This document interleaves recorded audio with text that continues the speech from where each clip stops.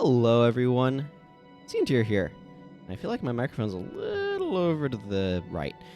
Welcome to my Guild Wars stream today. We're going to be continuing the Guild Wars Beyond lore playthrough with the War in Kryta chapter, continuing on today.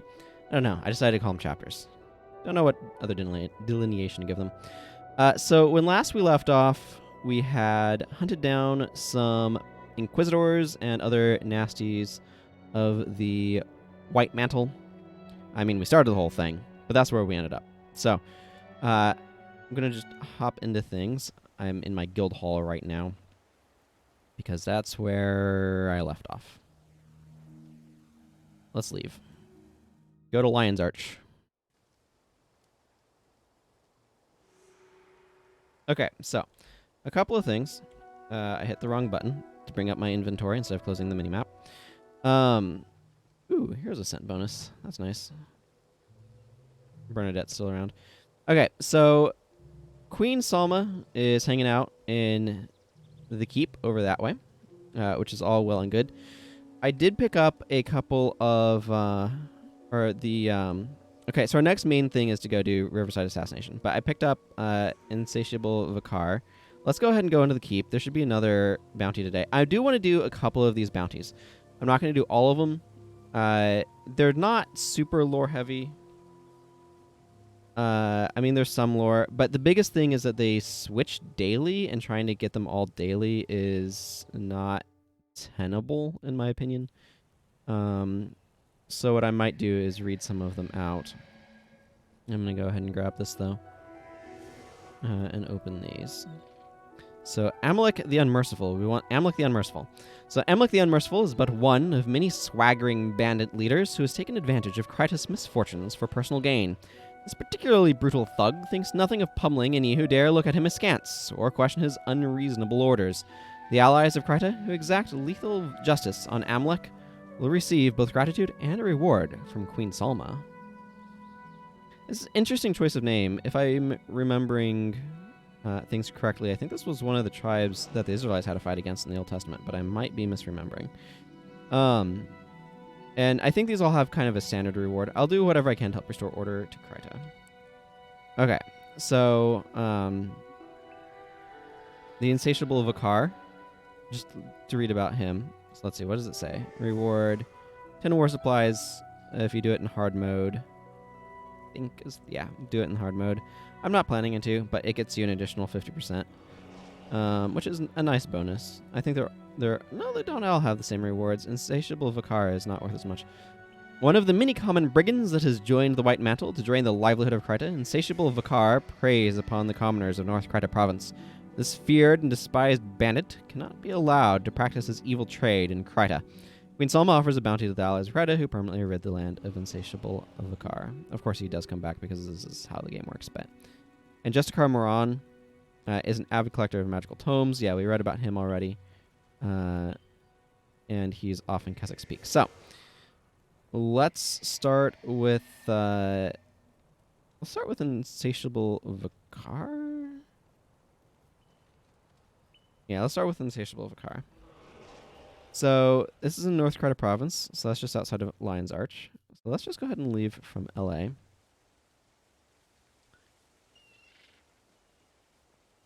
And go do that.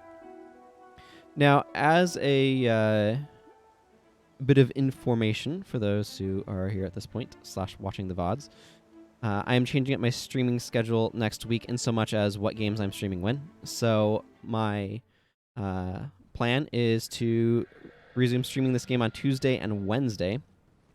So there will be more Guild Wars 1 streams next week. Also, it'll be like 3 back-to-back, so that'll be nice. Okay, so it does not tell me exactly where this individual is. I'm not going to look it up because you wouldn't have known initially. They didn't want to tell you. Also, these Tengu have Shatter Enchantment, which is kind of annoying. But we're also all dramatically over-leveled for them, so...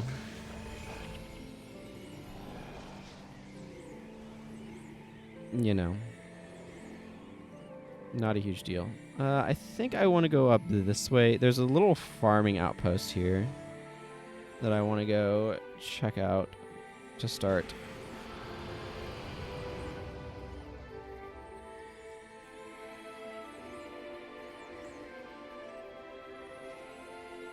Okay, well, I don't see anything interesting here in terms of war and Krita stuff.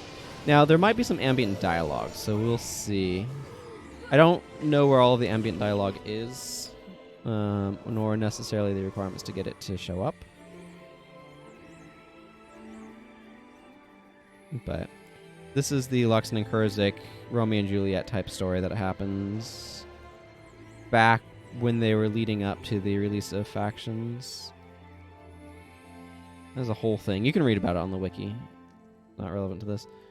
Hi, Maraba. How you doing? It's good peat. Makes for good soil, which is actually good for farming. You want rich soil for farming. I assume peat makes for good farming soil. I don't actually know. I am not an expert on such things. I have an assassin.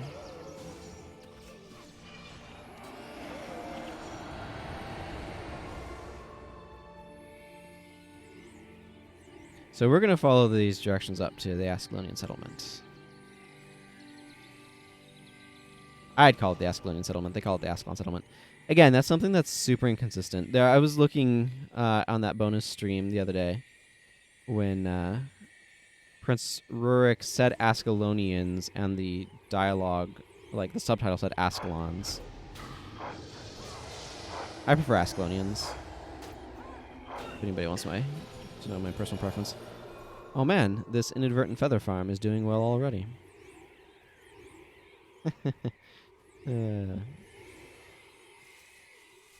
I have bad news for you, Spindalo. It's called Rodgort's Invocation. It did 366 damage to you because you are unfortunately a plant and weak to fire.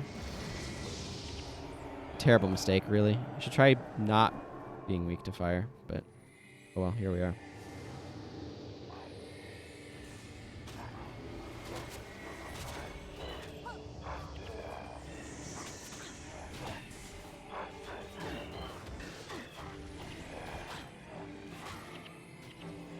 I believe these are the Tengu that people farm for feather farms, which is why I made reference to it. I was recharging that 8 seconds. That's not terrible. If anybody's wondering why I'm using Death Strike, it's that way I can trigger Rippling Anthem.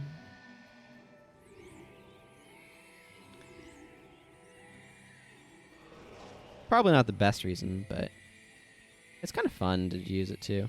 Oh ho! Here we have Sarnia the Red-Handed. Let's go check out this group, shall we? So this is one of the things that they did with War and Krita, and part of why I want to do some of these bounties is they just added a lot of mob variation.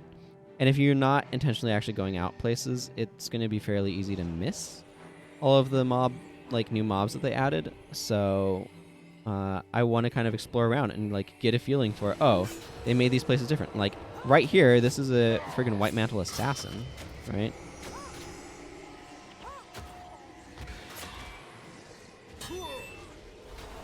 And they gave him a comprehensive moveset makeover. And obviously, I'm ignoring this boss because it is a Prophecy's boss. Whatever else you may say about it. But this means that off of Sarnia the Red-Handed, I can capture, some assassin elite.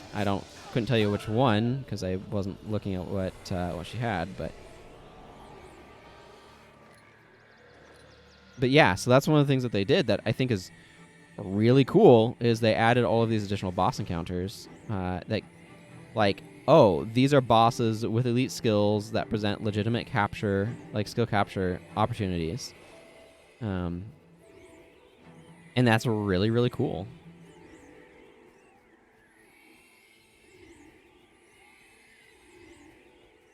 And something I quite like. Now, this is interesting. Right here where I added division point, we can go this way. This goes to the Ascalonian settlement. It's kind of the back entrance, I feel. I feel like this is the front entrance this way, the two giants spacing direction. I think the Tengu Wild... Yeah, I'm not going to bother putting on my enchantments with the Mesmer right there.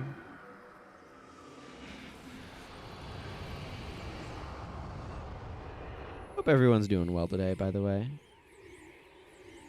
It's been one heck of a week. I really like the way Kryta looks in this game and the way they kind of present it. I feel like they... Do they have, like, the palm trees and the, I don't know what you want to call those. But do they have those in Guild Wars 2? Or is it just more like generic fantasy green space countryside? It's been long enough I don't legitimately remember which.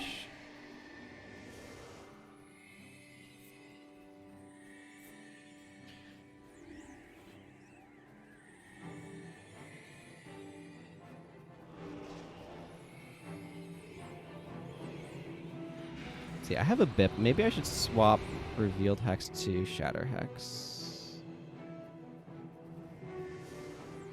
Okay, so I know that this person's in North Kryta Province. But I don't know where. There's Lev the Condemned.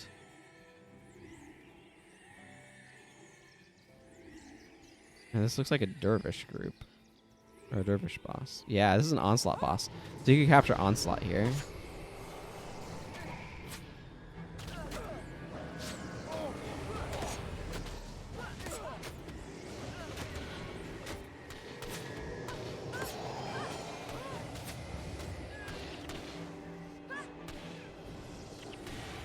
Soul Rift, eh?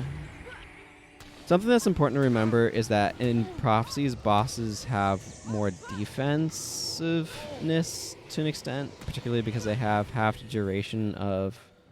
Alright, they have natural resistance, which gives half duration of stuff. Conditions and hexes on them. But they don't deal double damage like they do in other campaigns, so... that's, as far as I'm aware, true for this piece of content as well. Okay, I just want to double check to make sure I was in the correct place, and this is North Kryta Province for sure.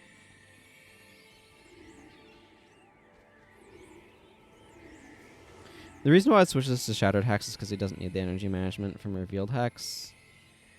And I would personally prefer the... you have... It does have an inspiration rune. I personally would prefer the...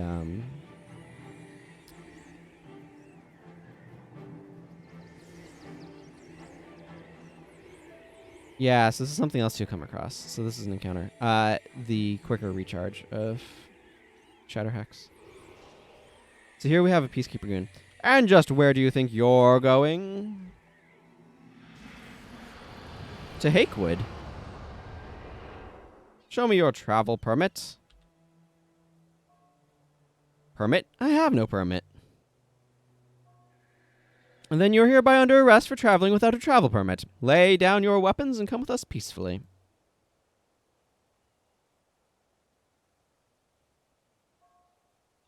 That is preposterous. Never before have I needed a permit to travel freely through Kryta. Now stand aside and let me through.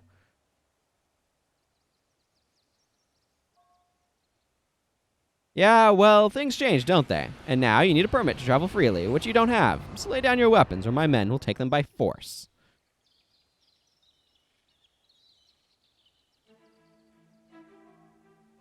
You can have my weapons when you pry them from my cold, dead hands. And even then not, because I'll be warped back to the Resurrection Shrine alive again. Good enough for me, says the Peacekeeper Goon. Remember, don't let a little thing like game mechanics get between you and good dialogue. Alright.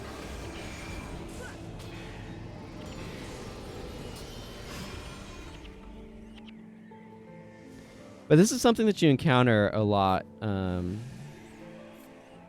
War in Kryta is, well, I'm not sure if a lot's the right word, but there's some specific locations where you're going to encounter a bunch of these sorts of things.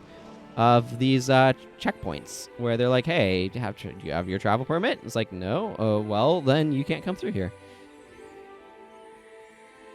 Yeah, and we're just, as you can see, on the other side of that. I'm going to go check the beach, actually, I think. Let's see if the guy we're looking for is over there.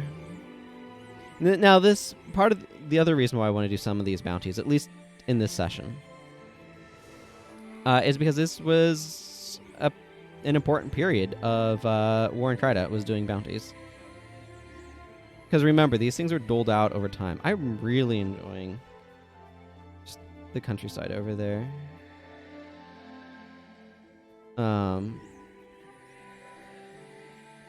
And so it feels more authentic to the experience, I think.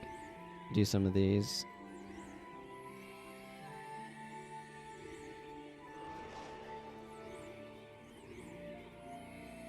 Bunch of Murgoyle and Bogscale.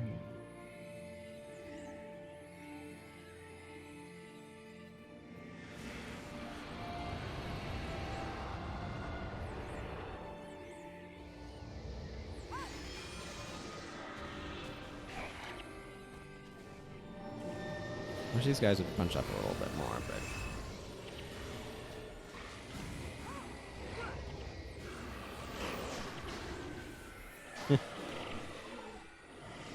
Or maybe they're bunching up enough.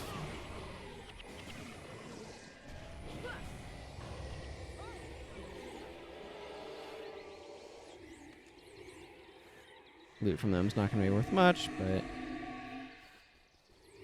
I'm conditioned to pick it all up. There's Leap's Thunderclap.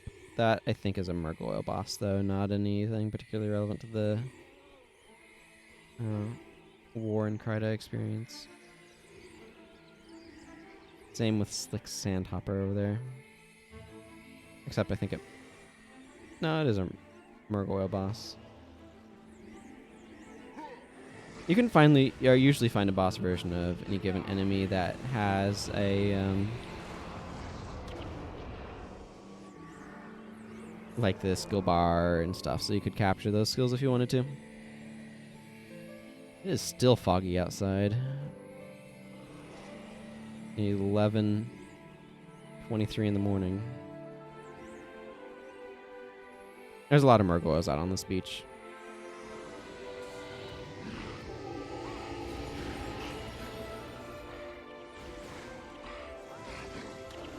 Usually the main reason to come out here, aside from like cartography, is for getting the Signet of Capture.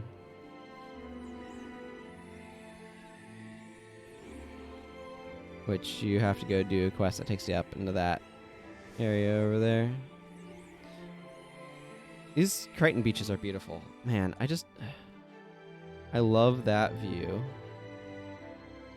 Just so good.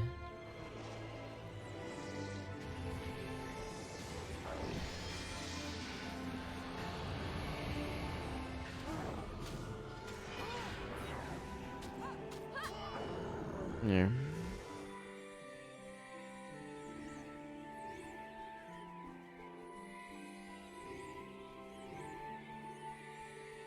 No imps, gypsy ettins running around.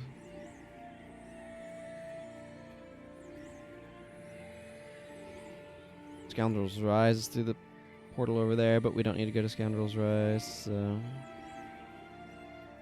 I think I'm going to go into the swamp.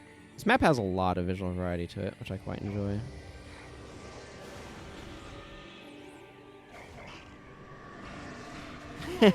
Fun fact, he has the attributes to make Spirit Shackles vaguely useful. Spirit Shackles is actually one of those skills I think is a little bit better than it, like, may initially get credit for. These guys are potentially really annoying. In hard mode, they have Spiteful Spirit, but...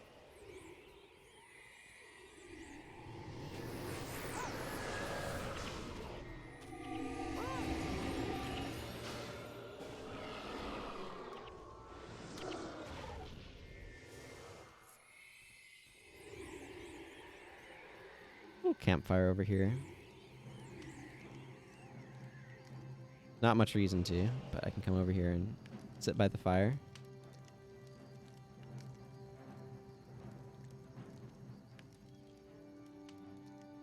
Okay. It's one of those things where, like, how do I form this thought? The idea of being able to, like,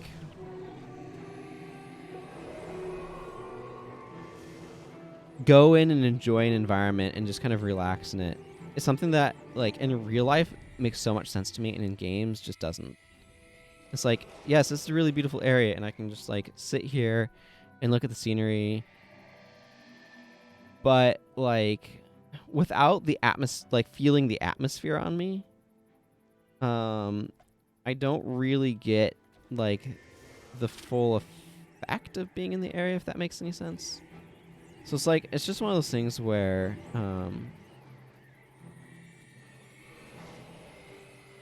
having the actual atmosphere, the feeling of the air, right? The temperature, the relative humidity, the warmth of the sun, that sort of thing, does so much for making an environment one to kind of, like, hang out in versus just like, oh, this is really beautiful. Like, having my character sit there and relax there is like, this is kind of cool, but part of it is I don't self-insert, like, my characters. This character doesn't represent me. This character is their own person, right? That's just how I operate. And we kind of come full circle here. Still haven't found our insatiable Vicar.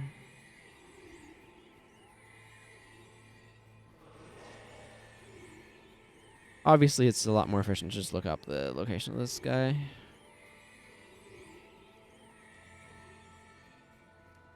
Rather than run around the entire map looking for him. Which is what I am currently doing. Oh, there's somebody over there. I'll check out some of these roads and then kind of more over in there.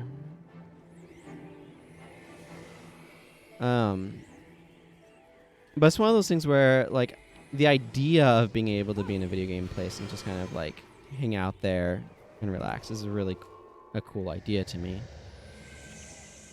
Even if I don't, like, have the practicals of it, if that makes sense. Oh, so the hooded. This is just a Ranger Bog scale. Okay, that's not what I would have expected.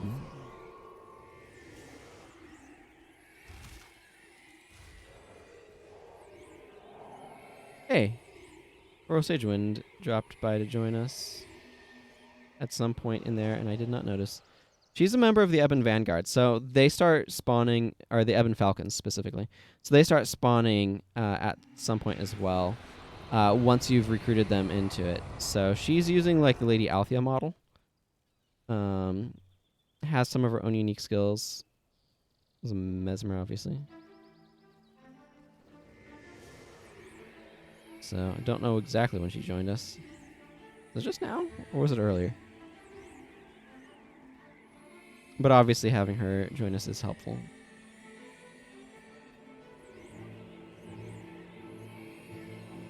There's Gek the Cold-Blooded. That's probably a Bog Scale boss as well. You'll notice they're by themselves without any of the brigands around, so... I think as we go on, or maybe it's just certain maps, become more dominated by the brigands and the White Mantle, but it may be a specific maps type thing.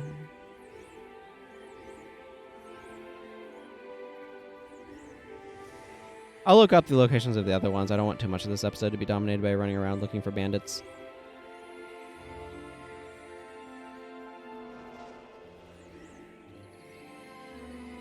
But I'm just kind of enjoying refamiliarizing myself with the Crichton landscape as well.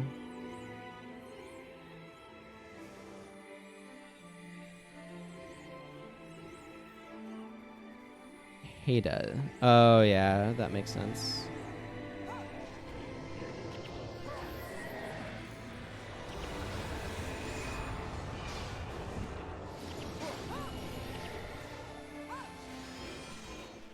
Haida, of course, being a user of Apply Poison means that she's going to naturally lag behind sometimes.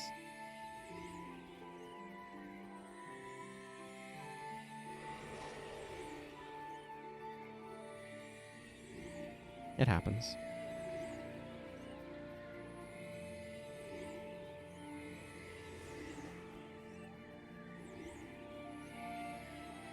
What's really interesting to me to think about, just looking at the map here as I'm running through it, is the... all of the Ebon Falcon knows what happened with the Lieutenant and Gwen. He may be an exceptional leader, but Thackeray is terrible at hiding his feelings from others. I suppose it makes him perfect for a person like Gwen, who has problems expressing her feelings in the first place. Ah, so yeah, that's a nice bit of ambient dialogue from her, basically saying that yeah, they all know that Gwen and Thackeray had a falling out. Don't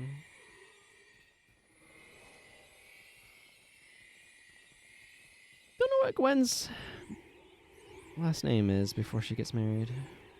We'll get into that later. But yeah, I don't know. Obviously, the Ascalonians have last names, in so much as Koro Sagewind is an Ascalonian with a last name.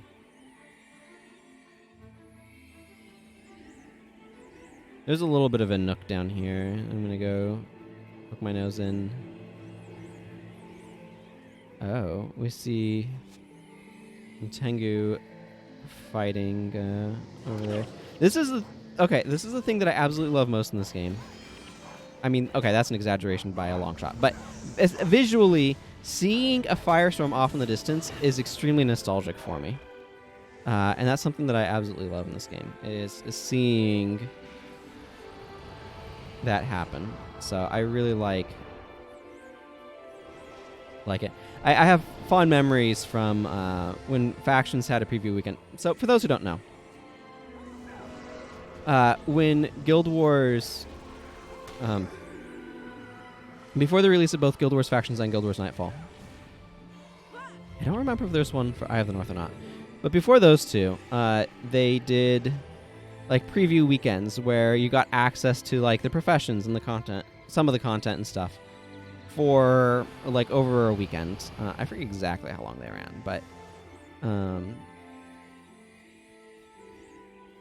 those were meant as like to test some of the new areas, new mechanics and stuff, give them a little bit of like insight at the end, and as part of marketing to build up hype.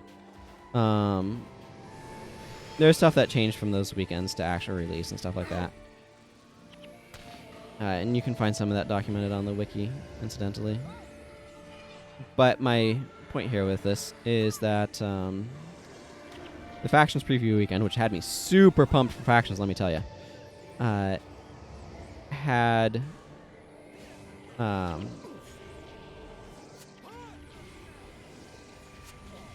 the way doing alliance battles in that, which was kind of like a more random arenas type experience. There's Insatiable Vicar, so I found him.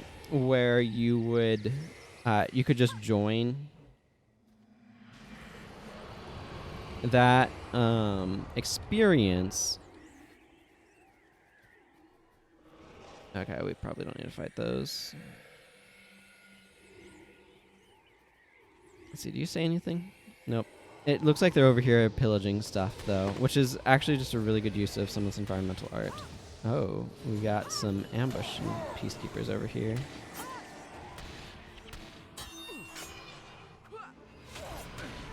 Lift enchantment. That's a spicy choice.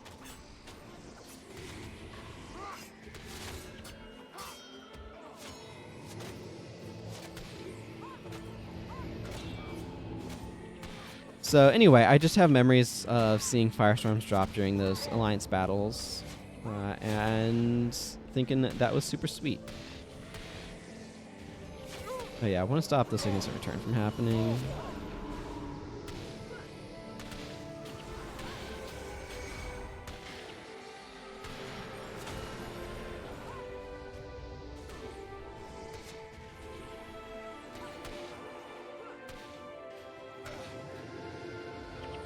There. You want some fire? There's some fire. Okay, I don't care if it's just a spirit of empowerment now.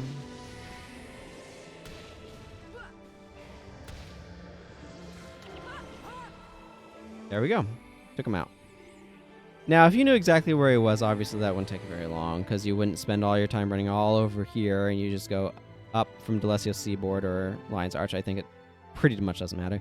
You just go up here and down there. Okay, so that's one of them. We'll go turn that in a moment, but I want to go ahead and do the other ones first. So this one is in Watchtower Coast, Amalek the Unmerciful.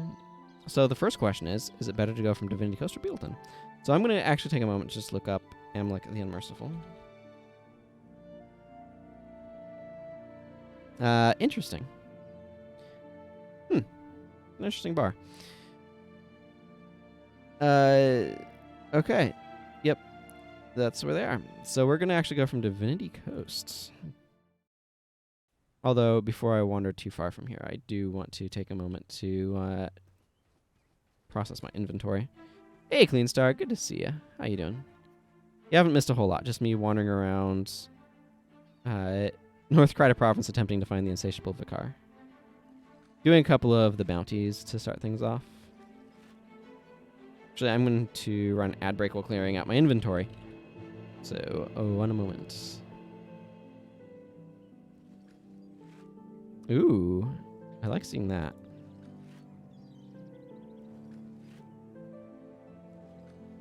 I need to get into the habit of running ad breaks while clearing out my inventory.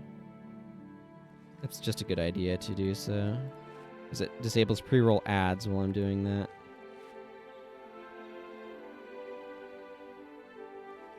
Yes, please.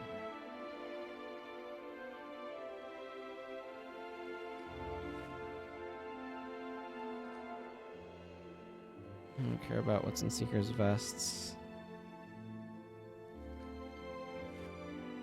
We'll just ID these.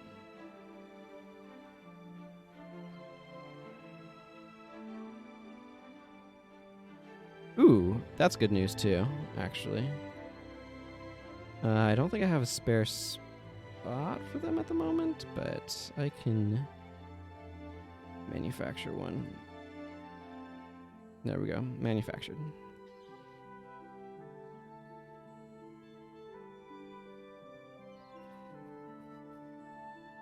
This person's name is Math.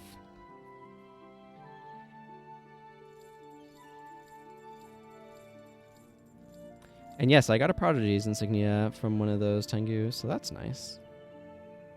That fetches far too much at the local trader. If you ask me, anyway. Which, I mean, you didn't, but here we are.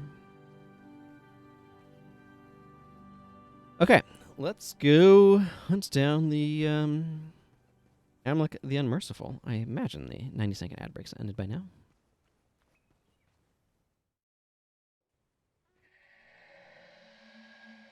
Go for it, Hada.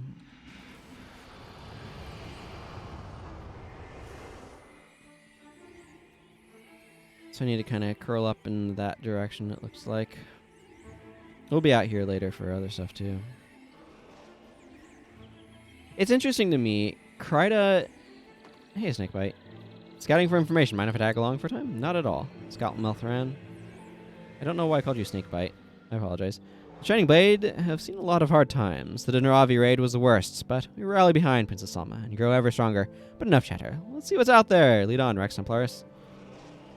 But yeah, it's interesting. One of the things I remember from the prophecies, I called it slow playthrough, but lore playthrough, whatever, was how bizarrely devoid of anything going on Kryta was. Like, it felt like Kryta just did not have as much going on as it should have. But they really endeavor to fix that with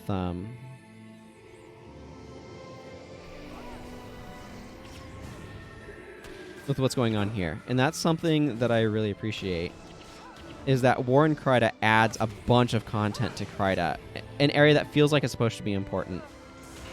And thanks to the War in Kryta, it is. I do wish that there had been more quests in the in prophecies in Kryta, but it's nice to get a bunch of stuff going on here now. Because, like, this is a major area. This is, I mean, of the three great human kingdoms, obviously we have the Elonian kingdoms and Cantha and stuff, but oh man, look at that, just looming back there, of Kryta, Ascalon, and Or. Or is at the bottom of the ocean currently. Ascalon is fighting for its life against the Char, and now, well, right now Kryta is fighting a civil war to conquer the White Mantle, but this is the kingdom that's going to last of these three. And there's Amlek the Unmerciful. Amazing how much faster you can find things if you, I don't know, look them up. Can we actually come around the backside here? Sometimes this map is very deceptive about what's a path and what isn't a path. Yeah, see, definitely no path going through there. But because of the green and stuff, it kind of looked like it could have been. It isn't, though. Straight up is not. It's a little chilly here today. It's like one of those things where I know my graphics card is going to warm up my room, so I should keep that in mind.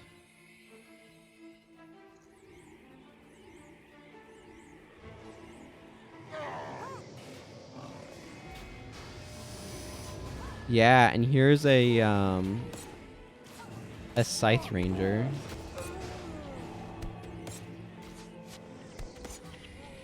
Oh man, poor heal other user. But that's the thing that I love about the design of Monk in this game is its healing prayers is so much better at healing other people than itself. And like that's one of the things I have as a problem with Restoration Magic. Like, think about how much of a nerf to Restoration Magic would be if Men, Body, and Soul and Spirit Light said target other ally instead of target ally. If you couldn't target yourself with them.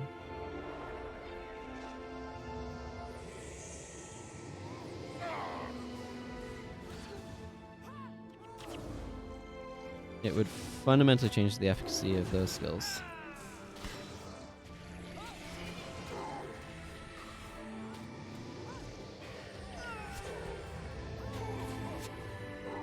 Man, I easily counter healing burst with the sheer amount of damage that I deal with. Oh, Scout Malthround's using Anthem of Weakness. That's nice.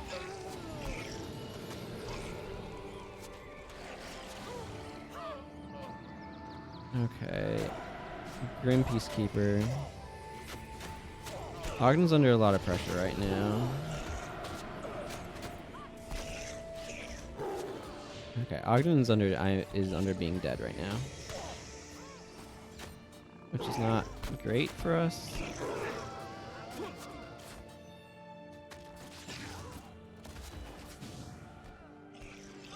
Amlek the Unmerciful is unfortunately a monk, so that's giving me a little bit of a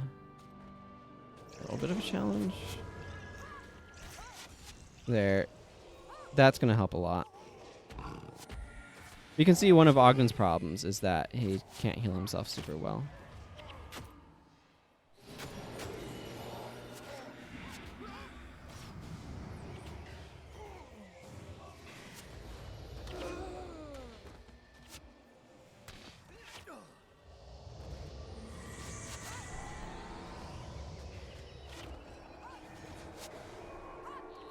Here, have this assassin.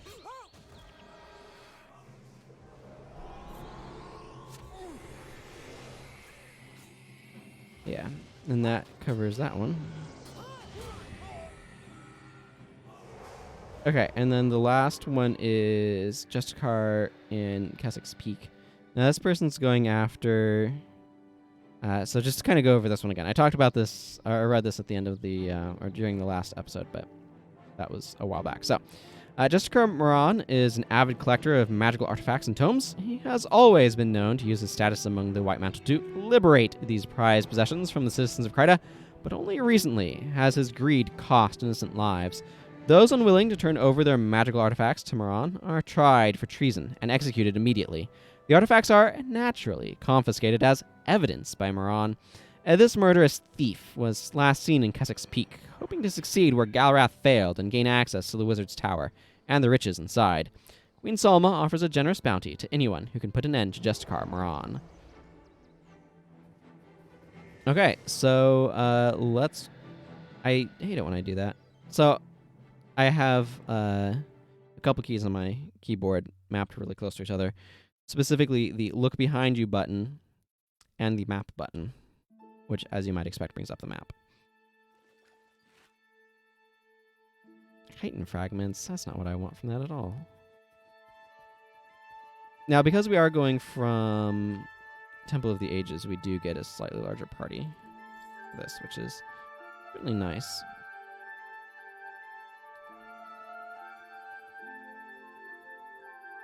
I could look up where this person is, but I'm quite confident that I know. Yes, actually, now that I'm thinking about it, I do want to... okay, he's got a pretty... He's probably got major inspiration going on. That's what's going on there. I still want Shatter Hex, though. I don't mind a slightly weaker damaging Shatter Hex, but I might take a point from that and put it in Domination Magic instead. Get slightly stronger. That I don't mind taking a little bit from Power Drain. Obviously, Illusionist is primary jam.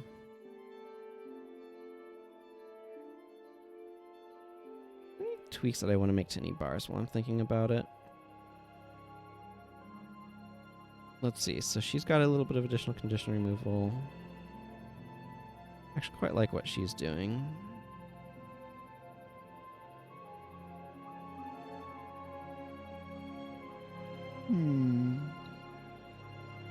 That should help with hexes a good bit. The recharge is just a lot less, so we don't have to wait for the timer to run out. I'm okay with what I'm doing. I do get a couple of additional fellows here, though. So I would like another damage dealer and another healer type.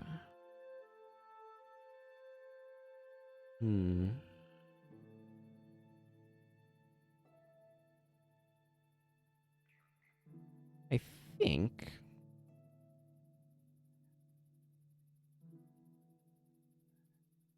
yeah, let's grab Talcora. Maybe... no, wait, Dunkora. Dunkora's the one who set up for healing prayers. Yeah, or I'm going to change him around a little bit, but... and then I'm actually kind of feeling a ranger. I'm going to go ahead and grab Acolyte Jin.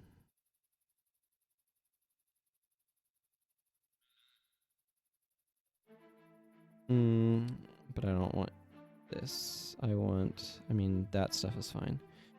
I want Barrage. Crossfire is a decent skill. Body Shot's really nice for energy management.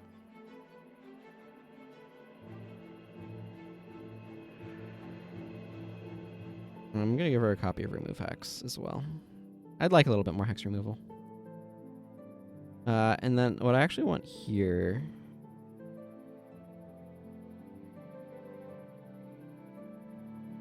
is...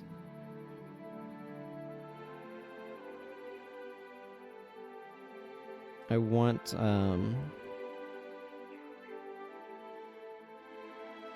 leave a copy of Cure Hex. Yeah, that's fine. I actually want Splinter Weapon, I think, here.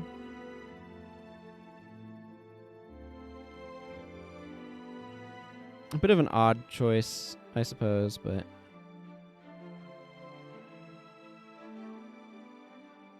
yeah, I don't have enough Divine Favor to really want to use those for my elite.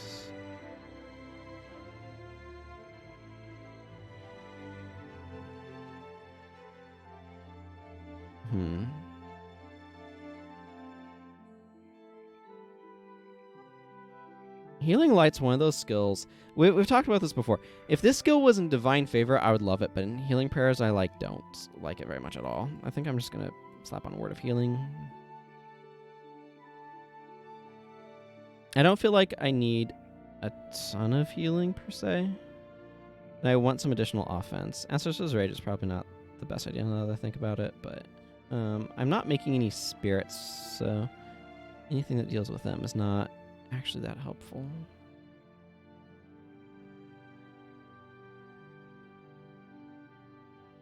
Let's just go with Renewing Surge. When it ends, he gains 6 energy, so it's energy neutral and applies some nice pressure. Mostly I just want Splinter Weapon to be able to trigger stuff, but...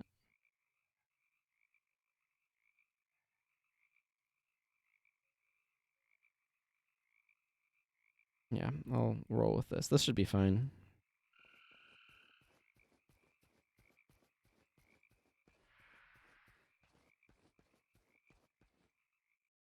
But yeah, I wanted to add some Splinter Barrage action. Ah, here's another encounter. Most excellent. This is why we do some of these bounties and stuff. Get us around a bit.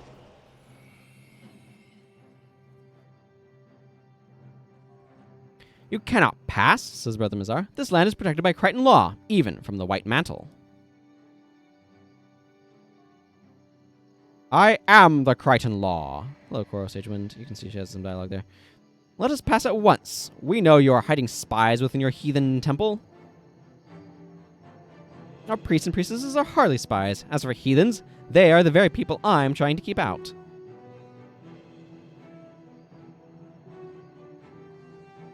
Blasphemy! Your gods are false. Your friends are traitors, and your words are poisonous lies. Men kill this worthless priest, says Greaves the Overbearing.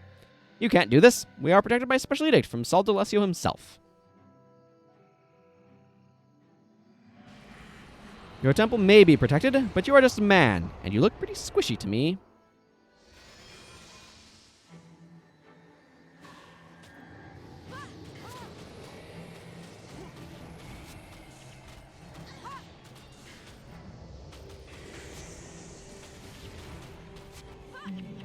For simple priests and priestesses, you certainly know how to put up a fight.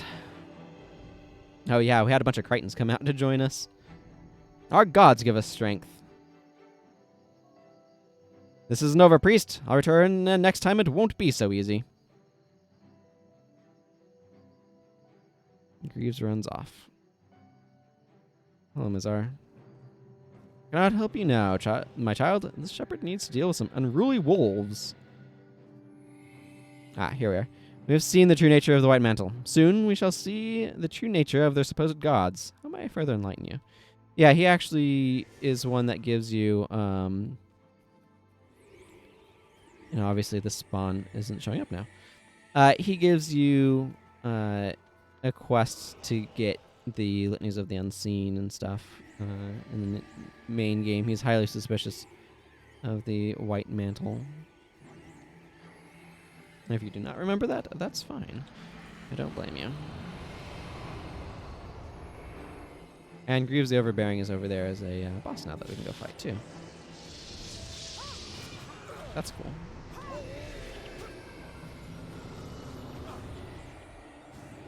This is one of those situations where I'm glad to have Mend Ailment to help clean things up. Well, the Profane sucks.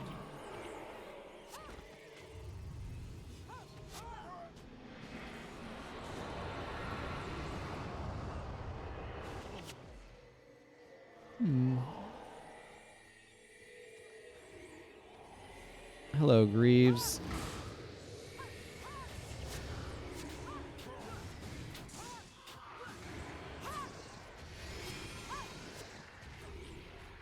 He's to go help his people against the undead. Wow. Did you see those 544 damage Rodgort's invocations? My goodness.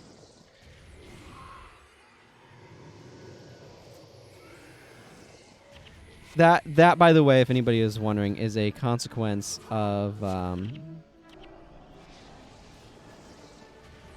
Hellhounds being deathly weak to fire and using Frenzy.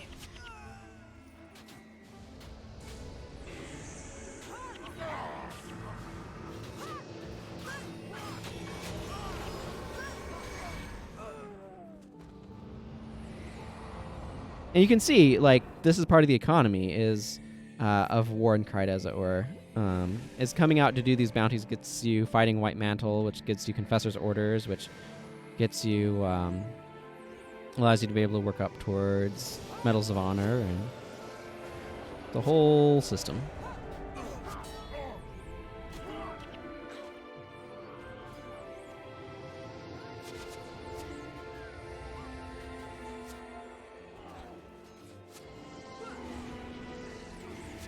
There's a lot of white tigers.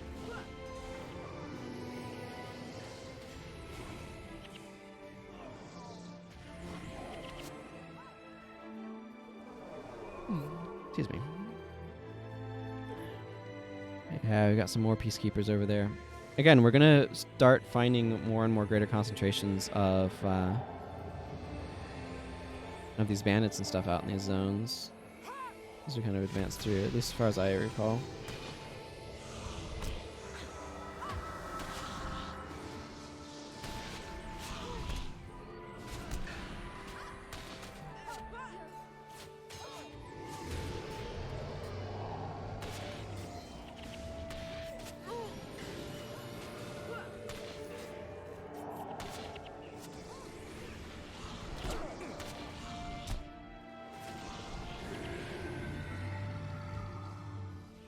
All right.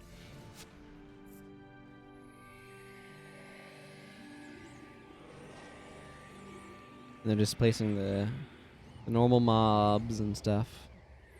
Better rewards for fighting them than normal mobs, but they're obviously a good bit more challenging as well.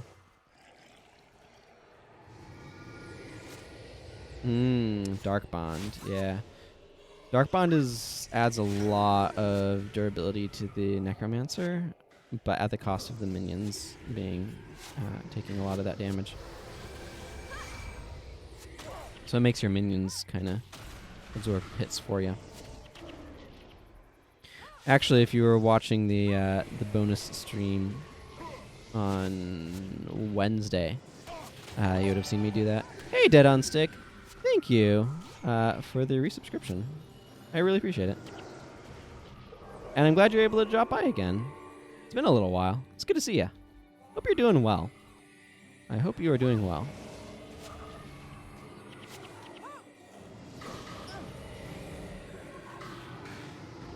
Well, let's not attack into clumsiness, eh?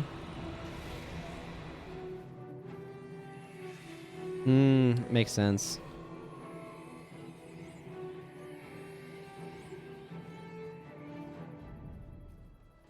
We're going over to these guys. We kind of go around, eh? That's good, at least. Yeah. I think that's been true for everybody. Having that going on during the holidays is a pretty big disappointment.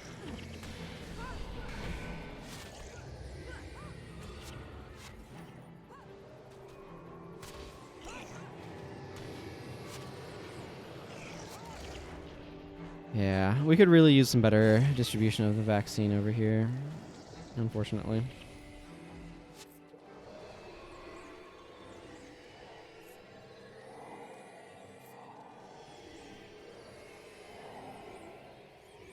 Anyone over the age of 18 being allowed to light their own fireworks. Ah. Yeah. That, I can see that being a... Like, that's the sort of thing that I imagine people looked forward to. And, like, people would look forward to being old enough to participate in. So that makes it a huge disappointment.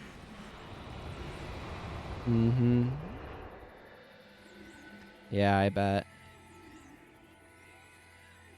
Yeah, we tend to have fireworks bans. Like, you're not supposed to do your own fireworks in a lot of places in the U.S. because they want to avoid... Well, depending upon where you are, they want to avoid fires, frankly.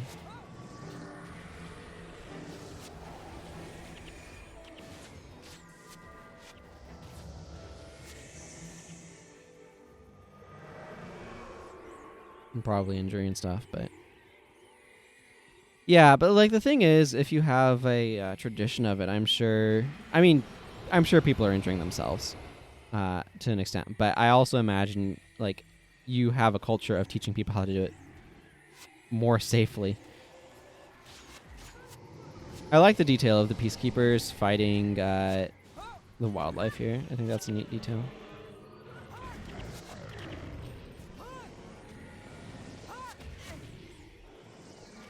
Did I type Build Wars? You're right. I did. It is a typo. It is 1,000% a typo. That is what Build Wars Beyond is. It's just Guild Wars Beyond, except misspelt. I've been doing Path of Exile. Nah. It was just me typing a thing and hitting a B instead of a G because they're right next to each other, I guess. I don't know how I did it. I didn't any typos happen. But no, it was just typo. It is clever. It's very clever, and it would have been extremely clever if I had thought of it, but I did not. I just accidentally did.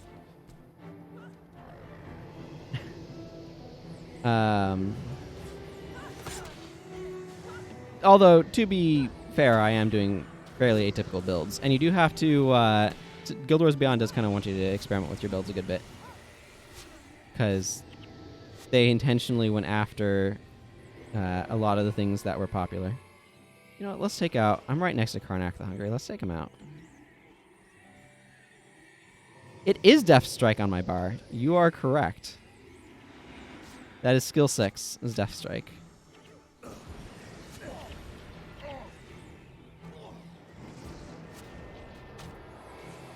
You have observed correctly. Do I have... maybe I need to get... No, I have enchantment removal. Strip enchantment.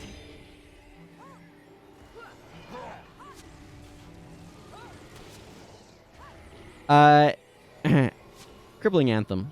It gets triggered by Death Strike.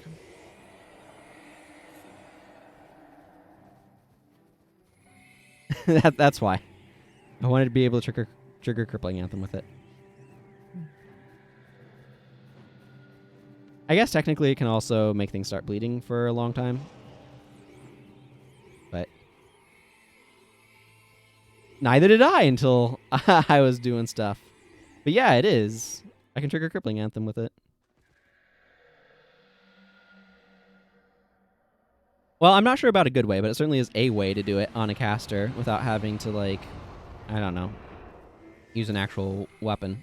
So, if your anthems are useful.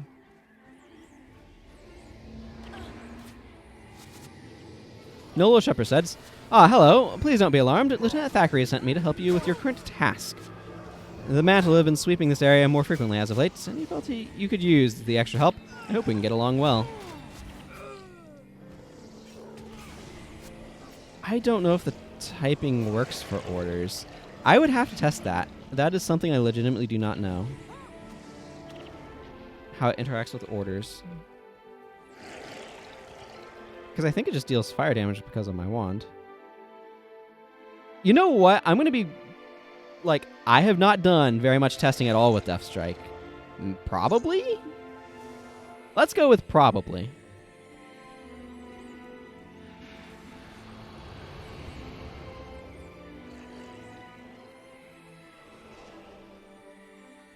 I'm not sure if that's entirely worth it, but certainly it seems likely.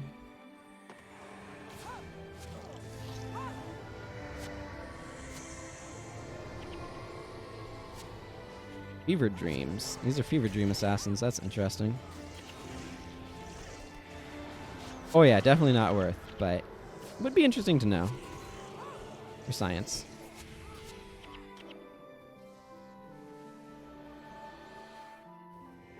That's fair. I think it can be quite useful on like a Locust Fury build. I like them. I think they're cool. I think they're fun. They were a little bit better when they were a separate damage packet. So they could eat Reversal of Fortune.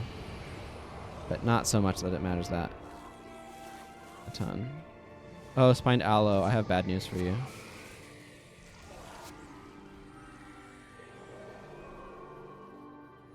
But in terms of other streams, I've been trying out Path of Exile streaming. Although, at this point, my plan is to do that as kind of more of a when I feel like it, random bonus stream. I think the game is better for that.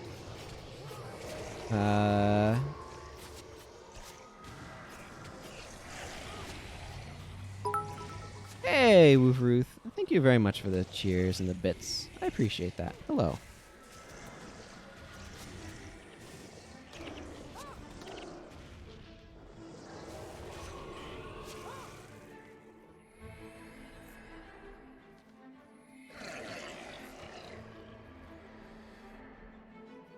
And they stack with, Strength of Honor. That could be worth it, potentially. Nola Shepherd's the MM. That's cool. Even a Locust Fury and such, it takes too much investment into an elemental attribute, in your opinion. And it locks your weapon perfects. In regards to numbers, but you imagine it's investing more in your weapon skill works better. Yeah, I don't know.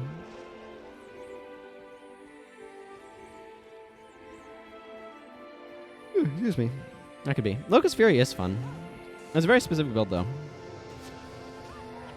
And it really, really requires... whoa, that's not safe here.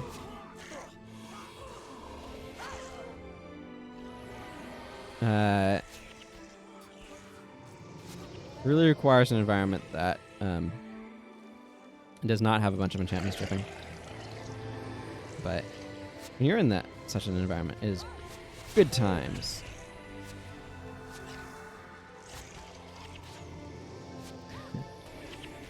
I've definitely enjoyed doing nonsense with it. Oh man, that's nice. Yeah. Yeah, that'd be real good. Here we go, Bolin. Hi.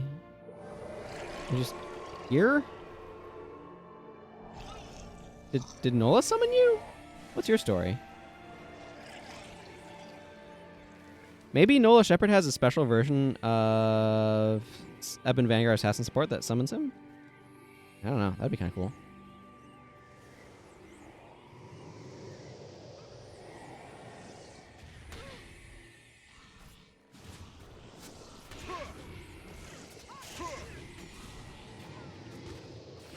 I typically am hesitant to bring an MM into these because of Verada's aura being something that I associate as being prevalent, but...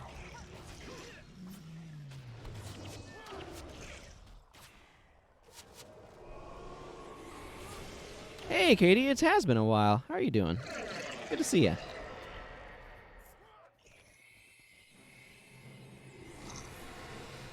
Saw you had Rob Benedict as your avatar on Discord for a while.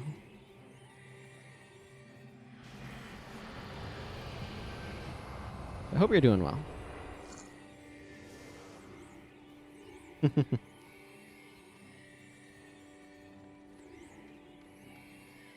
What do I think of Path of Exile? So, Path of Exile is an incredibly complicated game that overall... It's a really good question. I've been trying to think of that myself. Like, I find it simultaneously fun and also a bit perplexing. I'm not sure if perplexing is quite the right word. So, like, the game is fundamentally about making a build, right? And it's kind of like... Progression in that game is all about, like, getting your build more and more and more refined as you go. And you can't see my hand going because I didn't angle at the camera. Yeah, I'm not quite sure, like... Because the crafting system is limited to, like, a thing. So that kind of skews things. Where is this? Oh, Jessica Emelin. We have a boss here. I've watched Supernatural. My sister is more into it, but I watched it with her. I don't know if that's the context that you're having him from, but I know he has a band as well. Thank you, Bip.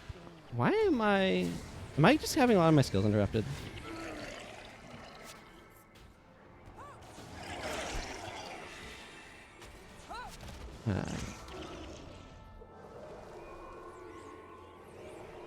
But yeah, Path of Exile, like I said, I've been enjoying it, but I also can find, like, the sense of, like, what am I working towards is a bit tricky with the game. Because, like, it feels like you're building up towards endgame, so that way you can get more resources to better refine your character and make your character more powerful. It feels like, I mean, it's basically it is the loot treadmill is the fundamentals of the game, in terms of like what it seems like it is, and that just is like very perplexing to me. I was thinking about this some too, though, because like the progression of Guild Wars is about opening up build options as you go, so you have more choices. It's not about refining your build. It's about like having to change up your build for the area that you're in and the things that you're facing, and having more options as you go, which is a very different sort of progression scheme, right? Oh, here's the Justicar. Okay, he's not as deep into the zone as I thought.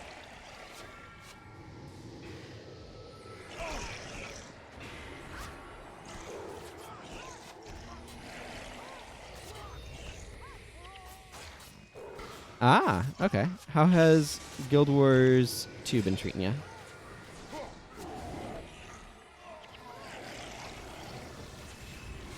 Okay, so they don't make you go the, like, few steps to get over there.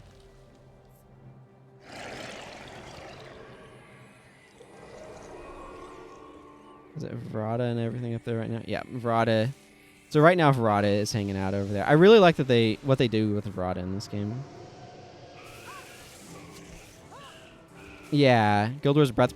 Yeah, breadth base is a good way to describe the progression here.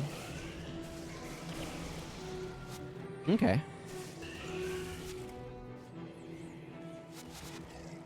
Okay, I don't need to hang out in the zone. Let's just go back to LA.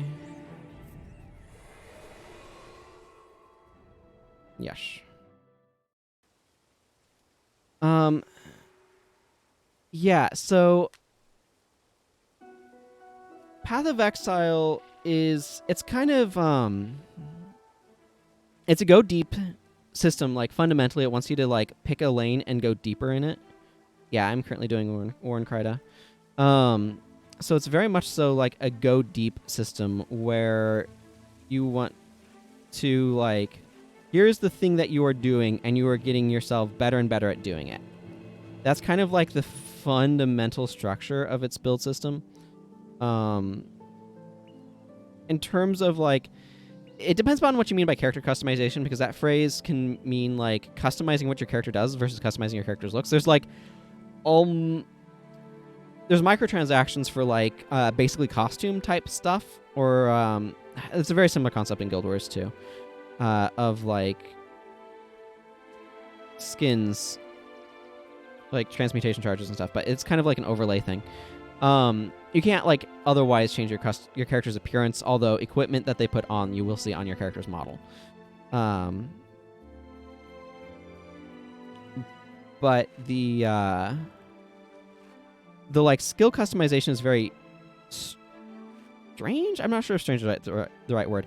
I think probably the thing that's been hardest to adjust to actually is the way the economy works in Path of Exile, because it is very different from anything I'm used to.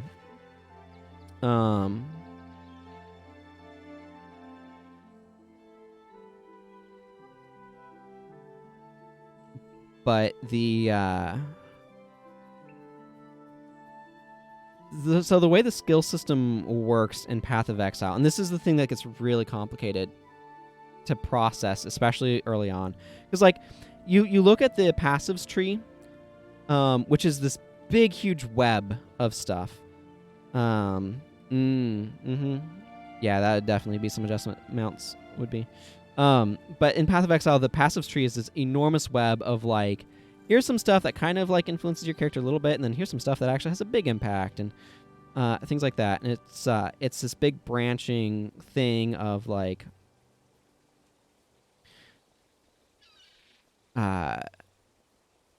what direction are you going, and it feels like it should be overwhelming. I didn't find that as overwhelming as sort of the combinatorics of the skill system.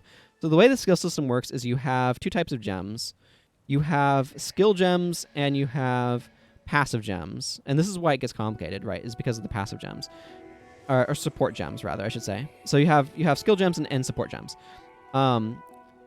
Equipment has some number of gem sockets, and they can be linked.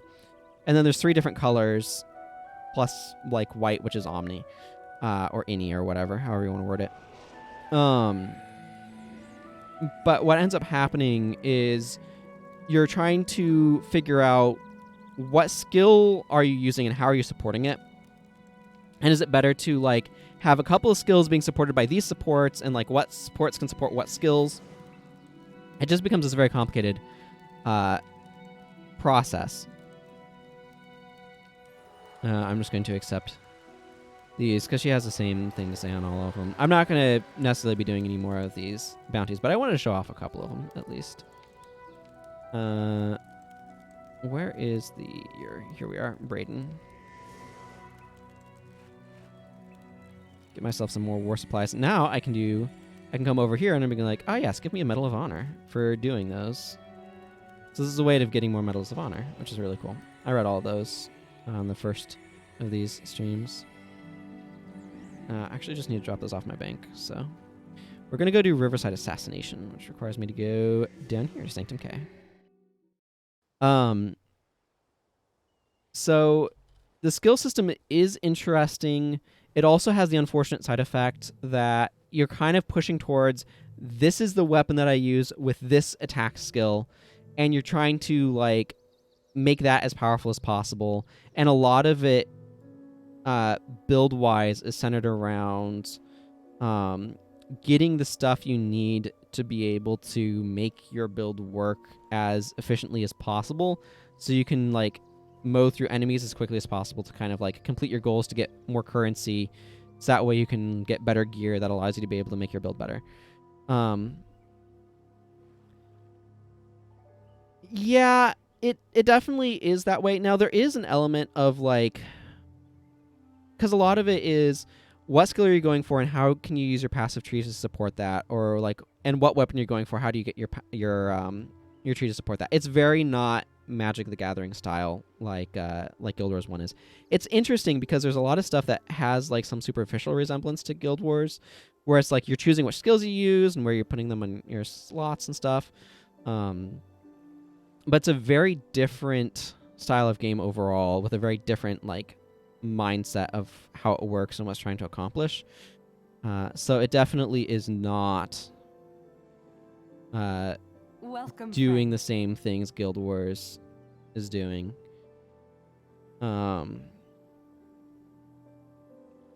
At all. So yeah, it is an interesting system though. But I do find myself, like, it's fun to play casually. I don't think it's a game I'd have fun trying to go hardcore on, because it would feel really pointless. Because it would feel like all it's about is trying to more perfect my build.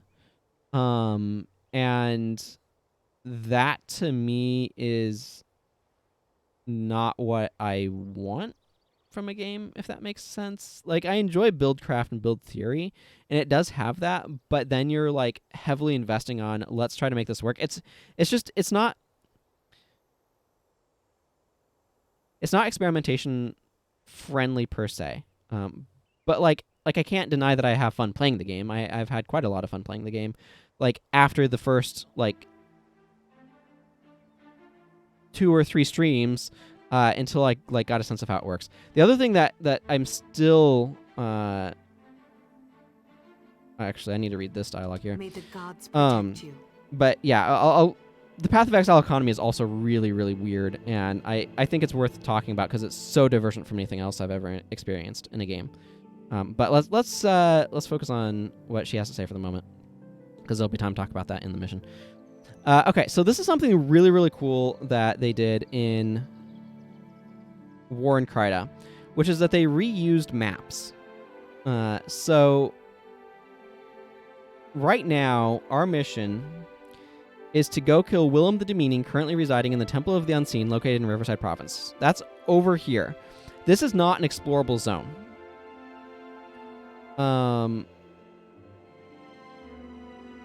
And, like, Prophecies did not have the idea of mission zones being explorable. That's something they introduced in Factions, which is a really good idea, in my opinion. But they did do a bit of it here in War in Kryta in terms of turning some of these zones into explorable ones. There's some interesting nuances that I'll discuss to some of this later. But right now, let's just go ahead and do this. So I ask, can you take me into Riverside Province? Now, Pauline is just the NPC who's always been here. And she says, so, you're the happy volunteers, eh? Well, we best get moving if we are to arrive under the cover of night. Our boat would like to be as discreet as possible. It's a short trip, so I'll just brief you on the other side. Ready to go? Let's do this. Oh, now, let me get my rations. I'd hate to have a grumbly tummy while sneaking around, for sure. You say, you've been playing a lot of MTG recently, which funnily enough started off due to my comparing GW with it. There too, you enjoy coming up with the deck concepts and seeing them work, more so than the optimization steps. Yeah, I mean, there's definitely some amount of, like, in Path of Exile of, like, oh, let me try this and see if it works. But it's, like, a massive investment to do that. So, it's just not quite the same. Welcome, friend. Our spies have been monitoring the Mantle's patrols around the temple. They have noticed the forces are much lighter towards the back, where there is a door that leads directly into the heart of the temple. Unfortunately, the door is kept locked and requires 2 keys to open. Ven the Conservator and Degaz the Cynical each hold one of these keys. It's a bit of a trek to reach them, as they are both beyond the temple, on the west side of the province. Our other option is to run in the front door, swords swinging and wands ablazing. Just keep in mind there are significantly more forces at the front of the temple. So we're given a couple of options of how to get in. But this is allowing us to be in Riverside Province as kind of an explorable map. If we die, we respawn right back here at the boat. And this is a really cool thing that they did. Yeah, magic is great for allowing you to do all sorts of wonky combos and stuff. And that's something that many people love about it. I know I enjoy trying to come up with interesting ideas and seeing what I can make and whatnot. Hey, Juice Toast, good to see ya. Definitely has tons of wacky synergies and possible build concepts. You basically just basically have one per character, so testing many different things as well. Yeah, that's the thing, right? It's all a process of refining your build, and you can do really crazy wild things. Like, I've experimented with several characters off stream, and been like, oh, and then this ranger has a skill that makes a copy ranger or like a ghost out of them come and fire additional copies of this skill for a few seconds afterwards. And the skill is shoot an arrow at an enemy that then explodes into just a big, massive AoE filling, like screen filling AoE pool of poison, and it's hilarious and ridiculous. Also, I saw that. Thank you very much for the follow. Fortunately, I glanced away just long enough that I didn't see it, the rest of it, but I greatly appreciate it. You may say hi in chat, and I will be able to greet you more properly. I was, unfortunately, allowed myself to be distracted at that moment. Good thing I'm infused. But yeah, you can do weird stuff in Path of Exile from what I've seen, and have it be successful. But it very much so has a different feel. Your most major complaint of modern Guild Wars is how it prevents free experimentation with PvE team builds. You'd rather have the PvP equipment selector than the current system of having to stand in Camadon for 4 hours trying to get weapon mods together. Yeah, for sure. I get you there, 100%. Oh, Beguiling Haze. Nice choice. Yeah, Versus Forever. That was the name. Hello! Welcome. Thank you for the follow. I appreciate it. I recognize it now that I see it. But yeah, the Path of Exile economy. I was wanting to talk about that as I'm fighting some White Mantle here, so we can have things as confusingly cross-game as possible. That economy does not have like a base currency like gold or something. And that is so confusing. But it's also just like your inventory is so limited, and I don't even know where to start with it. It's just such a different system. Yeah, I really like how open Guild Wars 1 is about build experimentation, but like how meaningful it is. Like, the thing that I love about Guild Wars 1 is that it makes support and utility really valuable to success, which opens up a lot of build options. which I really, really appreciate. Yeah, it's like a hierarchy of currency, but it's so wonky. It's like, oh, here's basically your ID kits are your like basic currency, and then you get town portal scrolls that are like another form of currency, and like just all of these different. Basically, instead of having like a currency unit that you just accumulate quantities of, it's consumable items that do useful things that also are currency to the merchants and stuff. It's very strange. Yeah, for sure. Being highly successful. I think only Chaos exalts exists as money. Yeah, but I mean, you still need them for crafting with merchants. It's just, as a currency system, it just takes a lot of wrapping my brain around. Particularly because of how non-valuable a lot of loot is. Excuse me. I mean, that's a good solution, or an interesting way to kind of solve it. But like, I mean, yeah, it's just fundamentally an economy that's works very differently. 20% interrupt, 20% energy now, 20%. Yeah, yeah, exactly. There's just so many different ways you can kind of. How do I want to proceed through this map? Roll your character in Guild Wars, and I love the amount of build diversity. That's the thing, is anything that's not team-based is going to have a really hard time.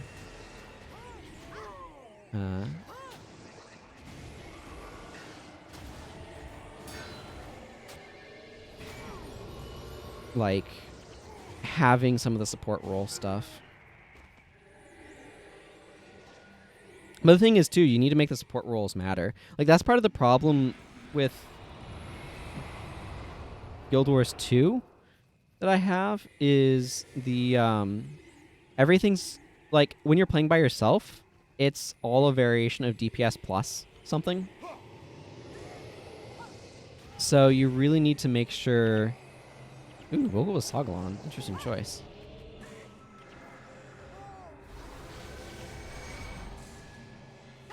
So you really need to make sure, because of that, that you are sufficiently. Okay. Damaging and whatnot, and it. I don't know.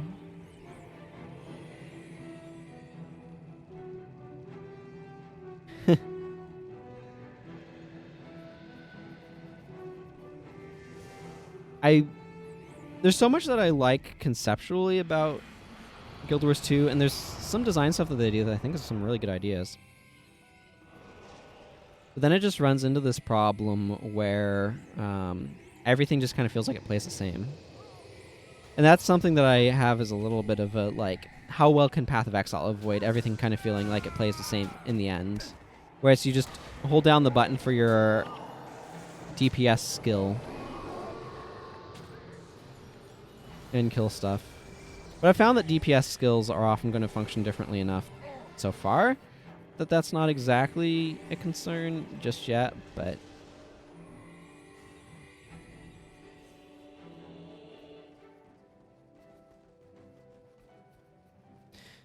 doing this, by the way, is a really good way of getting cartography for the maps that you can enter in this way. Yeah, well, like, I like most things about Guild Wars 2. It's just like the combat system, really. Like the combat/build system. Yeah. I think part of the problem is that they're iterating, and I don't know if they had a goal of what they were trying to achieve with that iteration, if that makes sense. Hard for me to explain exactly. But when I look at the design of Guild Wars 2 and everything, yeah, for sure. Like, you need to embrace a very different design philosophy if you're trying to get rid of roles. You need to look at more, how do single-player action games create characters and differentiate character builds and stuff.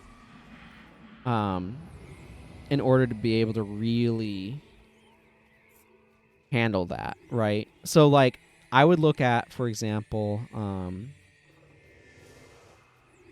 different FPSs and what sort of things do they do, especially games like Overwatch. I think would be good to look at, not timeline wise, etc. What's around, but or like League of Legends would also be. League of Legends is exactly what, and the Dota games are exactly what they needed to be looking at for design inspiration, because a lot of those can have similar ideas of like, okay, we need to have different classes, different professions, whatever you want to call them, doing different things, playing differently, having different like ways of going about accomplishing the same general goal of kill creeps, right? And some are better at certain types of things than others. And I'm not a super big expert on those games.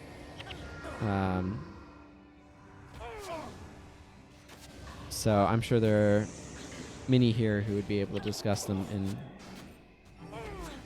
better philosophical terms than I. But it's that basic principle. Why do I keep getting knocked down? Who or what is doing the knocking down? I feel like it's psychic instability. Maybe the Sycophant has psychic instability?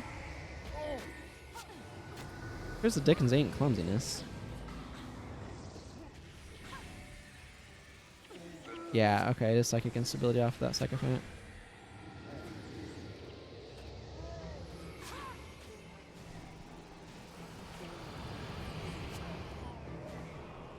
Okay, well that was not as clean as I would have liked, but yeah, there's this and like I said, other single player like action games would also be really good to look at, of like, okay, how do they achieve this type of gameplay? But again, like I don't know how much they were working with a specific goal of we want to achieve this sort of game in mind versus like what can we do differently from Guild Wars 1? I think if I had to guess, the thing that made developing Guild Wars 2 the most difficult is that they were iterating from Guild Wars 1. That they were like taking Guild Wars 1 and then they're trying to change stuff. And I think that's something that kind of makes things very challenged. Because at that point, you're fundamentally like... they're moving too slowly from what Guild Wars 1 was. At least in my opinion. And they needed to be less Guild Wars 1. Or more. Either direction. But I think less is probably what they're needing to move. The sort of game they seem to be trying to make. I don't know. This is just me rambling at this point. I really like how diverse these builds are for the White Mantle.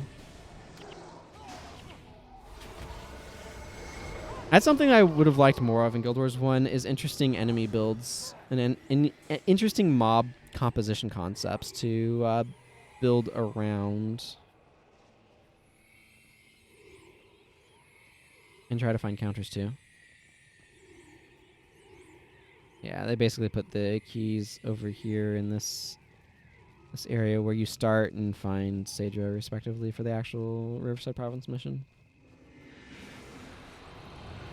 If they didn't do that, they would basically be like missing half the map. So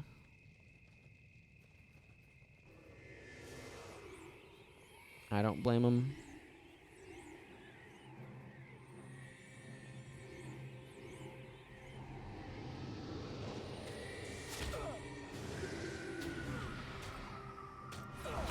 Lightning touch.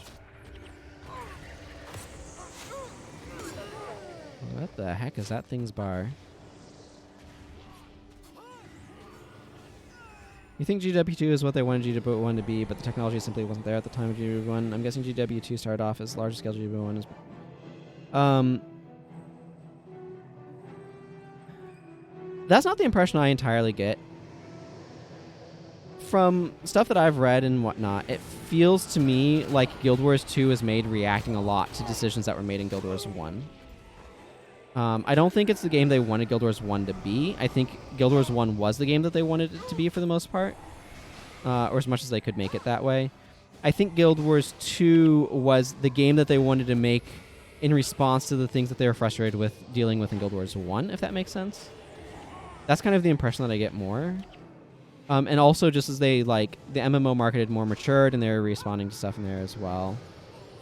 It's very common, I think, to be really focused on what are the things that you wish your game could do, or the things that you think it would have been cool to do. Now, it's possible they wanted a persistent open world, but it's also...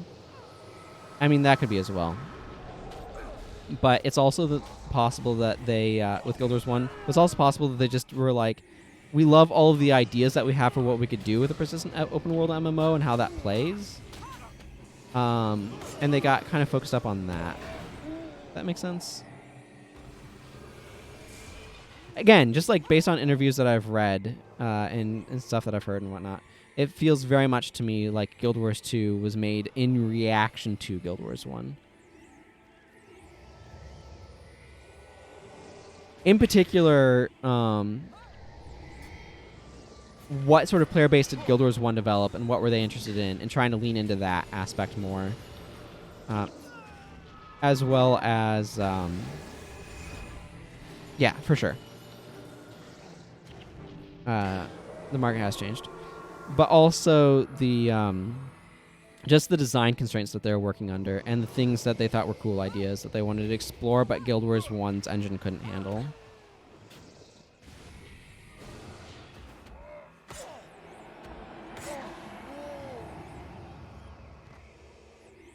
I think Guild Wars 2 is fun to a lot of people. Thankfully. Helps keep Guild Wars 1 around. But for me, it has lost what's fun, right? And that's the thing. It's for not insignificant number of people, Guild Wars 2 has lost the je ne sais quoi of Guild Wars 1.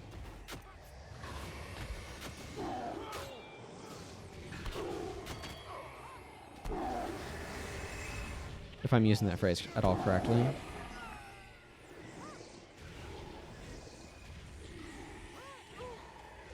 And a lot of that is because they were trying to solve two related problems. So, like, because Guild Wars 1 isn't without its issues, and one of the problems that Guild Wars 1 has is it is a very complex game, like Magic the Gathering, and it is easy to screw yourself with making bad builds. And so they were trying to alleviate the dual problem of balancing Guild Wars 1 is a, frankly, very difficult concept. It's a large prospect. And they were trying to simplify that, from what I understand. And then...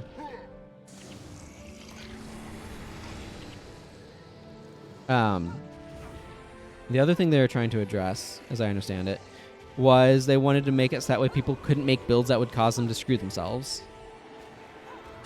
And they wanted to also try to address some of the build elitism that existed in the community. So they wanted to basically be able to achieve a flat balance so that way everything could be good.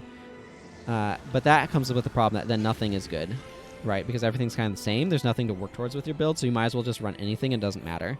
So that removes sort of the excitement of, like, getting new skills and trying new things, because, like, in the end, everything's kind of the same. I think that they got a little too flat with the balance, especially initially. I don't know where things are now with the game, obviously. But, like, basically, if you can make an environment so simple that the developers can solve it and understand, like, how balanced things are, you've made it too simple for the game community, because the community has way more, like, build processing power than the developer does. Yeah, that's just like a fundamental issue.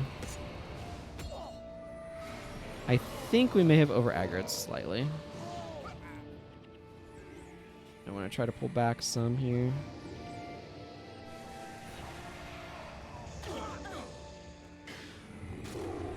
Yeah, that psychic instability is getting us. Yeah, we're going to end up back at the... that's fine.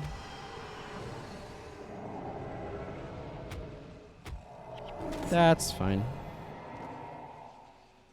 You see, we get a resurrect, which is very convenient. I think I might use one of these Arctic summoning stones. I should use them sometime.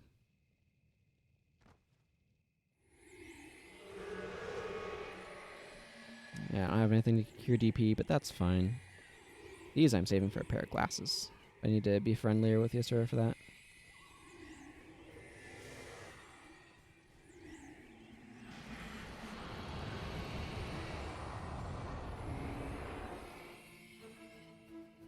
So anyway, there's a lot of ideas that I think Guild Wars 2 does that are really cool. I like the skills attached to weapons and weapon swapping.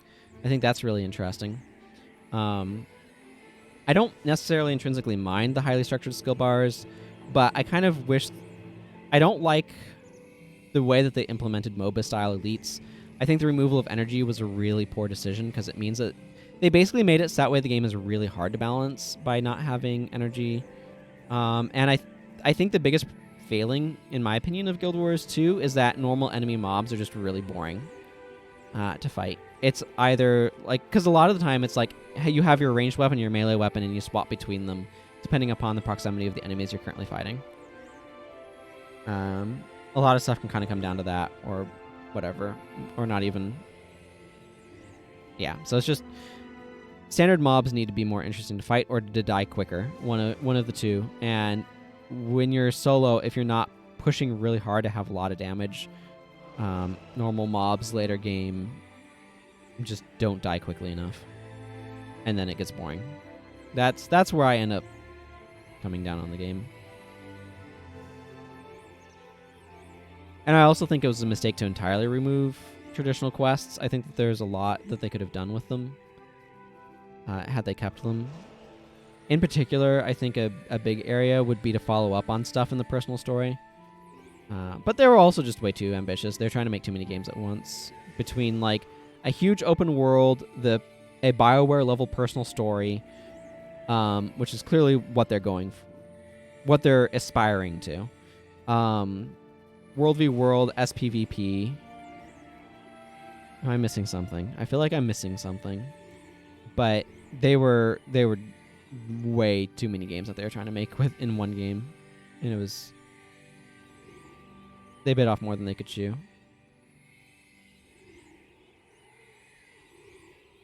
In my opinion. But anyway.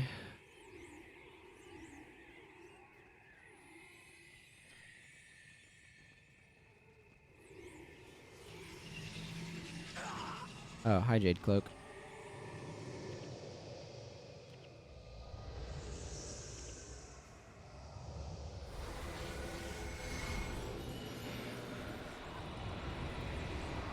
I still really like their character generator, though.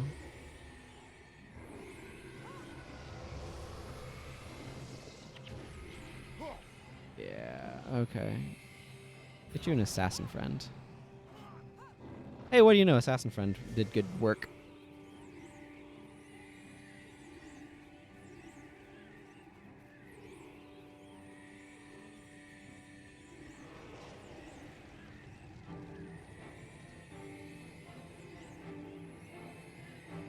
Okay, let's try to avoid wandering into way too much aggro all at once. I think that'll help.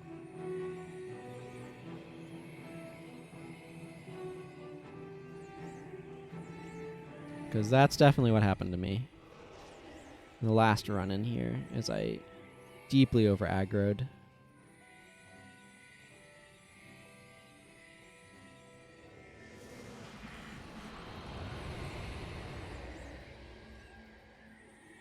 Yeah, this is a tricky spot not to do that in. I'm going to actually flag dudes here and see if I can get into casting range. Okay, Spirit of Brambles, draw aggro for me. Okay, Veldwolf, I guess you'll do.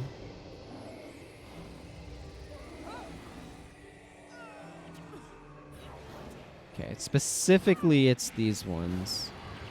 There's a couple of different White Mantle sycophants.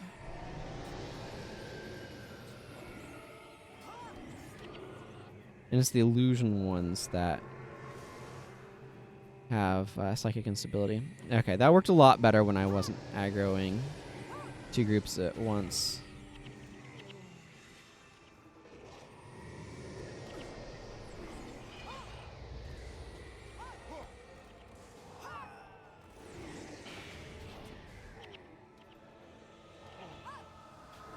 I wonder how many different types of sycophants there are. There might be, like, more than 2. There's at least 2, but there might be more.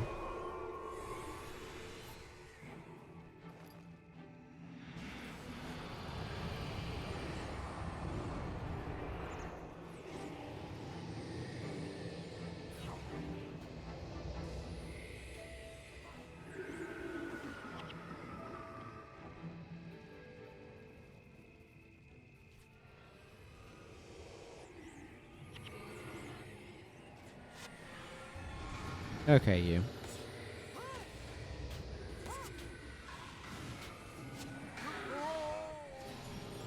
I'll take that. There's, I think, Ven the Conservator is one of the 2 that we need to take down if we want to get the,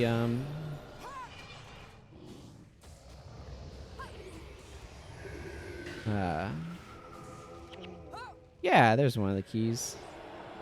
There's one of the 2 keys.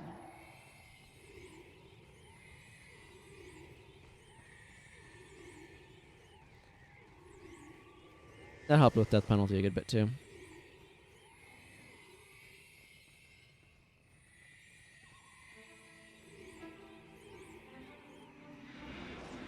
This is not a pet. This is a summoning stone. It's the Arctic summoning stone. Makes it Veldulf.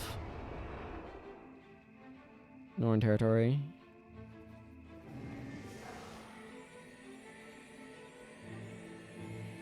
Yep. I can understand the confusion though. It does read kind of like a pet.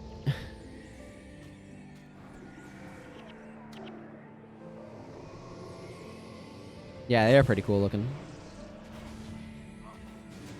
Yeah, it does. That is a good clue.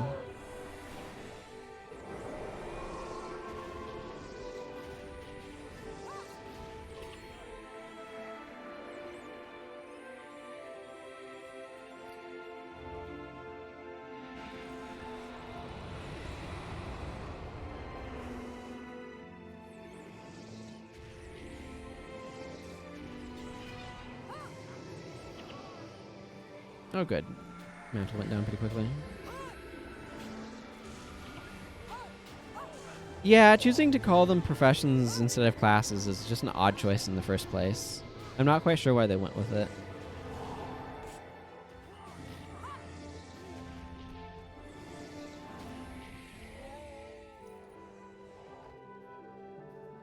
I mean, yeah, I'll agree that professions... It is odd, though, because of how much I've played Guild Wars compared to, like, other games, like other RPGs. I do tend to think of profession instead of class first. I've slowly kind of, like, reformatted my brain's thinking as I've worked with other stuff. But for a long time, it's like, I would use profession by default instead of class because of this game.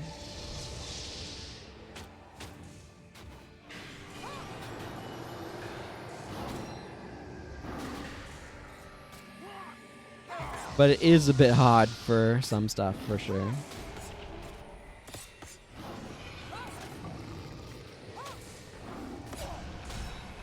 Massive over aggro again.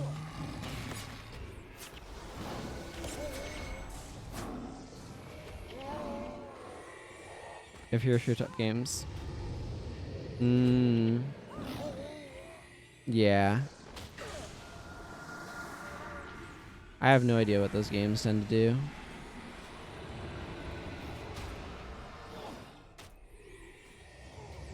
Like your Overwatch and your I don't even know what they all are. Valorant, I guess? Is that one that does that? Because that's just like characters, right?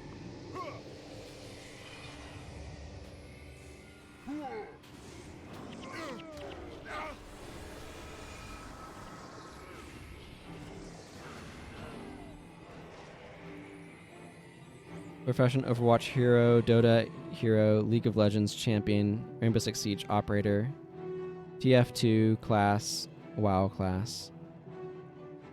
Yeah. Dagaz the Cynical.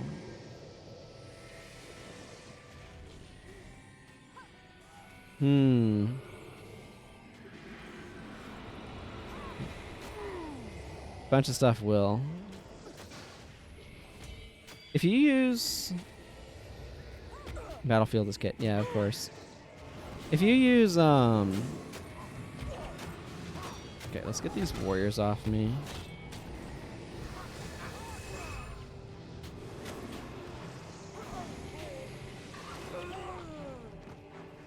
Yeah. Somewhere in there I got Dagaz. That's good. Yeah, I mean, it makes sense within the context, but it is functionally like these are different things for the same concept of character class, which can be a little like terminologically confusing. And then there's like the Final Fantasy games that use job instead of class.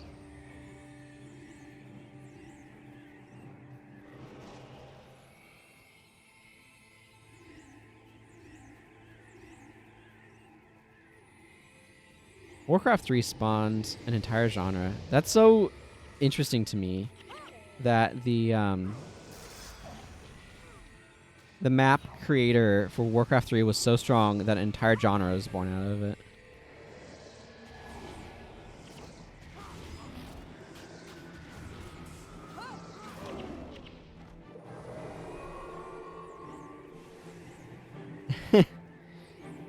Yeah, MMO, like, frankly, like, I feel like if I were to make an MMO, I wouldn't try to put in some sort of personal story. I just have world events that happen, and players are free to interact with it as they will. I feel like that's probably a better way of doing it, but I'm also extremely unlikely to make an MMO.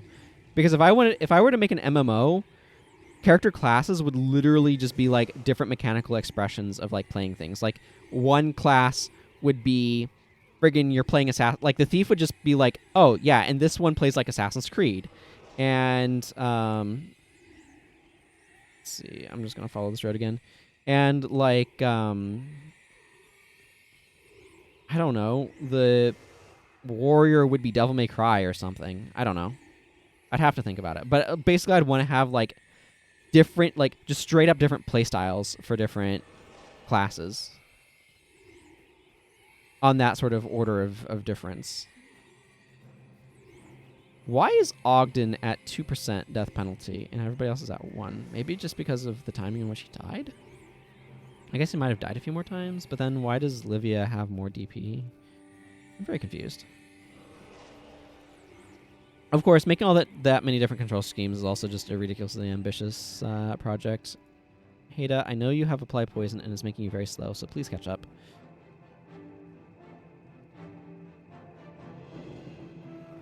I guess that's also possible. Yeah. But I'm not sure how. Exactly. And like the thing is you cut out a bunch of work if you just don't bother making a personal story. Just fill the world with like the world being the world and events happening around it. Like single player games are able to kind of give the illusion, or single player games are often designed to kind of have the sense that the world moves around the player. And like I prefer games that don't do that, but yeah. Why not have the player not be the savior of all the world, but just a darn foot soldier, a tiny insignificant piece in a giant overwhelming world? Yeah, exactly. Like that's what MMOs can do, and like maybe lean into that. Exactly. I agree.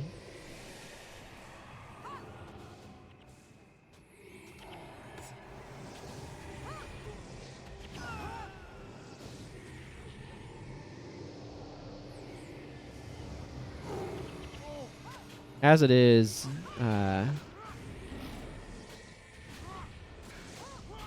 like we can have our God of Wars for being or whatever else. Or single player games. You know, something else that kind of like gets me about a lot of like RPGs and stuff, or like Legend of Zelda or whatever. It's like, here's the hero whose job is literally to save the world, but you want to charge them money for supplies that they need to do that?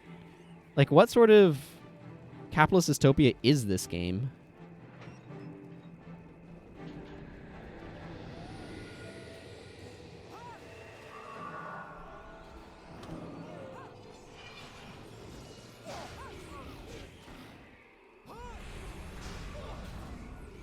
It's probably way more difficult. I don't necessarily think it has to be more difficult to make the game interesting to play.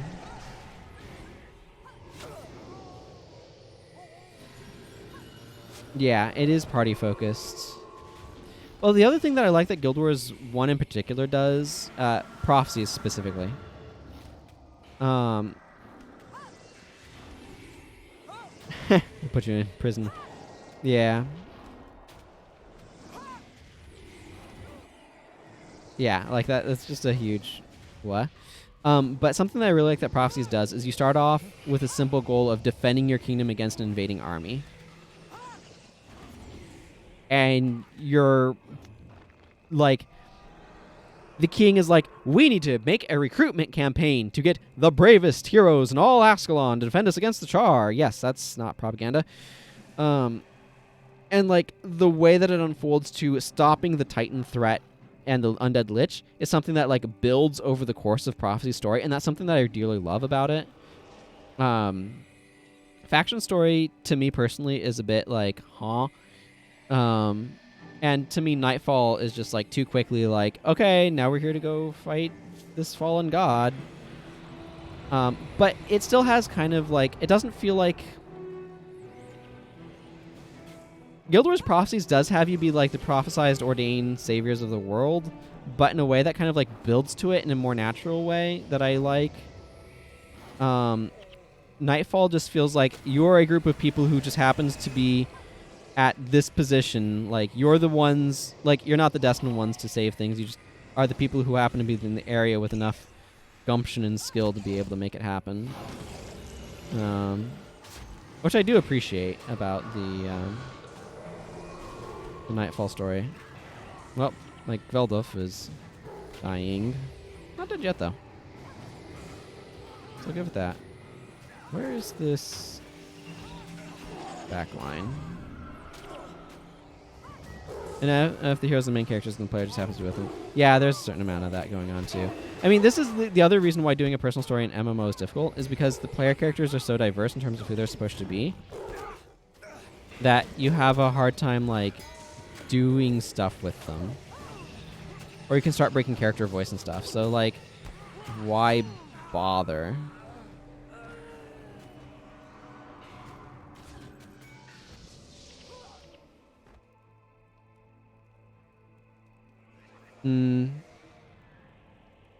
Yeah, Hall of Monuments is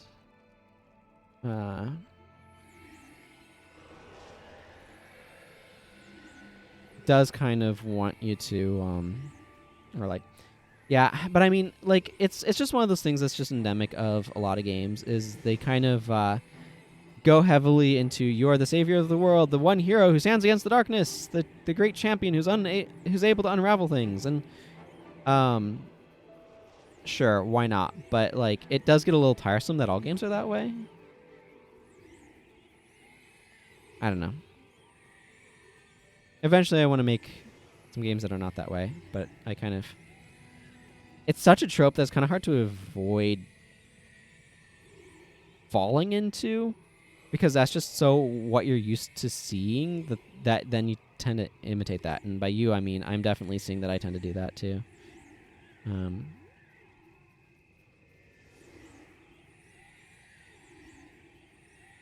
But yeah, and then, like, the Hall of Monuments thing is such a mechanical thing anyway. Understandably so. Like, they were trying to figure out, we want to connect Guild Wars 1 and Guild Wars 2 together. Let's set something up for that. What a mess staff.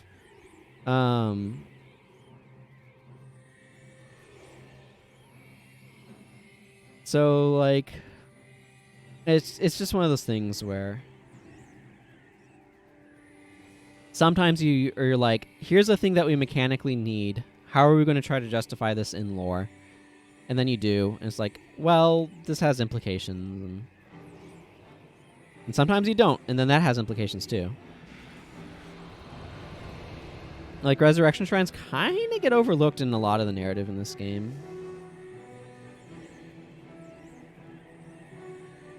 Okay, can we maybe avoid going over there to fight those dudes? We can go after Justicar Kinney, though. In this Jade Bow.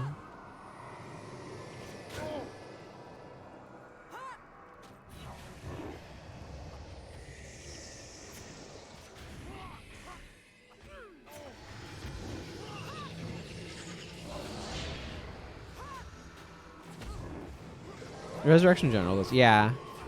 Resurrection in general kind of breaks a lot of game narratives. Like, you need it for the player characters, unless you decide not to have it, like, stuff. Yeah, Master No-Go. Or I'll call him, like, Master Slow-Go. But it's like, wait, why aren't we able to resurrect these plot-relevant deaths, but, like, a lot of other deaths we are? And then they kind of, like, justify it, half justify it. It's a whole mess, the way Resurrection Shrines fit into Guild Wars Prophecies. Or Guild Wars 1. As a whole, I should say. Best not to think about it too hard. Right? Why can't we just Resurrection Signet Saedra? Or why can't she just... But, I mean, it's easy to just... These all just bring up these questions. And they're good questions, but they're also just like... You kind of know that... And another really good example of this sort of thing is guns in RPGs. Where in cutscenes, guns are the most threatening, terrifying weapon imaginable because they're guns. But in...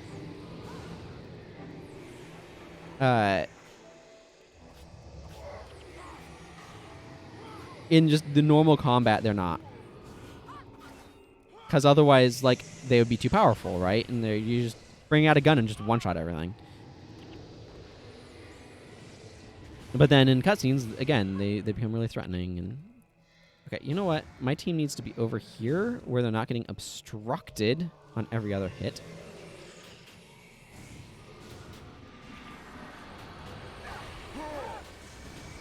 They're almost only a gameplay thing, but they certainly get some lore development for them in some spots, so it's a little ambiguous.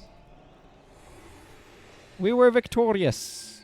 The victory is ours. We beat the first Mursaat. According to our agents, the vile Mursaat, Willem the Demeaning, arrived in Riverside Province and has barricaded himself in the temple.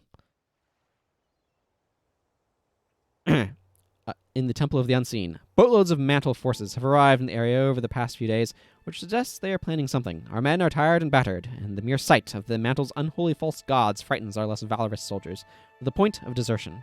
I need a small force to infiltrate the temple and assassinate Willem before he can lead his forces into battle. We have an operative in Sanctum K named Paulina. She can get you into the province and has information on the temple's defenses. If you undertake this challenge, it will be fraught with danger. Do not accept it lightly. The Mursaat are formidable foes, and Willem is sure to be heavily guarded. Now that we've completed that, you can actually just go into that zone and find it completely devoid of all enemies whatsoever and map it. It's very convenient for cartography. Hello, Mursaat garments. I see you hiding there. You can't hide from me forever. I know your secret, which is that you're back there. Firebound. Ooh, attunement might be worth something. There we go. I can accept it that way. Let's run an ad break while I clear my inventory, shall we?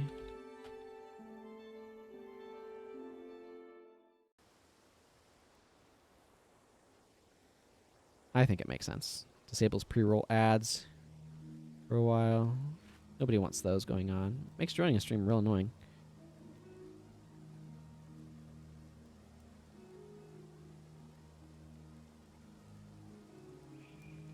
Okay, merchant. I want you to take some of these things.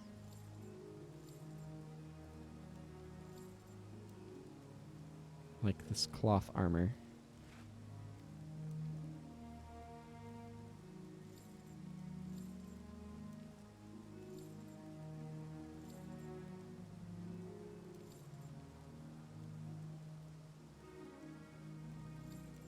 I need a new ID kit.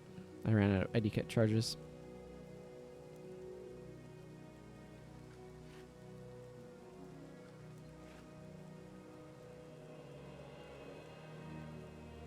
Hey, Ecto. I wonder what the prices of Ectos are doing right now. Let's go check. That sounds like fun.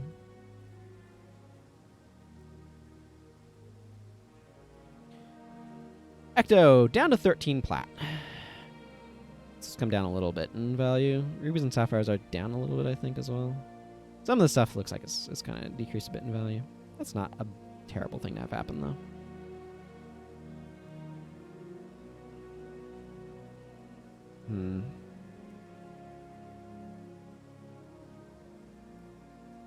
Okay.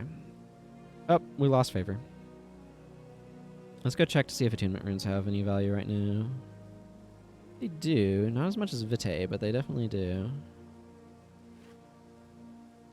I don't think Pyrebound is worth anything, though.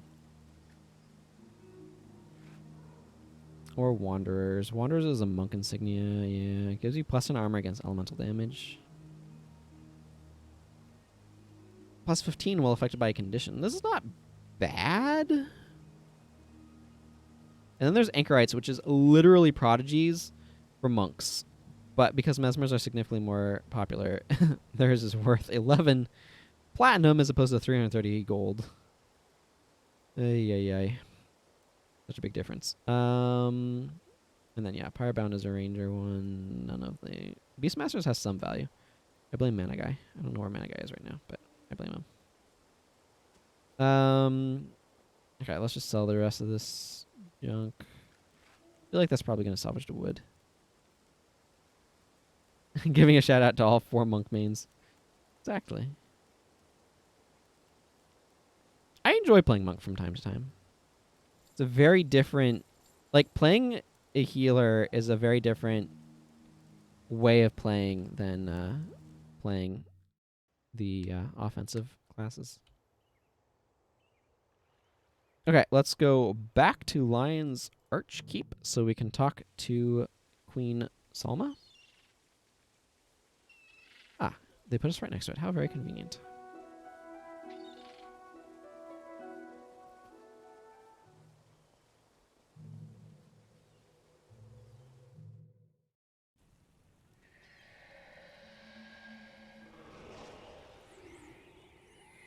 I just find it really funny that it's like, oh yeah, these are the exact same functionalities, but one of them is worth significantly more than the other.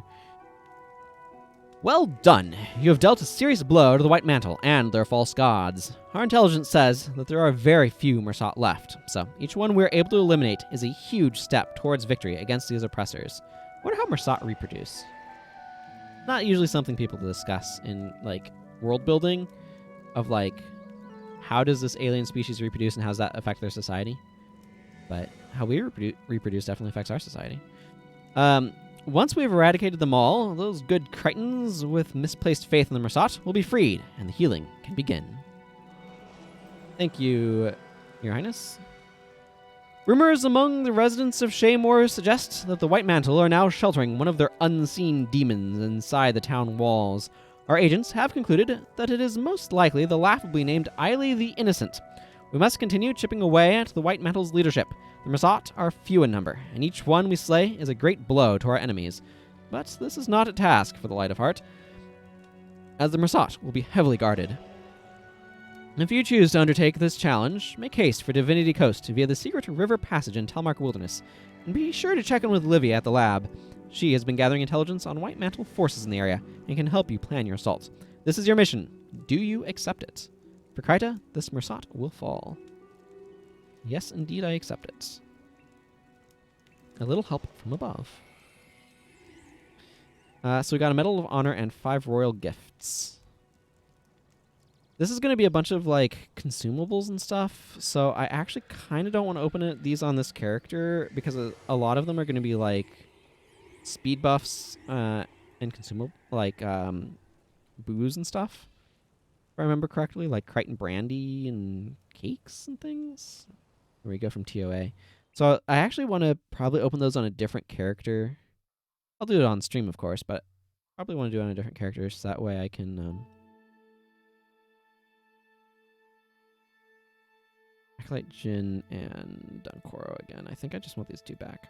So that way I can what's the words I'm even looking for right now? Brain, help me.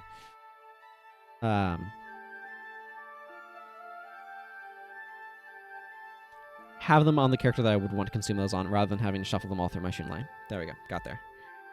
I think I'm going to... This is an interesting question.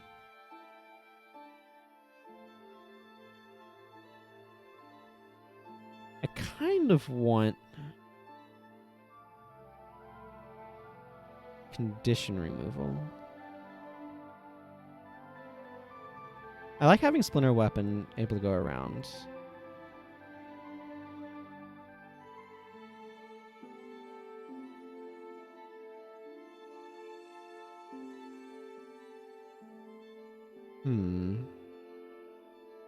I think I'm going to swap out Arcane Conundrum on him for Epidemic, because I do like having Epidemic, but Arcane Conundrum is not the most important thing.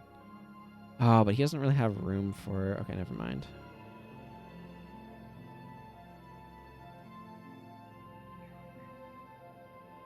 Like, alternatively, I could drop Protection Prayers from her and go...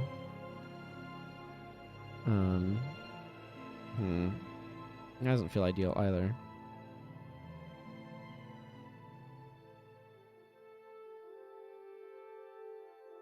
Yeah, I don't feel like I really have ideal solutions here. Hey, you know, this is probably just fine. Actually, I could change what I'm doing pretty dramatically so that way I could fit, like, something in. I could go, like, RC if I wanted to. But that would require me to kind of focus on healing and offense at the same time, and I'd rather do one or the other, not both, because that splits my attention too far and is difficult as a result.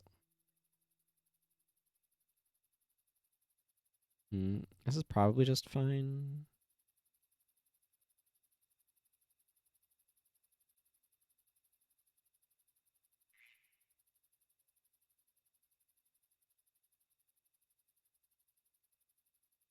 Ogden. You know what? Let's swap out Vigorous Spirit on Ogden for Guardian. Because Dunkoro has Vigorous Spirit. And a stronger one at that. I don't mind him having Splinter Weapon. Renewing Surge gives him a tiny bit of offense with energy management built in, which is fine.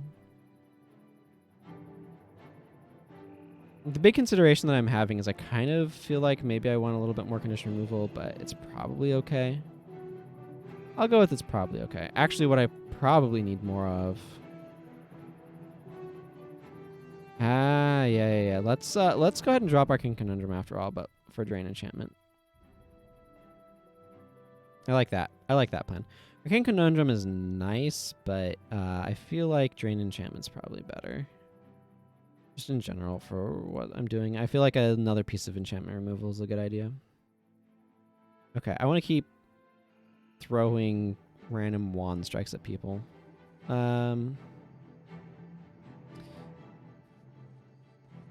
It would have been nice if we had gotten a few more PvE only skills or something associated with some of the stuff. Or like, imagine if there had been a title attached to War and Credit content. That would have been kind of neat. Oh well. We're being joined by... Well met, Rex Templaris. Oh, Lieutenant Thacker himself. I heard you were doing some field work, and I've come to offer my aid. I'm not needed at the camp right now, and you'll have a better chance of success with an extra hand. Let's get moving. The mantle won't wait for us. That's true. Although right now our problem seems to be more vegetative than White Mantle.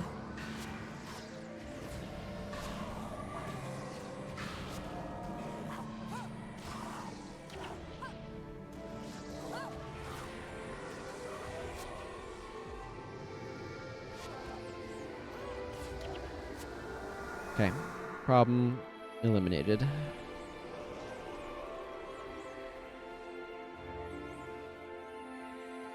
Okay, so we need to travel to the Asura lab via the secret river passage in Talmark Wilderness. The spined aloes can be safely ignored.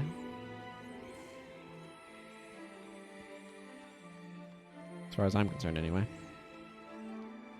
We have a BIP. That'll help Dunkor with any energy problems he has from casting Splinter Weapon on Heda or preferably Acolyte Jin, right?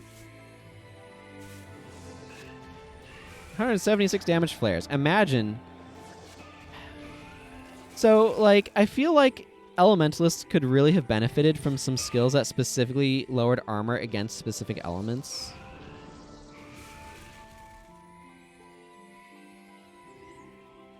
I think that would have been really handy. Like, imagine if one of these fire elites was like, while, like, imagine if Mark of Rodgort friggin' was even more bonkers and was like, while burning enemies, or burning enemies take additional damage from fire or something. Or maybe not Mark of Rodgort, but imagine if there was a hex that did that. Or like, burning enemies have minus or like minus 40 armor against fire damage. Things like that would allow you to be able to increase the damage that you're doing with your elements would be really neat. But I guess we'll just have to stick with cracked armor, allowing us to be able to get our actual damage values out. Or closer to them, anyway.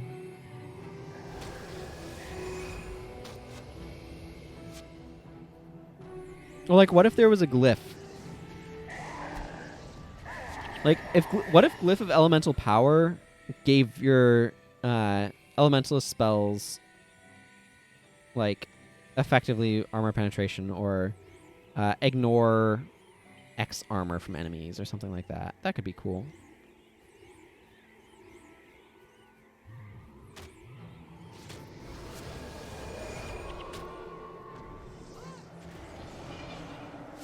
Probably completely unnecessary, but it'd be cool. Oh, Ember Whisperwind. Oh, you want Minotaur Horns for Crichton Robes. I think I'm good, but thank you. The river leads through the mountains into the Divinity Coast and the hidden Asuran Lab. So yeah, that's up to here. That's, I guess, the idea. Something like that. Take the secret passage to Divinity Coast.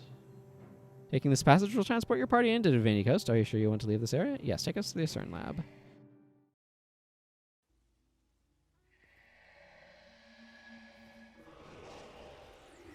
So yes, you'll notice that right now Livia is now a Shining Blade Necromancer because she's over there. Also, loose magic, environmental effect. While under the effects of loose magic, all skills will fail. So if I try to apply this, it just fails. You can burn your energy out really quickly that way, by the way. Apparently they programmed the AI to be smart enough to not try to do anything with that effect up. Can I be Mongoose Dog? Says Gox. A standard question from him. Hey, Zin. So they remodeled some of this map to add the Asuran Lab in here, which I think is really cool. Where would we be if no one tried to find out what lies beyond? Have you never wanted to look beyond the clouds and the stars, or to know what changes the darkness into light? Of course not. Look who I'm talking to. I don't know why I bother.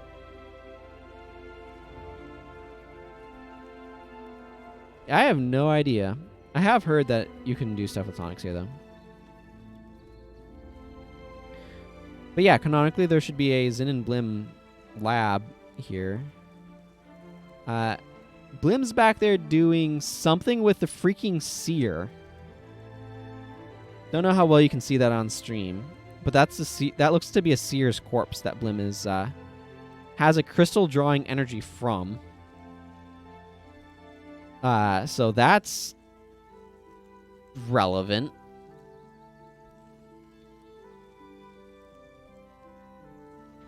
None are permitted.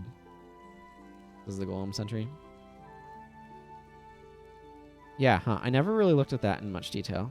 It's hard to kind of see it, but yeah, that's a seer. That's highly relevant because the seers are the ones that knew how to resist the Mursaat stuff.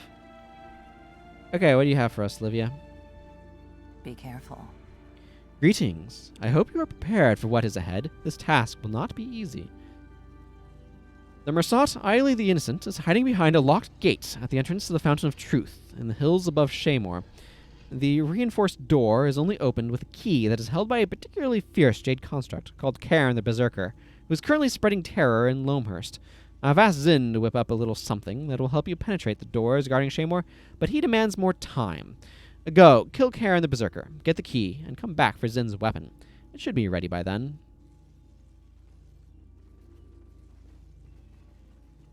The other thing is that they have blocked this entrance off. So yeah, this area has gotten a little bit of a facelift for the Warren Credit, which I think is really cool. I really appreciate that they did that. They added in a like proper CERN lab space here. I think the villagers will actually say stuff about it too, if I remember correctly. There's a secret passage, by the way.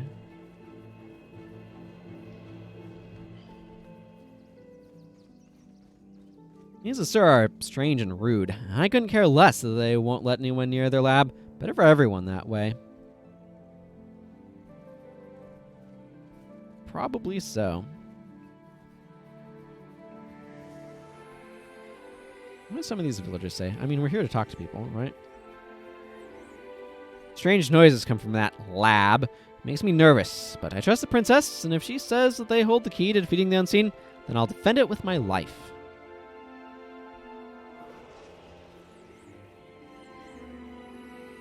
What do you say, villager?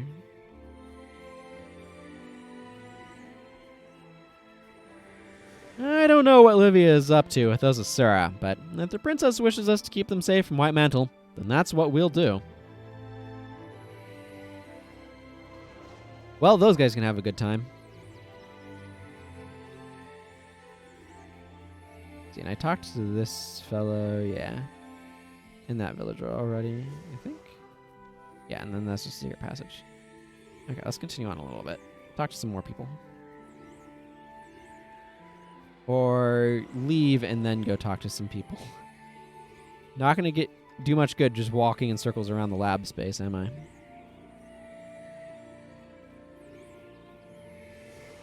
Probably not. Is my point.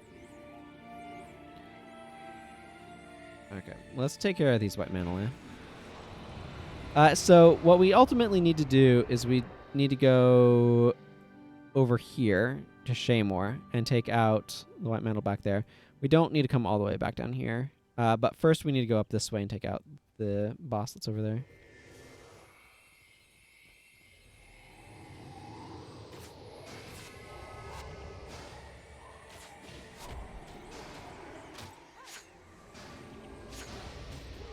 It's very much a one-directional operation, as an aside.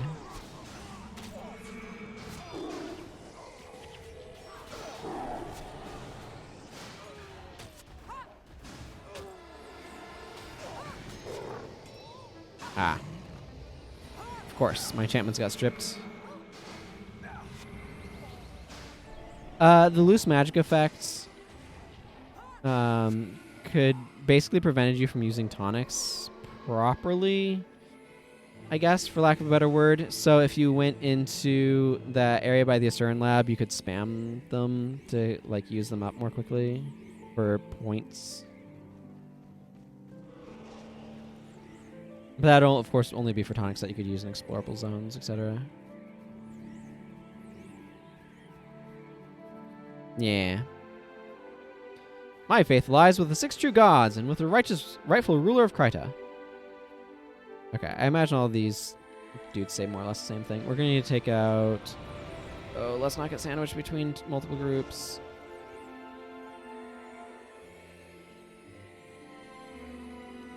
Because the loose magic effect would cancel the tonic, is my understanding.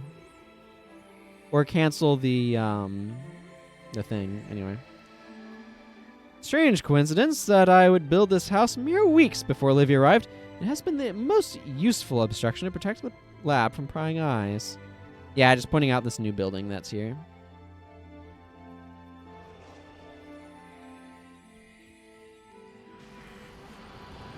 Indeed.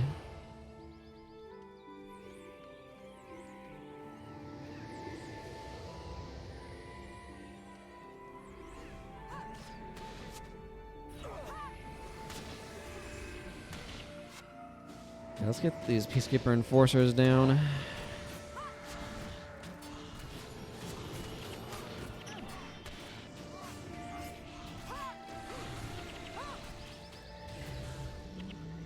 There we go.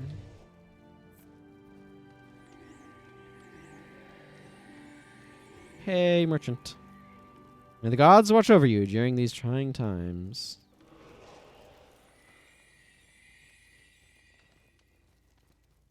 Okay, and same thing as the other fellow had said previously.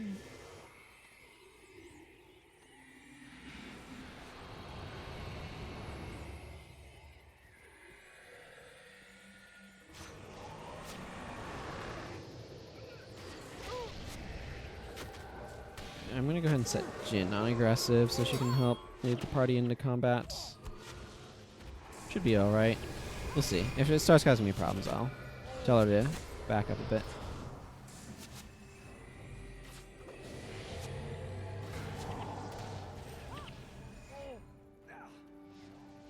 Confessor's orders right next to 66 gold feels like a Star Wars reference, even though it's entirely accidental.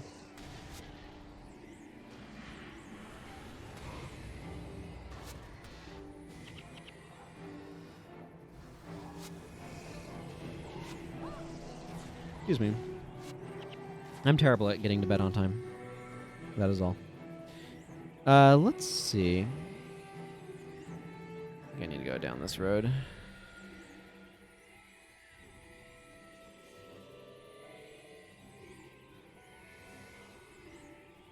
Frigid armor. How am I supposed to set you on fire if you're using frigid armor?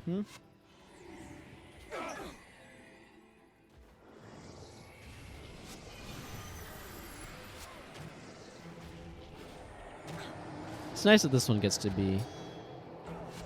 Like, you literally cannot ever take 8 people into the previous one because it requires you going from the 6-person outposts.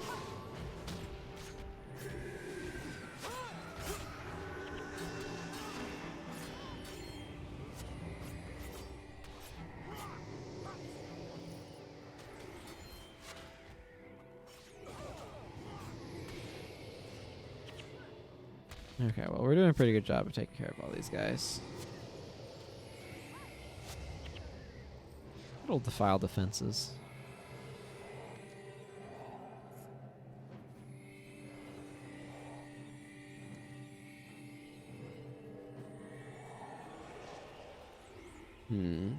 Let's go to my highest priority enemy around here.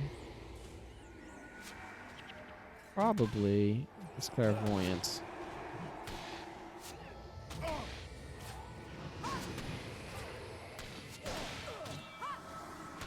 Oh wait, who's a divine peacekeeper? Probably them, never mind.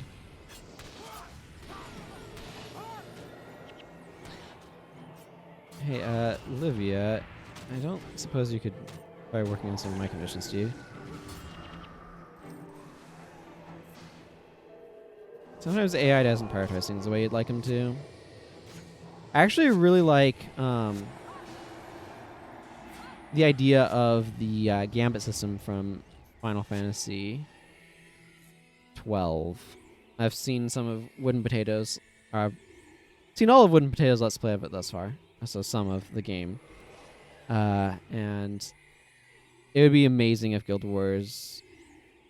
If somebody made a Guild Wars 1 style game with something like the Gambit system. So you could be like, hey, here's how I want you to prioritize your skills and the order to use them in things. Having basically customizable AI for the skills would just be really, really nice. Is what I'm coming... Like, my final conclusion, I suppose.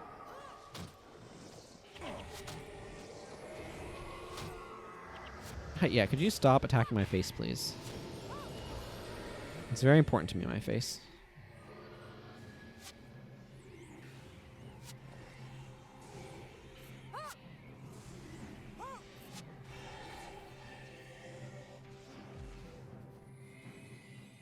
Itchiness is weird.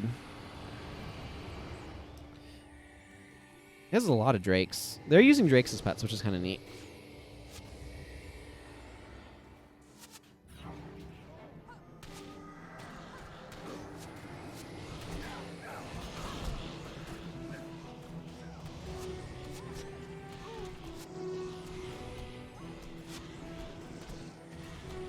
Actually applying a lot of pressure with them too.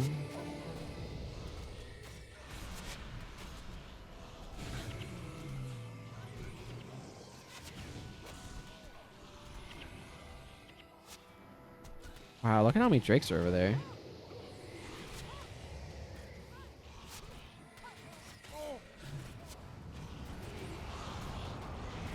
The power of a lot of fire compels you?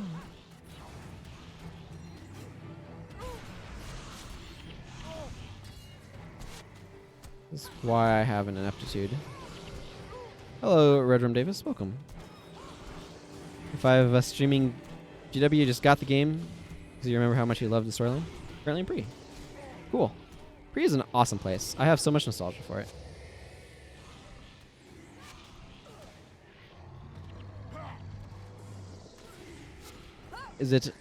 How's it doing compared to your memories? I am curious.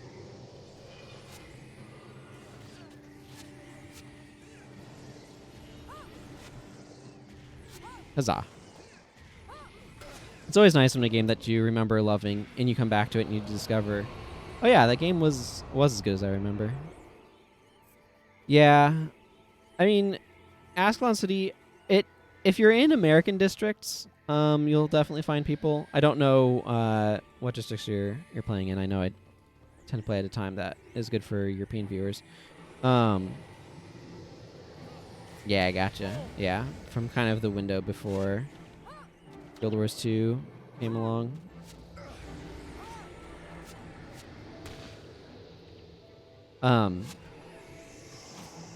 But the American districts, like American Ascalon City, usually has quite a few people in it.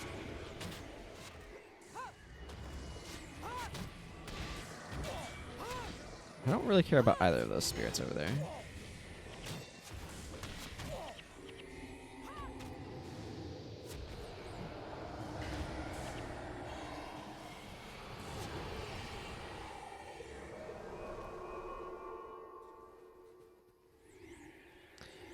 But definitely it's not as populated as it was back during the heyday.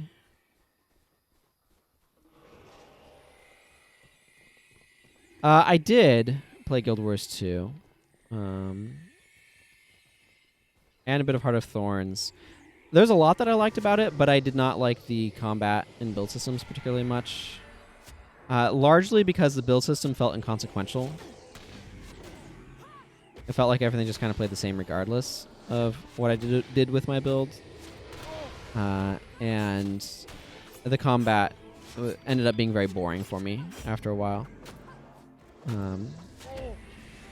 Your mileage will vary on that, though, depending upon what you like in your games and such.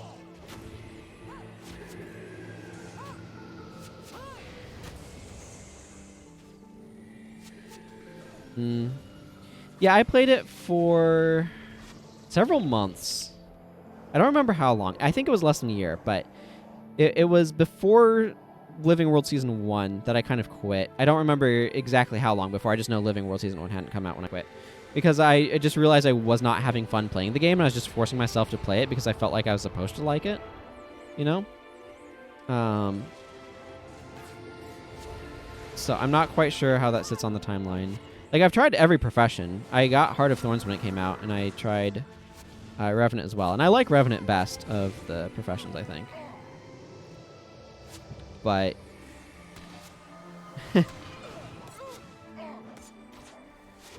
fair enough. But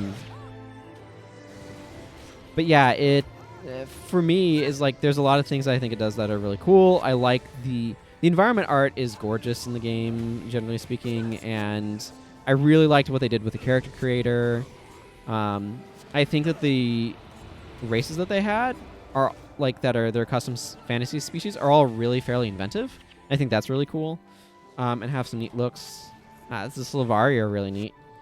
But none of that matters for me compared to finding the gameplay to be unenjoyable. So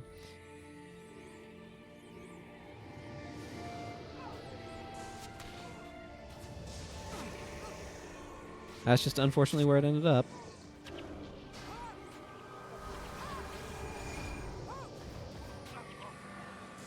And a lot of that's, of course, personal preference and all that, but...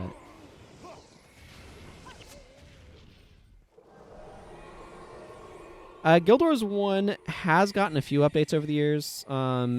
Critically, we got borderless window. I think we got a higher level anti-aliasing, but I'm not positive on that. We can now use high resolution textures and outposts for all player models, and enhanced draw distance turns off. Like, it improves the draw distance in general, and also does some other things, and like turns off. You know that effect where like things would get at a distance and they turn into these really like highly pixelated billboards of stuff in the distance? It turns that thing off. That level of detail thing, so you can get some better stuff. So that this has been a couple of years now, but that was a really nice update. The Shunlai storage panes were increased in size by 5 for each panel. You can get some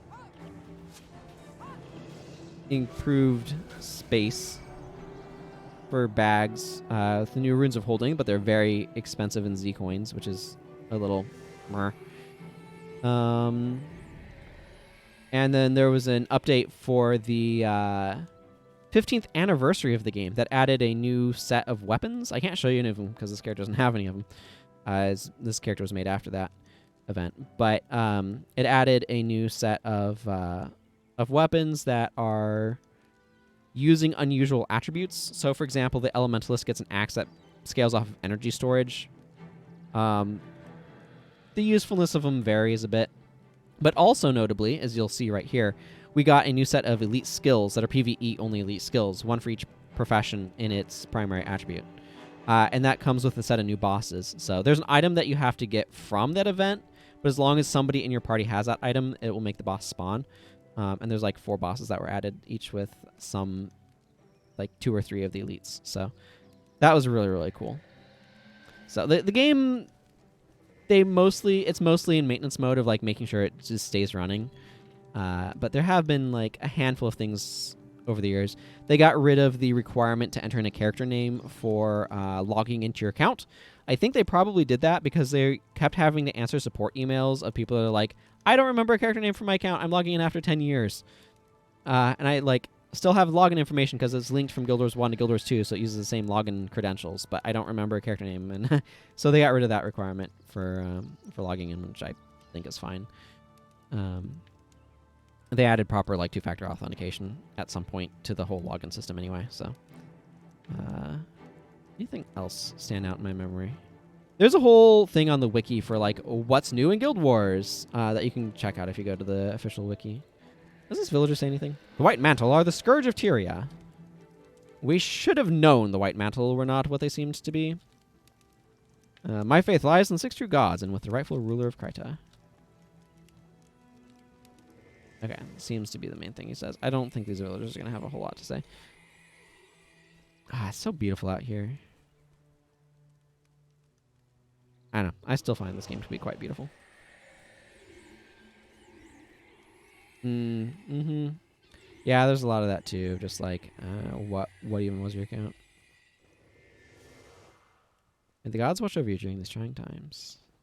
Are you selling pots? Here we go. Let's go fight some more White Mantle.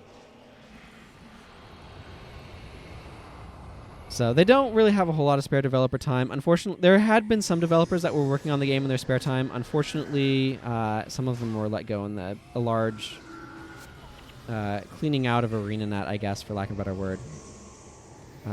There's a bunch of firings that ArenaNet had to do like a year or 2 ago. And some of those devs ended up leaving during that time, which is deeply unfortunate, but what you gonna do?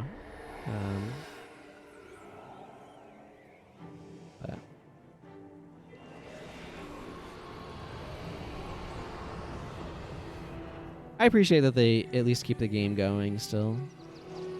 Hello, Karen the Berserker.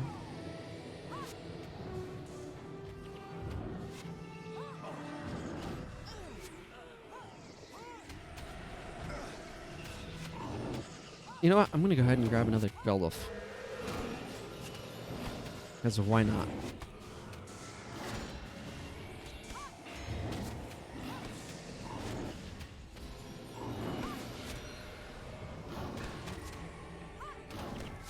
There's also, the community is pretty active on, there's this forum, and then also discord.gg/GW. This is the global Guild Wars Discord server, and there's people there doing stuff, so if you want to try to like connect with the community again, you can absolutely do it through those resources.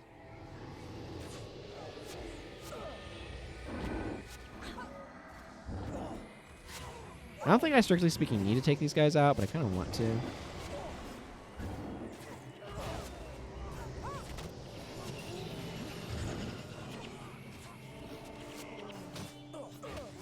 Veth the Disputant. Okay, what was your elite again?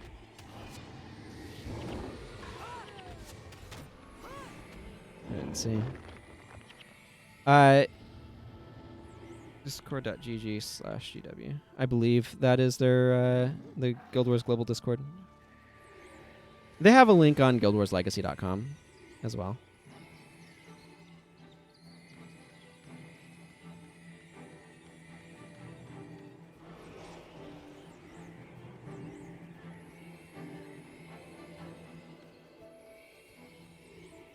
All right, so yeah, this is one of the things that they do that I think is actually kind of neat. They have a new set of enemies that spawn in on your way back, just to kind of keep it from being an empty run.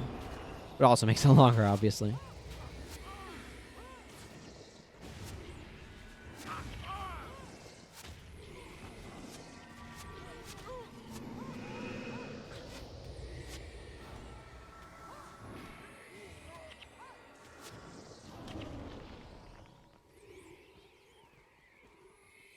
There is also this community, but it's not as active as the Guild Wars Global. At least not in the parts of their Discord that I look at, anyway. Yep, you're welcome.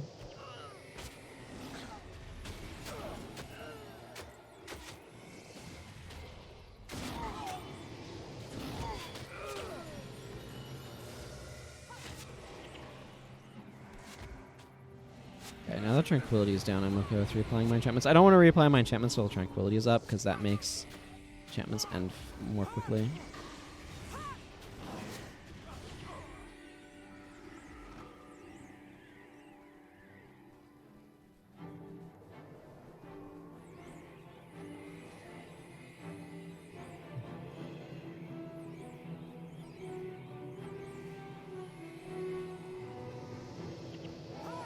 So, and they can definitely get you connected to resources and stuff.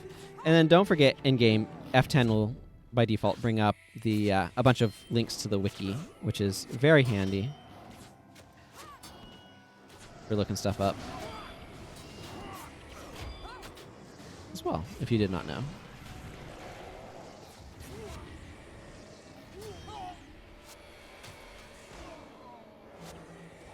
That says Ritualist Tunic. Now I've picked up their tunic. They're called the Ritualists, but they're actually more necromancers a lot of the time. I do not remember the very first time I got a lot of the things in the game. Because it's just, I've been playing the game for like 15 years. Black dye is still valuable. I don't think it is as valuable as it has been at times. Although pre-steering economy is a little bit different than post-steering economy, so I can't speak to that specifically. I'm not sure what the value of black dye is offhand. Something in the, like, single-digit platinums, I believe, but it has been a while. Yeah, I can see why that would make things stand out. There's some things I remember for sure. Like I remember farming griffins, and I remember farming Forgotten for the materials for my very first set of 15k armor. Elite gladiators on my male warrior. It's back when I thought money was hard to come by in this game. Although to be fair, in Prophecy's only days, I think it was a little bit harder. I miss griffin farming, but what you gonna do? They killed it with scarabs. They killed it hard.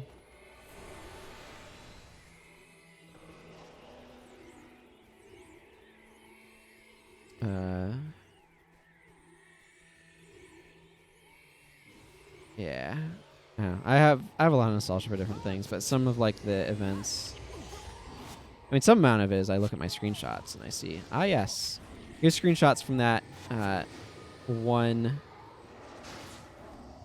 April Fool's Day when they gender swapped all of the characters. That was an amusing one.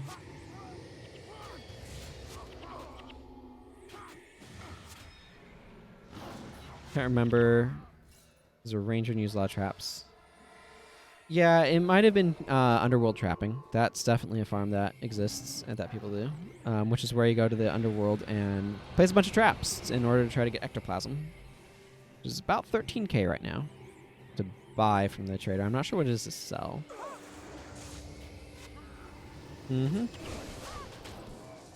A lot of farming these days is done on assassins or dervishes, I think, for solo farms. Although there's different ones.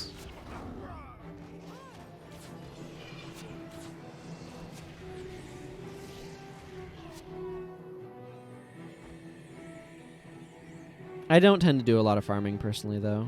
I have for some Nicholas the Traveler gifts, but mostly I just play the game a bunch-ish as I stream it. Yeah, Icy Dragon Swords. That one seems like a real challenge to farm. I remember people going real crazy over trying to farm totem axes and whatever that fan was. When those greens were added to the falls.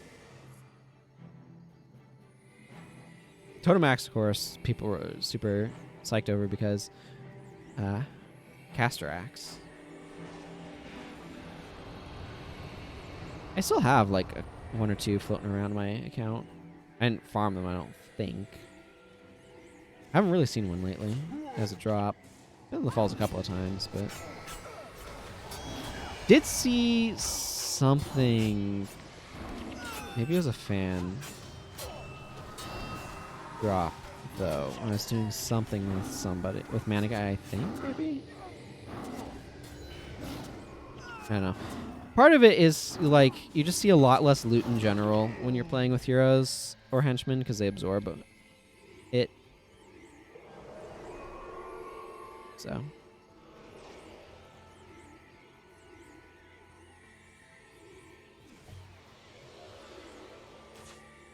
These guys keep popping out of the proverbial woodwork. Well, that was it. Deeply unfortunate psychic instability. Even psychic instability, or was that backbreaker? That was a very long knockdown. Who the heck is this White Mantle priest?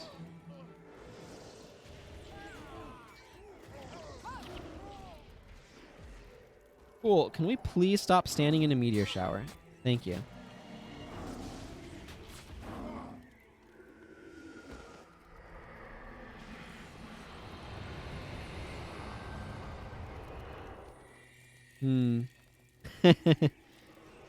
Yeah, who knows?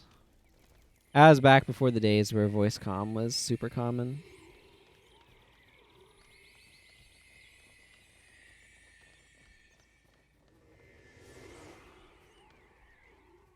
Discord's done a lot to change that, though.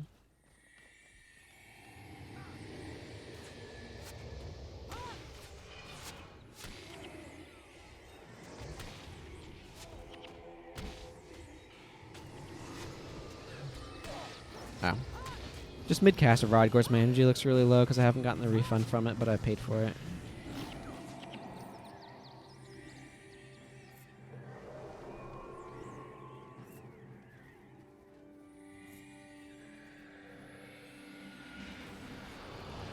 My summoning sickness is almost over.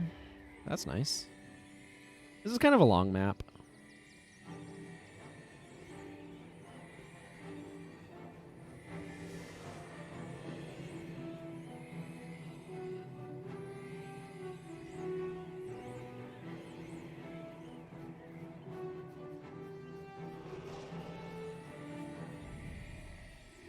I wish Sprint was available in Pre-Searing Ascalon. That would be so nice.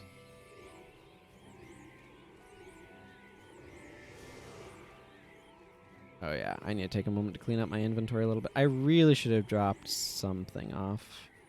There's no reason to walk into this with a Medal of Honor in my person. Hang on. Let's salvage some stuff. Earth staff? Yeah, okay. That doesn't surprise me.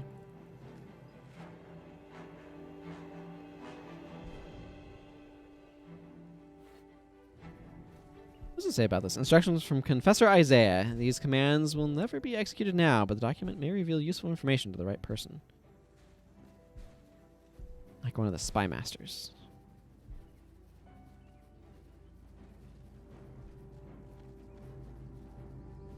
Oh, I need to talk to Zin. Hello, Zin. Yes, don't pester me. Okay, I'm done. I had to do a bit of a rush job, but it should suit your needs just fine. Here's how it works. I'll speak slowly and use small words so you might understand me. Take this beacon with you, and when you are in need of some extra firepower, simply drop the beacon on the ground. That marks the target for the golem bombardment. Fear not the fallen golems. I've calibrated them to harm only your enemies. I can give you one for now. But to return here once you've used it, and I will deliver you another beacon. Okay, so I just need to make sure I don't drop this until I actually want to, nuke things with it. Did you say anything new, Livia? Be careful. If you thought the Asura were only spiteful to other races, you haven't witnessed any disputes over golemancy or power cores. That is accurate.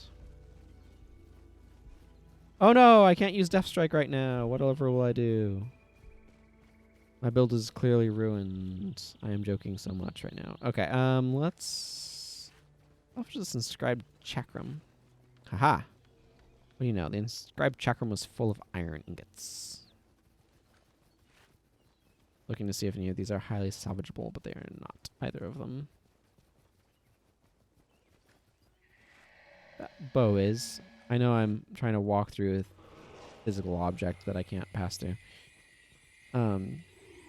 Okay, so now I have a weapon on hand for dropping on mine enemies. Continue on my way and shoot things with fire.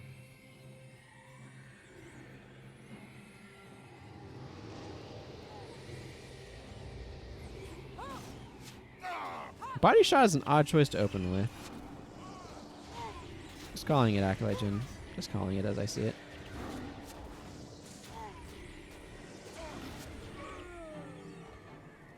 Ooh, excuse me.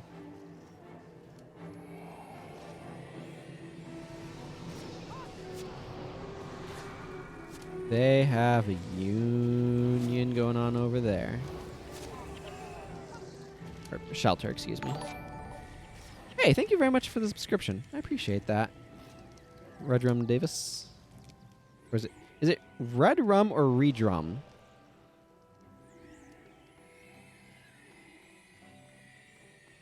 Or something else I haven't thought of entirely.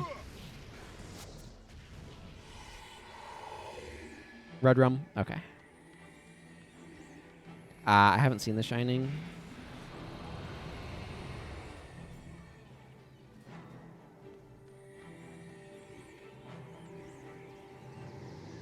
So I'm not going to get that reference, unfortunately. Oh, you know what? I bet Union's up. Back in there. Ah, so it is. So it is.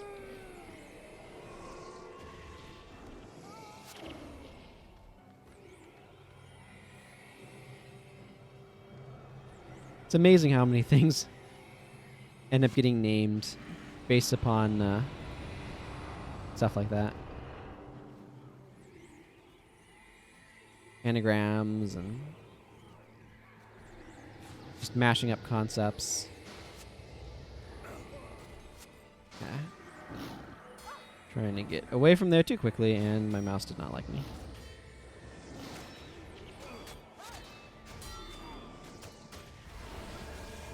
I feel like I should focus on the large group of enemies over there, including the healer. But this warrior is making a very compelling argument that they are a large threat.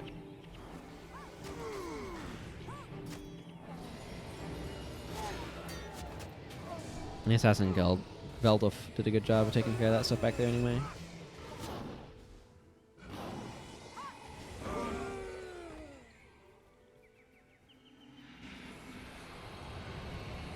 I'm really bad about letting my attunements fall.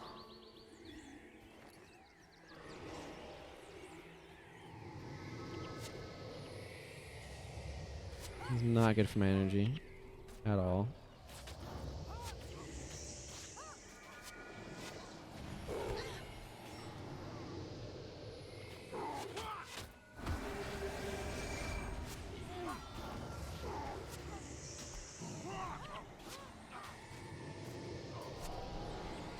What happened to my fire attunement?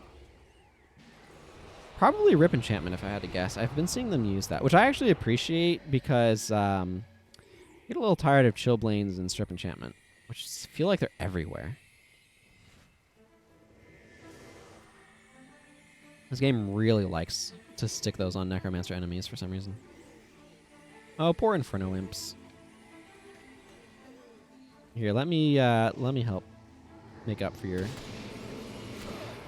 insufficiencies, Inferno Imps.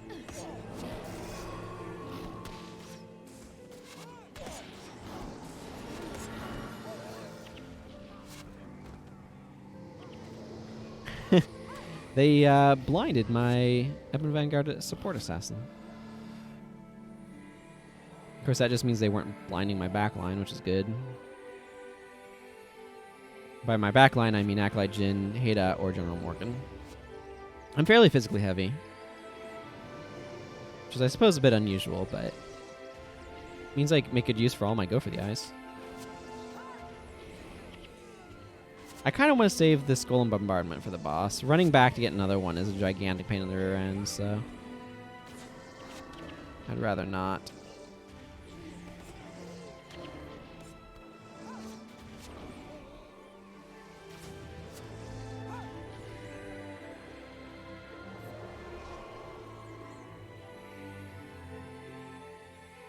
Okay. Almost to Loamhurst in that ridiculously placed plant.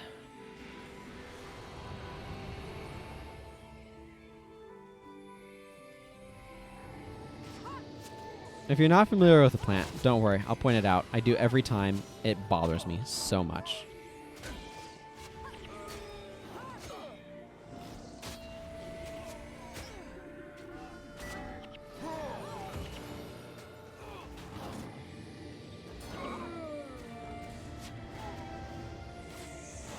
Knee Cutter is a really cool synergy with Grent's Grasp. If you're ever using a sword and Grent's Grasp.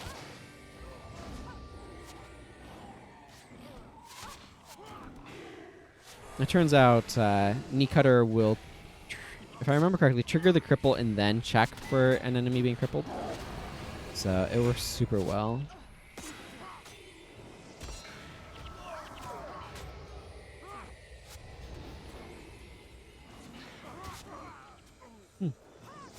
The White Mantle have learned how to judge his insight themselves and not just require their priests to do it for them.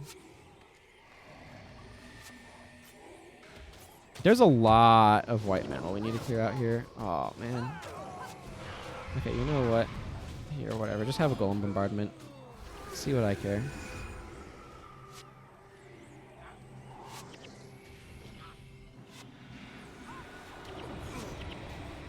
These psychic instabilities are rough.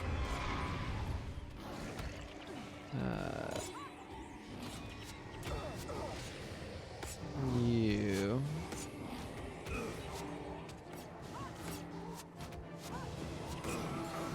Energy's not great right now. Too much stripping of my enchantments.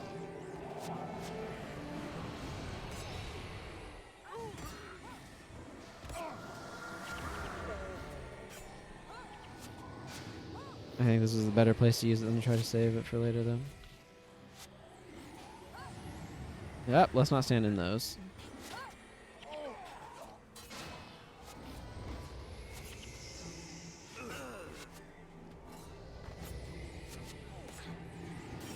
Okay. I can drop a bunch of AoE spells on this thing. On this Jade Bow. Because if I do... Some villagers are helping us fight, it would appear. So that's good.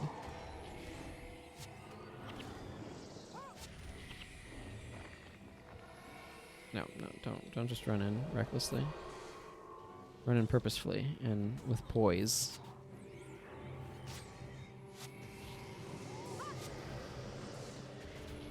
Gaze of Contempt. Now that's not a good one for me. Elementals really rely on their enchantments for energy management most of the time. I certainly am right now, so I want to be real careful about paying attention to some of that stuff. And Gaze of Contempt is a great way to cause me lots of problems.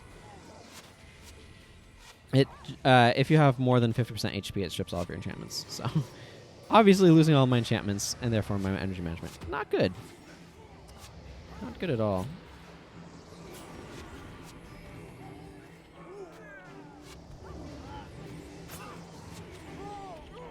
Dealing with a convergence zone that is apparently my face.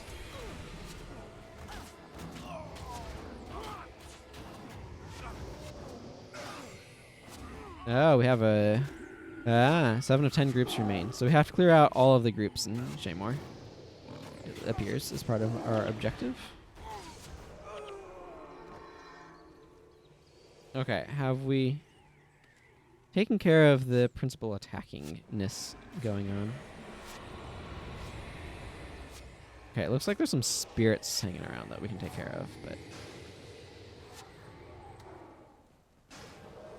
Yeah, and the Spirit of Predatory Season, which I actually kind of want down... Because this decreases healing amount. Like, it makes attacks do lifesteal, but... In general, I prefer it not be there. Ah, here's a power block boss. If you ever wanted to capture a power block here, I guess you could.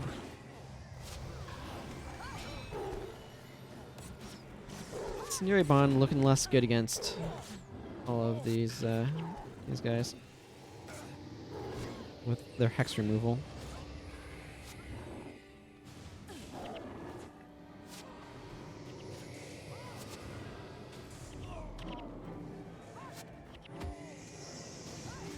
Still, I want to use it to be able to get some overcast so I can flare things better. Flare gets an area of effect if you have overcast on you. It's the little gray part of your energy bar.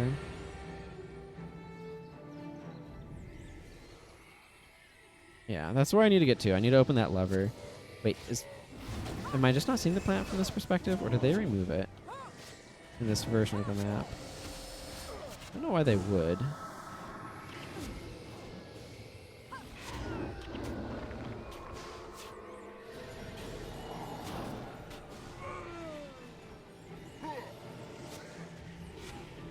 Looks like I've attracted attention of another group of White Mantles, so...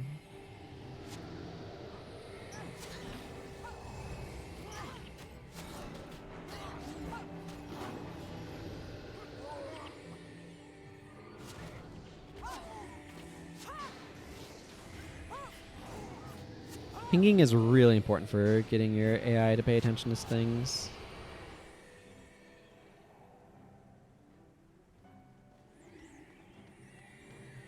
Okay, I think I need to take down these guys too, probably.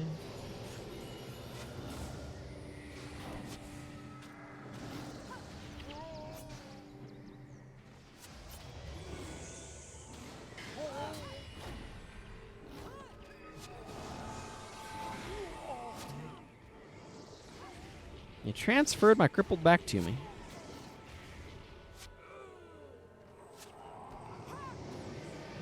I don't really appreciate that.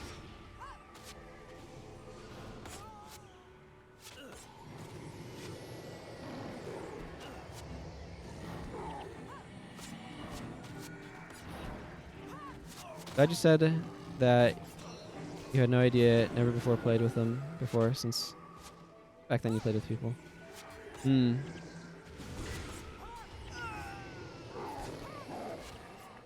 Yeah, I remember back in the day having to try to find monks for your party being an absolute nightmare. But yeah, if you call stuff out, it'll help the AI to attack.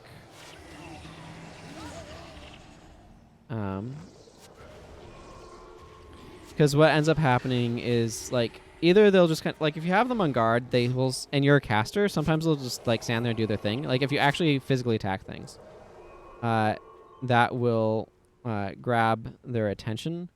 But if you just kind of, if you're a caster, you want to like attack things or call out targets in order to be able to like direct the AI's attention. So it's an important thing to be aware of.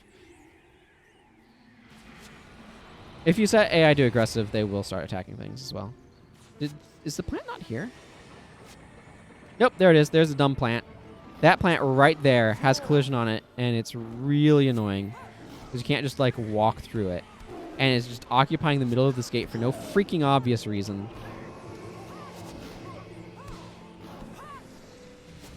I'd love to know why it's there. What they were thinking when they placed that really annoying collision plant there. Here we are. It is there. Gotta deal with it. Don't gotta like it. Gotta deal with it.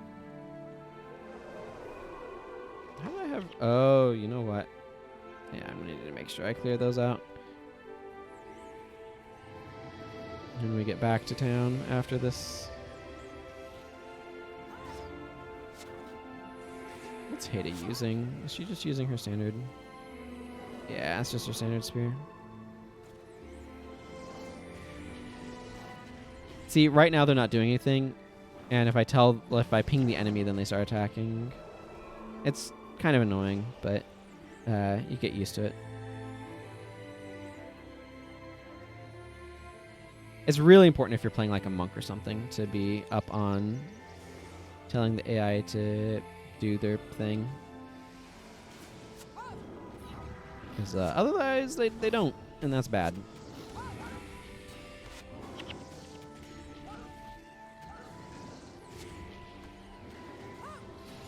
Yeah, henchmen are a little bit better about being proactive about attacking things.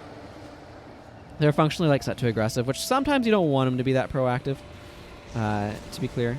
But the henchmen, and as you can see, there's the hero limit at 7 now, by the way. Henchmen can be directed and guided just the same way by calling targets.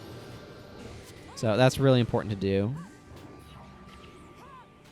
You want to make sure you're getting them to target the things that are important to you. I usually use guards so they don't like go after things I don't want them to, but it does mean that I also have to make sure I'm telling them to go after the things that I want them to go after as well.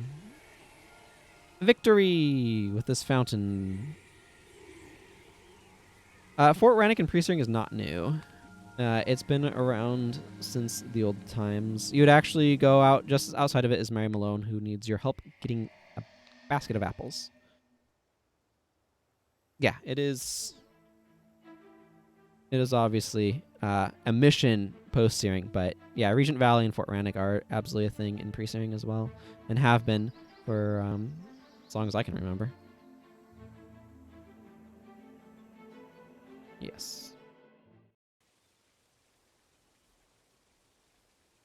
Oh boy, I have a lot of inventory management to do. Yeah, it's possible. A lot of people didn't necessarily explore pre-searing super thoroughly. So I'm identifying whites because that does increase their value. Although early enough in the game, it is not worth doing. Because it doesn't increase by enough to be worth doing. Here, I'll put my Imperial presence over there. Okay, I'm going to run ads while I... Yeah, absolutely. Pre is fantastic. I'm going to run ads while I clear out my inventory, because I might as well... How did I hit caps lock? I might as well a good idea. Good idea for me to run ads while I'm doing that. Let's see here. Anything of particular interest among these, or is it just a bunch of white armor? Nope, this one has a rune in it. Beastmaster's Mursaat garments of attunement. Okay, those both have some value to them. Survivor's minor smiting. I'll have to see on those.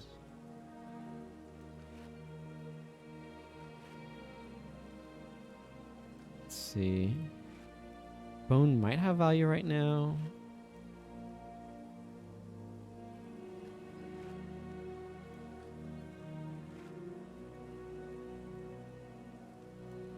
Okay, let's go check. I need a new salvage kit too, apparently. Let's go check these ones. Okay, so attunement was about 950 or 900. Okay, and Beastmaster is like 600. Okay, so that's up a little. Let's grab the attunement out of that first, and if I get to keep it, I'll get the Beastmaster out. I do. Excellent.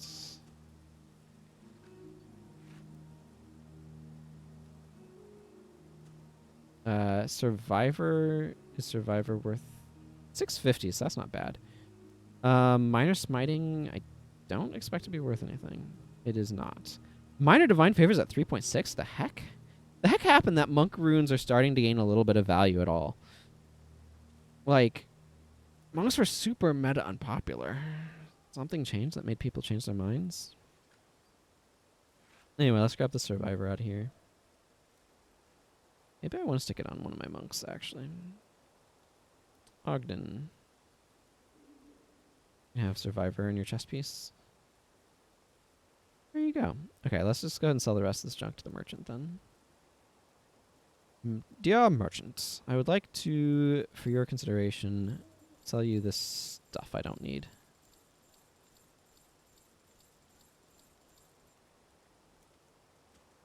Thank you.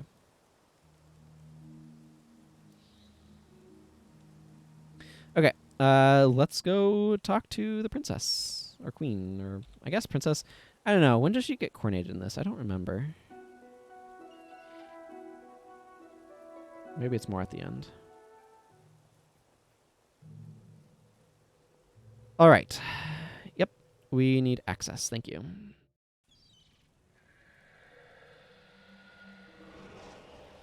Yeah, she's still Princess Salma right now.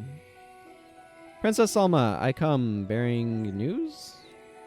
We can see the smoke from Shaymore all the way over here. Clearly, Olivia was correct about Zin and Blim's abilities, though I hope those Asura didn't cause too much collateral damage in the process. Thank you, my friend. The death of Aily the Innocent is a serious blow to our sworn enemies, and another step toward recovery for our people. Thank you. The White Mantle's Temple of Tolerance has always been considered too well defended to risk an attack on it, but now we have momentum and a secret weapon. For many years, the Shining Blade have had a spy deeply embedded within the White Mantle organization. He has been stationed in the Temple of Tolerance for some time, working within the Mantle to build a small base of Critons who are loyal to the Crown and willing to risk their lives to restore order to the nation. These individuals have arranged for the guards in Hakewood to take a bit of a break, at which point our man will let you into the temple to kill the Mursaat fiend, Koril the Malignant. I have booked you passage for this mission with Jaiju Tai, who is here in Lion's Arch. Are you willing to do this for Kryta? Despite the risks, we cannot miss this opportunity. I will do as you ask, Your Highness. Indeed, we shall. Okay, back to Lion's Arch, and this time, remembering to drop the stuff in my bank off so I'm not walking around with -2 inventory slots for this mission. Yeah. I'm going to do that. Just to make sure I don't accidentally sell that scythe. I don't know why I have it, necessarily. It's vampiric, though. So maybe I wanted to make use of it? Maybe I don't know if I want to make use of it. That's probably more likely.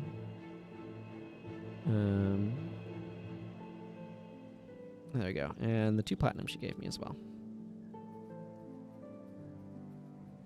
Very nice. Toss it on my pile. Spend it on skills I don't need.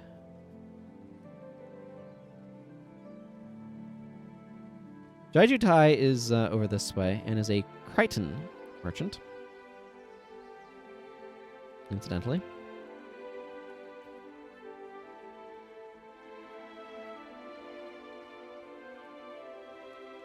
Shining Blade rations.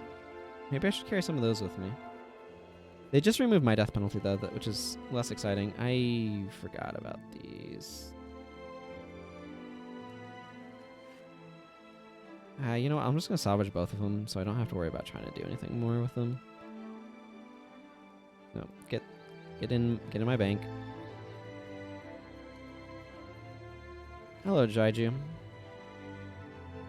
We have a saying in Kentha, may the heavens attend to your needs. I shall attend to your wants. I promise, my traders will do all that is in their power to see to it that you can buy anything your heart desires. What business do we have to discuss? Yeah, they have the... When did I get one? Yeah, they had to add that for... I want to say the Korean market required that sort of message on online games, but I don't remember. Yeah, there's mine. You've been playing for 3 hours. Please take a break. One of the things that I really liked is how much like Canthan and Elonian stuff was seeded into prophecies. Like Sanctum K talks about being a harbor that is a favorite landing for cargo ships traveling to Kryta from the nation of Cantha. I think that's really cool. Can you take me into Delesio Seaboard? Ah, yes. The new Crichton royalty had contacted me about this. Normally, I wouldn't use my ships for such purposes, but I am being paid quite handsomely.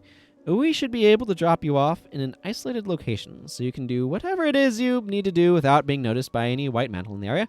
Is your party ready to go? I hope you are on the list of approved travelers. We're ready to travel to Delesio Seaboard.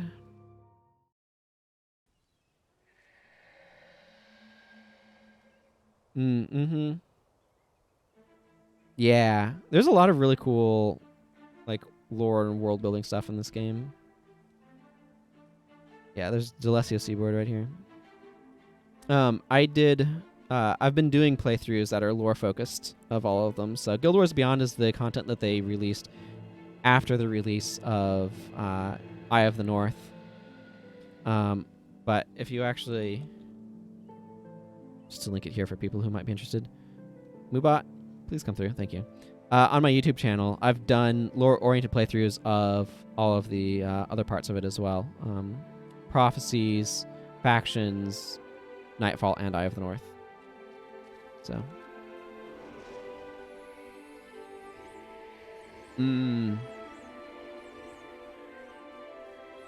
Gotcha. Yeah, I don't expect any of these villagers to have much in the way of new dialogue, so I'm not going to spend too much time with them. Well, Livy and Haida are from there, and Ogden are all from Eye of the North. Daedalon of Hexen is a mercenary hero. Mercenary heroes are cool. You may have missed that as well.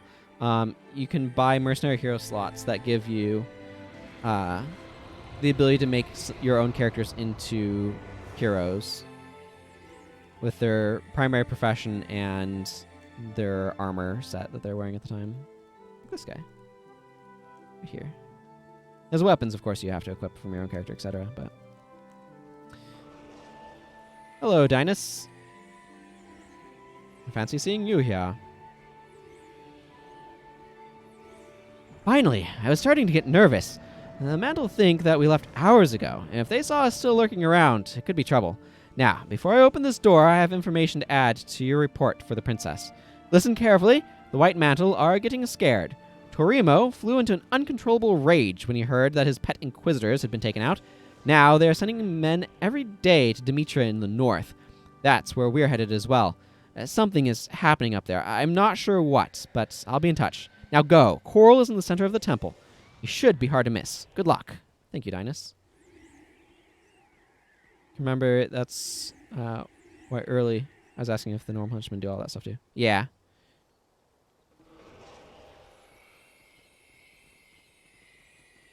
Yeah, the normal henchmen, you cannot So normal henchmen, you can't do anything to their skill bars. They come with default equipment. And you don't have the ability to flag them individually. I should replace your show me the money on this. If I'm going to be having you use the Eternal Flame Wand, it should be better. Interesting. I'm not using optimal equipment there.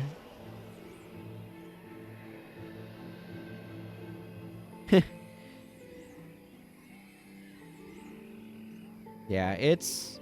Oh, man. That sounds like an Ocarina of Time sort of time frame for me.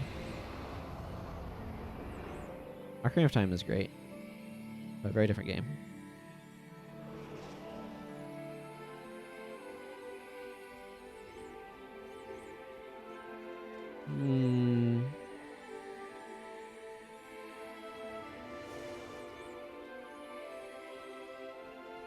I definitely played this game off and on over the years.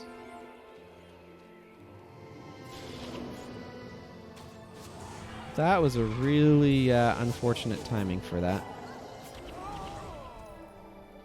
Yeah, I forget what I would have been. I'd have to think. Let's see. 05. I guess I was like 17 when this came out, so I was in high school, yeah. What am I getting absolutely wrecked by? Oh, I bet it was the spirits over there.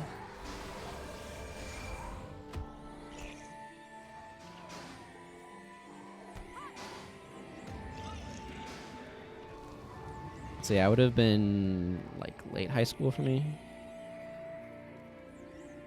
when I first started playing. I started playing a few months after it came out, though. Yeah. I kind of stopped playing Guild Wars 1 as seriously some point when I was in college. But it definitely the release of Guild Wars 2 like stopped me for a while. But I always liked the game a lot, so.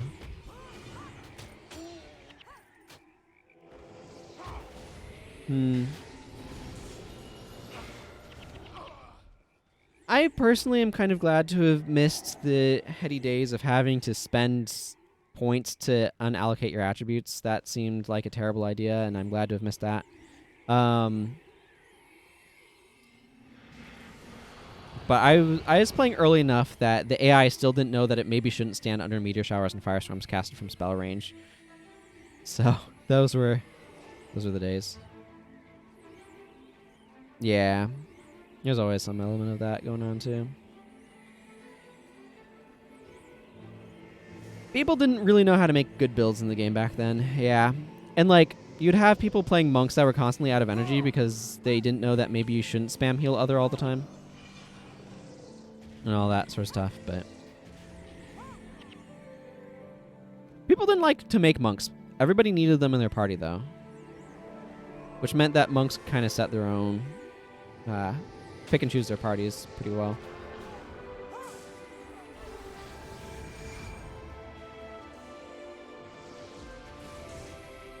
Yeah, I remember that Dead on Stick, because my first character was an elementalist.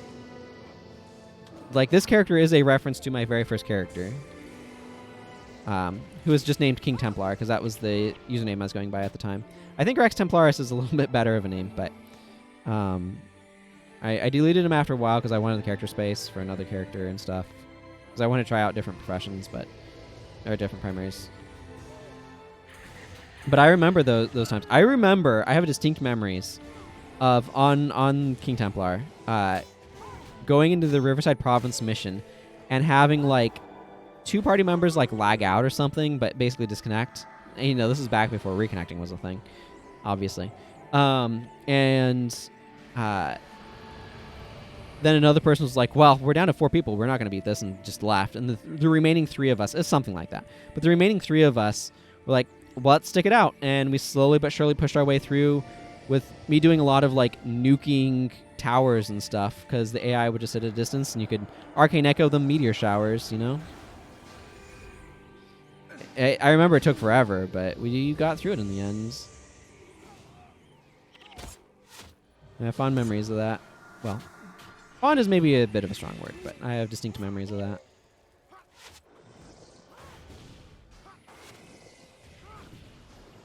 And the other thing that I remember too is once that AI AoE scatter had been introduced, and elementalists just kind of dropped out of the meta, and it started switching to Spiteful Spirit Necros. The Necromancer's like Arcane Echoing Spiteful Spirit and dropping that. I remember that was the big thing afterwards. And I distinctly remember in Abaddon's Mouth of Abaddon, just like elemental or the necromancers with some of those rangers that were on the walls, are like dropping spiteful spirits on both of them, and that kind of nuking things out.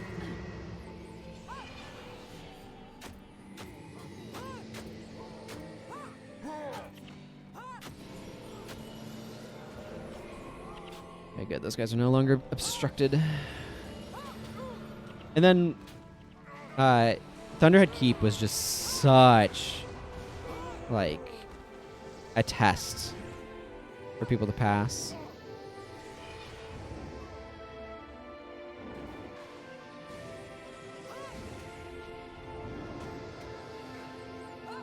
Okay, this White Mantle Abbot needs to go down. This is causing me problems.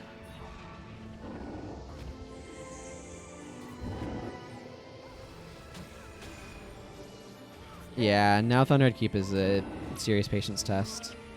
It is so boring.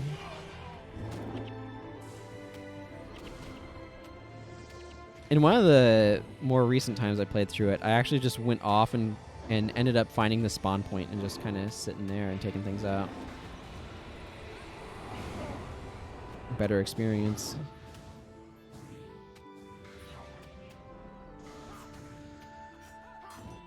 Yeah, Barrage Pet was a huge deal in Tomb of the Primeval Kings when that got changed over. I remember being part of those teams where it was like 5 Rangers and a Minion Master, an Orders Necro, and a Monk. I remember doing that. Yeah, Barrage Pet. That was the base build that was being used. I'm gonna go ahead and use this Summoning Stone here. Why not?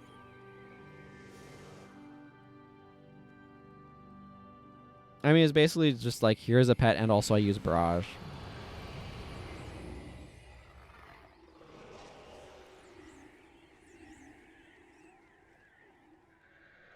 That would seem unlikely, but it certainly could have been. Marksman's Wager, if you're playing a Ranger, Marksman's Wager in the desert would have been the first one you'd have had access to get. But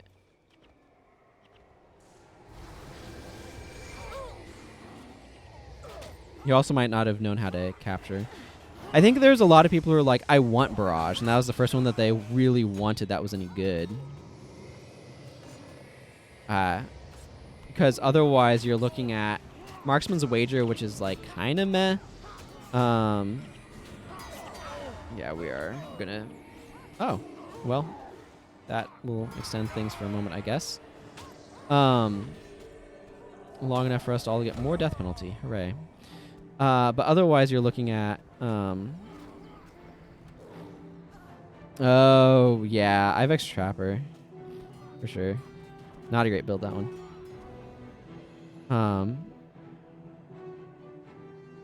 I agree. Poison Arrow was not great. Poison Arrow is still one of those skills that I look at and I'm like, does this have to be an elite, though? I'm not too impressed by Poison Arrow. I feel like it needs something slightly spicier. But, oh well. But yeah, so like Marksman's Wager is a very kind of niche skill, not great. Yeah, I can see barbed arrows with it to get some condition damage, but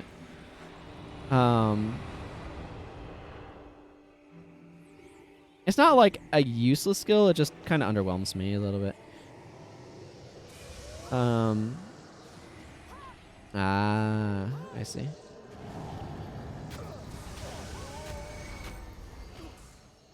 And then Poison Arrow would have been capable in the Southern Shiver Peaks. Let's see. And Oath Shot is the Mursaat one. And then there's Escape, of course. Escape's a decent skill. Yeah, I feel like Barrage is kind of like the first like Ranger elite that's... Oh, yeah. And Melander's Resilience. But Melander's Resilience is another one of those like sort of more niche skills. So yeah, I feel like Barrage is probably the first one that you could really get that feels like it's any good.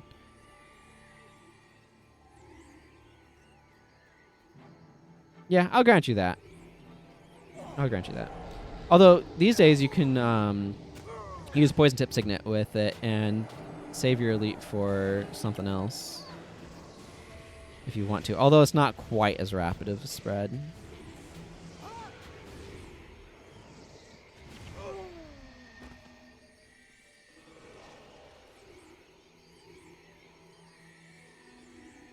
It's always just kind of felt to me like it was skating by on elite status. Yeah, no, I'll grant you. In PvP, the 1 second recharge matters a lot more.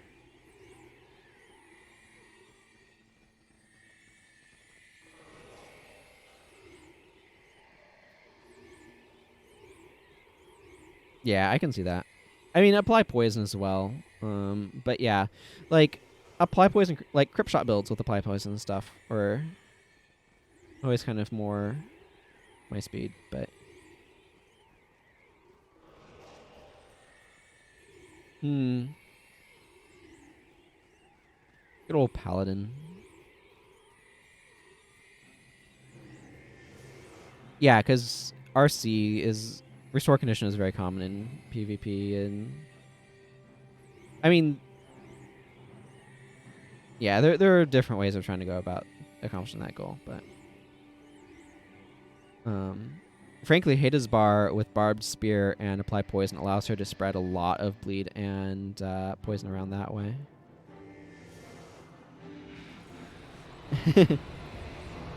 Yeah. There's different terms get thrown around, and you're like, oh yeah, that thing.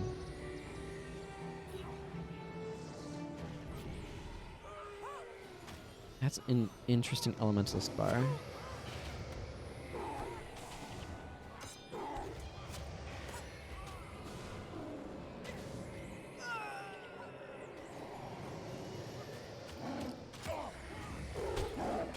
Okay, let's not stand in those.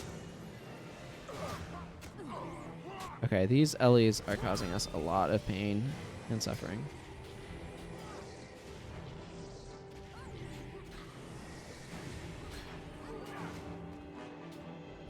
Okay, you can go down, please.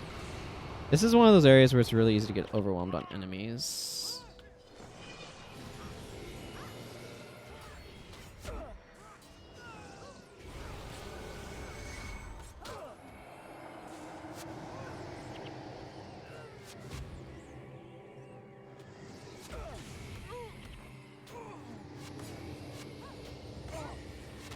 Oh, no. Disregard that flag. Look, I just want people not standing in fire.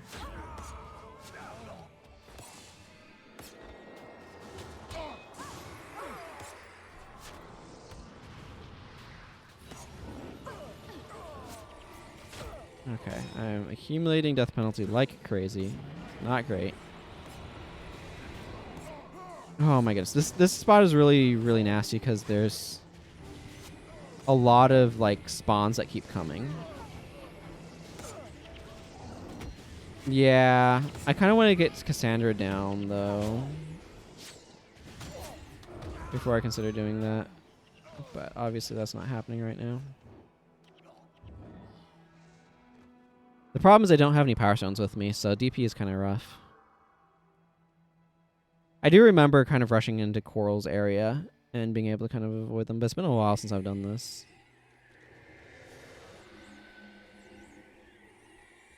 Yeah, and I used my Kvelda full kind of early. Perhaps a mistake, I don't know.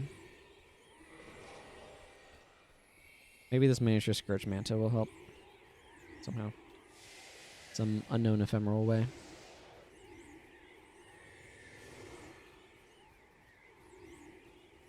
I think we could do a little bit better too if I just make sure people are kind of not getting as deep in there, if that makes sense.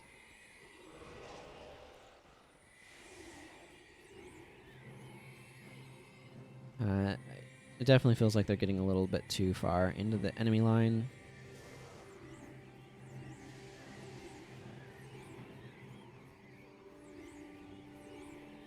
I could probably stand to bring some honeycomb with me, actually. Or move some of those clovers off Daedalon so they can go on to other characters.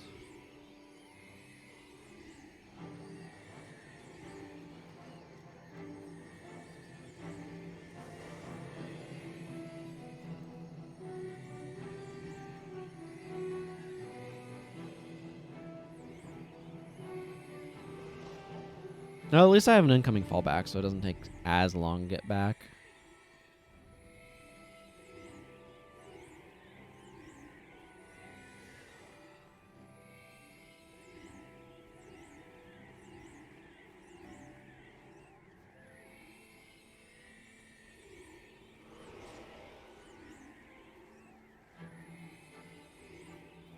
These plants, they're collision boxes.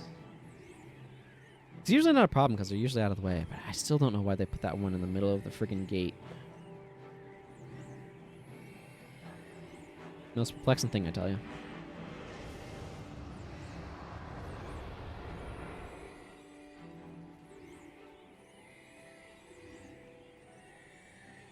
What didn't help there is I was like in the middle of fighting Cassandra's group that somehow got aggroed, and then other things kind of showed up, and it was just a whole mess.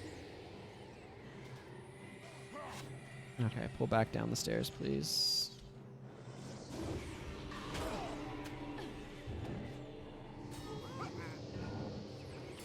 Yeah, we're getting at the point where death penalty is really starting to make us too fragile.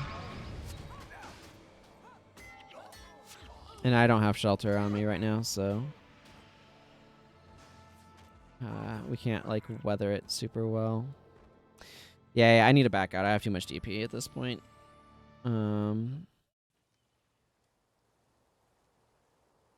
Okay, here's what I'm gonna do. I'm gonna go transfer some items from characters is what I'm gonna do.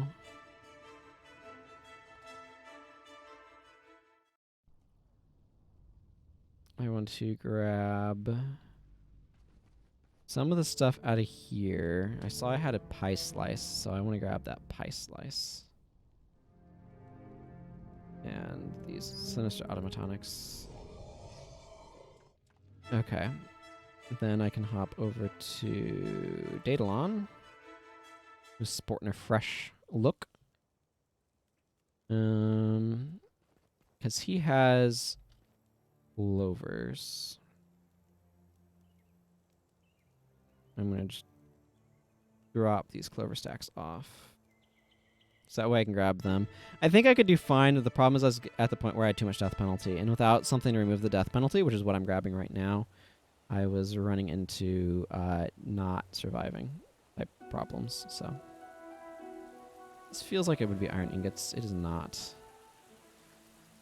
Raven stabs are notoriously sources of wood in my... Notorious is maybe the wrong word. But they're very much so sources of wood in my mind.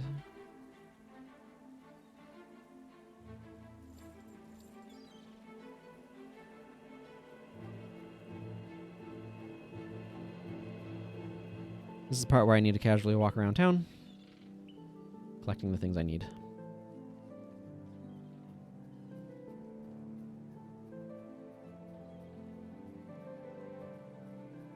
Okay, I just need one of those. Drop these off.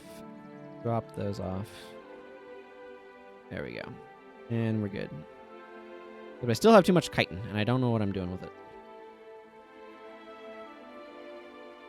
Wait, Jaiju Tai is over this way. Because honeycomb also removes death penalty, but it makes candle wax, so I kind of want to hang on to it. These Wayfarer marks needed to have gotten rid of, but I forgot to, and I don't feel like I can just delete them because they technically are worth something, and it's just like blah. Okay, let's try that again. Actually, I want to change up my bar a little bit. This is maybe a bit silly here. Yeah, I want to switch to like a Savannah Heat.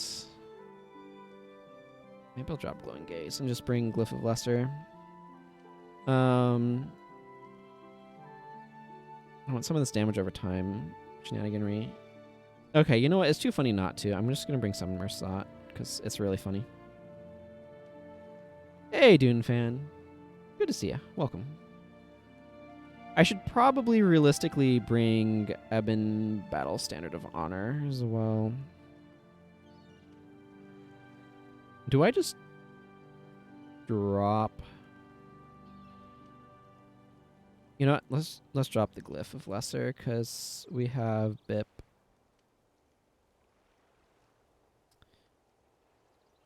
Yes, take me into the Delecia Seaboard.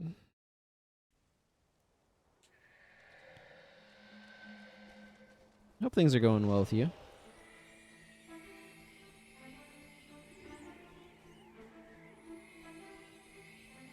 Maybe I should switch. Well, if I feel like I need to pop out again or whatever, I might switch Guardian back over to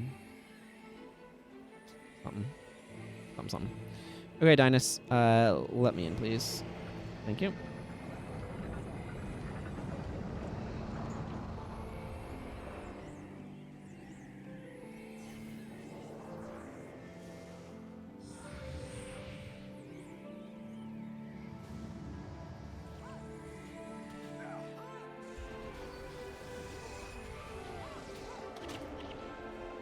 Well, I'm glad we didn't struggle against 2 White Mantle.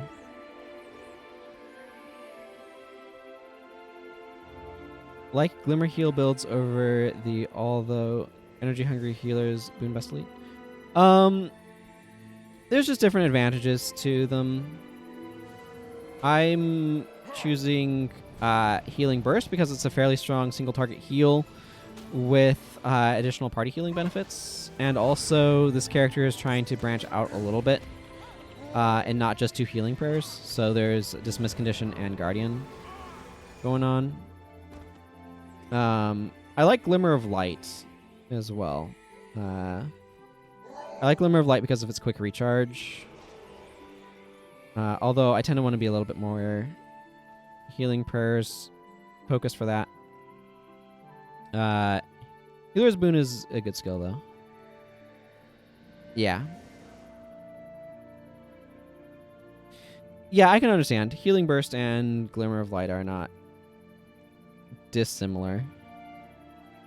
It's not like your... Like, Word of Healing is a distinctly different type of icon. These are just, like, glowing light coming up from sort of the bottom and going upwards, so... I'll use most healing prayers... My healing prayers elites of choice tend to be Glimmer of Mark and Healing Burst. Healing Light just feels a bit weak to me. I'd use it if it was in Divine Favor, but it's not. Healer's Covenant just never made any sense to me. Word of Healing is solid, but I tend to prefer the more reliable heal of Healing Burst. Like, this can heal for more on a target that's on low HP, though. So, it's all a bit of your mileage may vary sort of situation.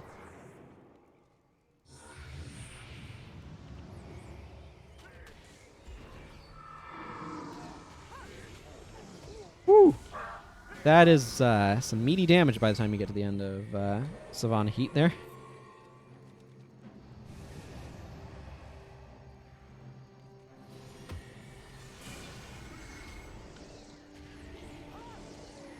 Yeah. There's a good argument for unyielding aura as well because of the resurrection, but then the problem with that is you're then relying on other skills for healing. As a solo healer, I kind of want an elite healing skill so he can heal himself, because otherwise he doesn't have a good option for healing himself. He basically is stuck with like Orison for his self-heal or like Words of Comfort, that sort of stuff.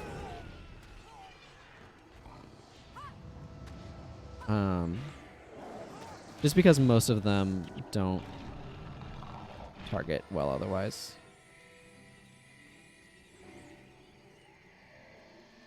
Yeah, I do have a BIP as well.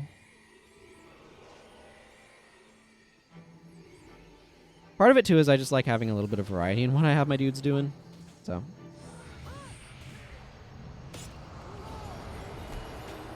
Light of Deliverance is one of those skills that I'm like a little marginal on. The thing is, like, Divine Healing and Healing Burst feel like they can kind of cover that same sort of I need to heal the party territory. Yeah, I'll agree. They kind of kicked it too much in the pants. I mean, even the PvE version that doesn't have the cap, like, it's all right. 61 HP at 6-second recharge, but that's basically a Divine Healing. So, I mean, it's a little bit better if you have other stuff going on, but yeah. I'd honestly prefer it as a stronger heal at 10 energy. Yeah. A lower recharge would also help.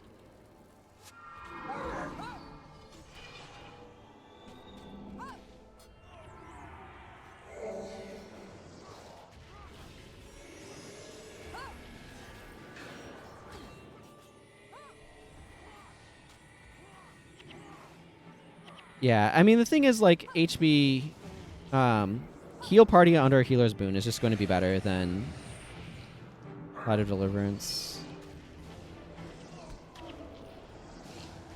And it's just not, you're not changing that fact.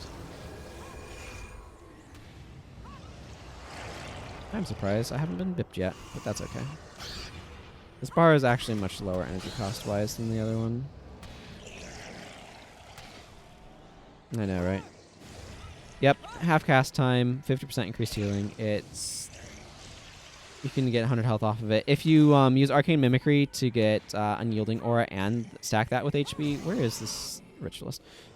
You can get absolutely redonkulous amounts of healing off of it. Yeah, I do. That was great. We'll see. What did I get? Superior Absorption. So kind of the exact opposite.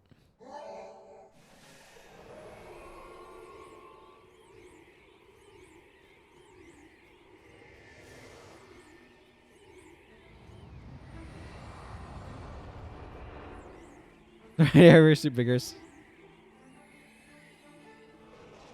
I don't know if that's how that works, but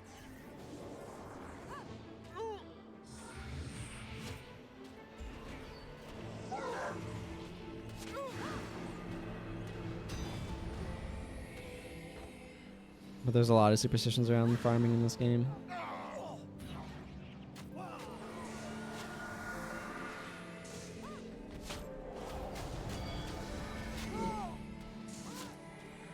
Because nobody entirely 100% knows what the anti-farming code does.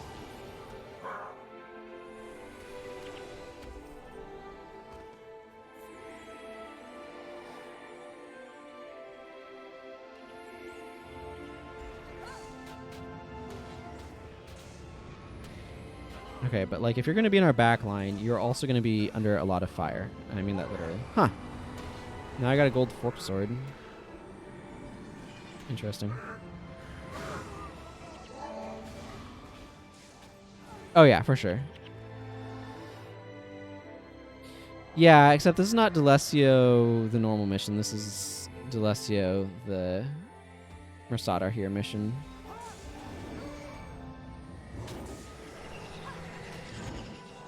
Exhibit A, this Mursaat that is now here.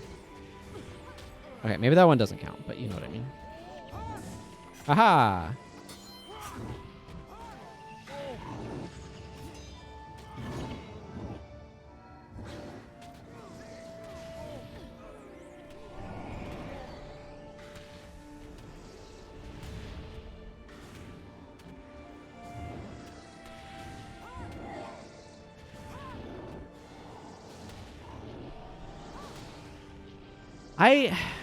I understand why they have anti-farming code. I also wish they didn't have anti-farming code.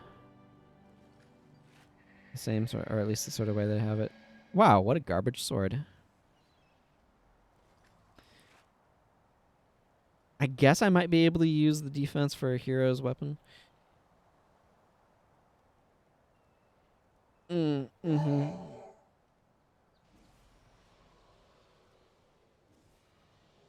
Back then, they still made sure to balance the anti-farm code such that solo farming will always grant more rewards to you than team farming. Yeah, part of it, though, is solo farming granting, like, better rewards as a reward for figuring out how to do it. But yeah, ArenaNet's always had a very difficult relationship with farming. It's just a consequence of being an online game where they have to give a crap about the economy instead of, like... I feel in a single-player game, you want farming code to identify when the player is farming so you can make their farming more efficient instead of less.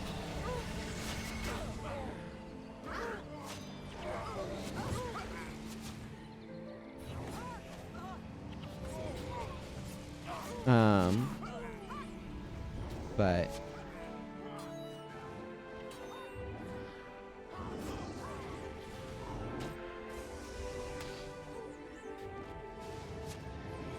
yeah, wipe 100% incoming.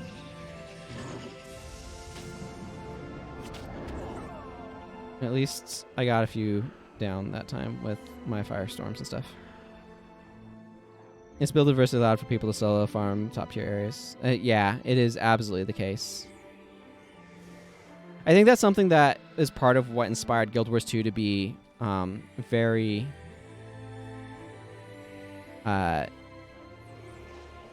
offensively focused. Because if you look at Guild Wars 2, defense is really garbage in that game. You have limited roles and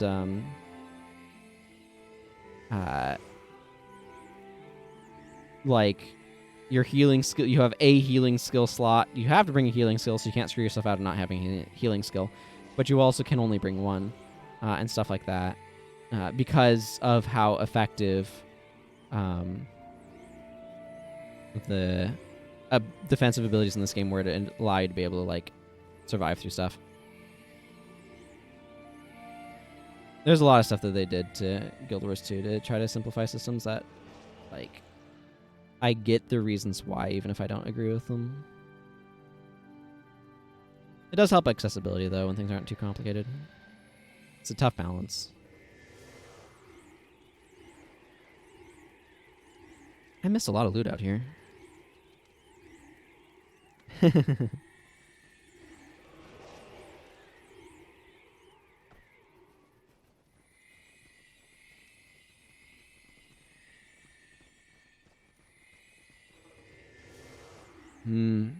Yeah, I don't know exactly when I started. I think it was like August of 2005. I was there to get the OG pumpkin crown, which is like the very first time it was available.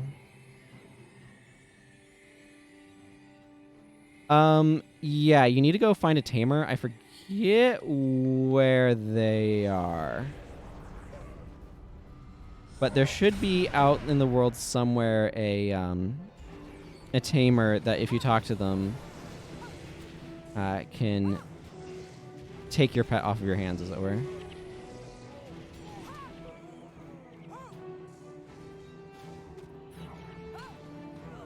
And noob questions are perfectly fine. I am happy to answer them. Yeah, because there's a quest where you have to bring a Melandria Stalker. If you get the Melandria Stalker, you actually kind of want to keep it in for a quest in post-steering that requires you to have one.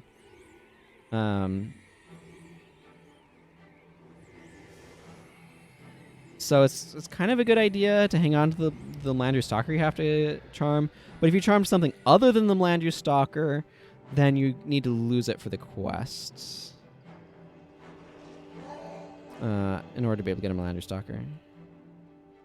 You can get wolves and posts here as well, thankfully. But yeah, unfortunately, bears, I think you have to use special shenanigans to be able to charm. Okay, well, I'm glad you're able to stop by Dead on Stick. If you're able to drop back later on the stream, that'd be great too. Okay, let's give them what's for, shall we? That worked nicely.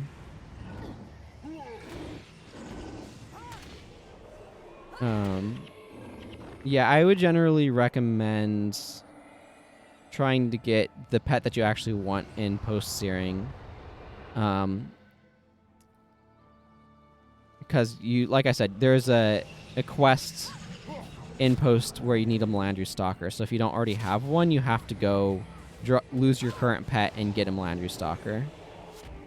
If you want to do that quest, which obviously that's another matter of like personal decision making, but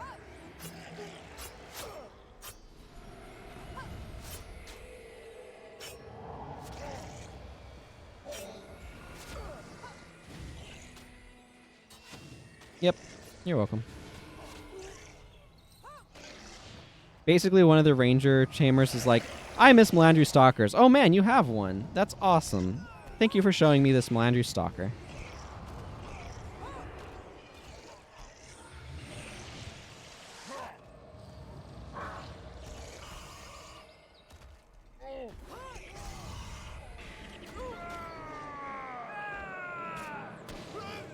There's a lot of screaming going on over here. Hey, Weretag, thank you for the follow and welcome. Need more fire.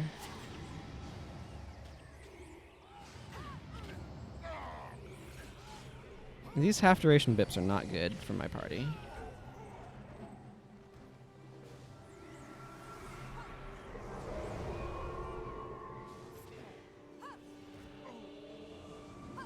Thankfully, Firestorm's doing a good job, though. Oh, Livia being dead also makes it hard for her to bip my party. Including my poor face. Thank you.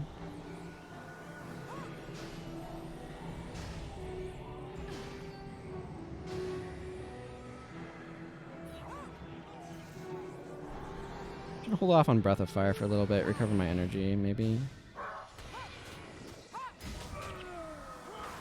I have enough Overcast for the moment.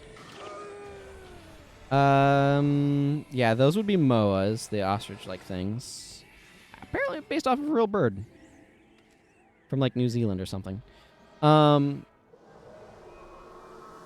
There are quite a few pets over the course. I'm not sure what ones would be new or not. I would recommend... Yeah, the Hound of Balthazar is really cool. If you remind me after this quest, I can go to the Zeich Menagerie and show you off some of the pets I've unlocked. I've unlocked most of them. There's still like the panda and the moss spider that I don't have. Are you quite done sending White Mantle at me?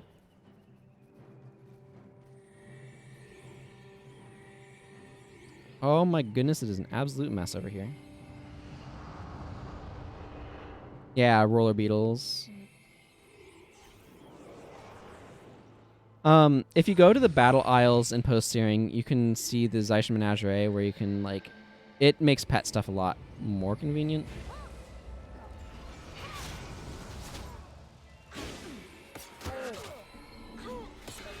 Okay, I have done my part and dropped a ton of AoE on them over there.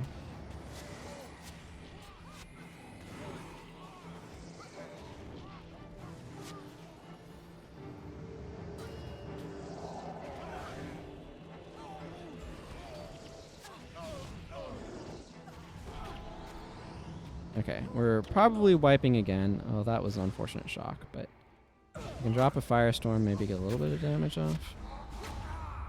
That was actually pretty good. We cleared out a bunch of them.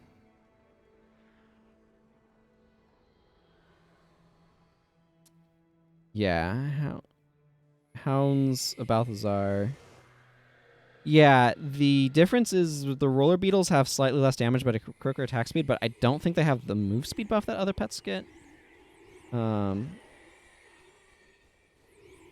gonna erase a little bit more of Livia's DP there. Yeah, but Brutal Mauling generally lowers their DPS, so that kind of makes them considered the worst. Hounds of Balthazar deal fire damage, as you said. I think there might be slightly different damage types amongst the pets, but that's like physical damage types, so that typically doesn't matter too much.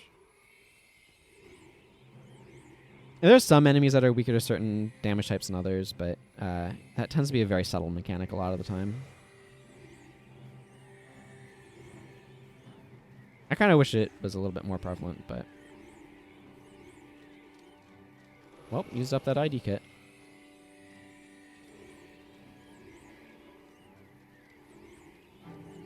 Mm-hmm. Yeah, I feel like... I'm not sure which one would be most useful on average.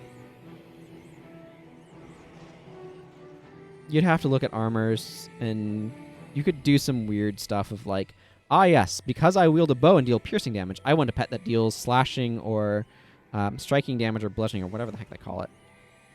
That is not how I find anything. This is a shocking hammer. That's a shocking hammer. Well, I don't know what to tell you. I can't look it up right now. Yeah, it's the hammer. But regardless, I think it's just blunt damage. But yeah, like dealing that with a pet might be useful because it might help against stuff that might be good against piercing or whatever. But yes, yeah, Hound of Balthazar looks really cool and has some really nice benefits to it. I agree.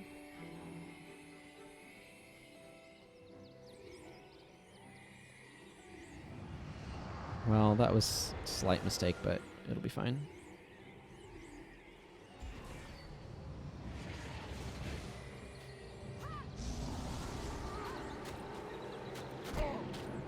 Okay, but I'm going to step back a little bit so I'm not standing in Chaos Storm. How are you dead already, Daedalon? What did you do? But yeah, being able to trigger Mark of Rodgor is pretty sweet.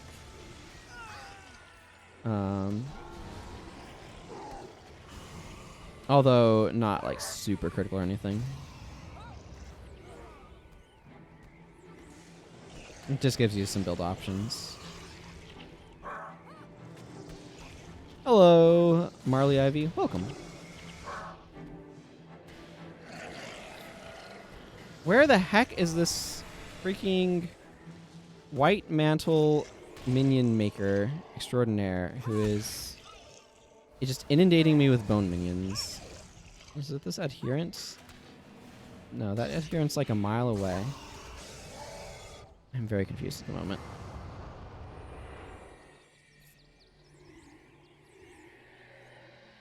Okay, are they going to continue to send troops from the side? They are.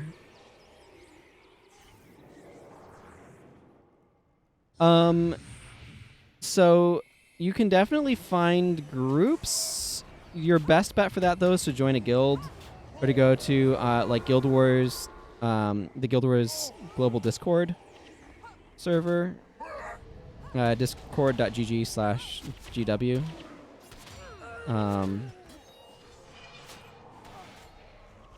Or joining like an active guild. There are a few active guilds going around still, so they can quite easily be found.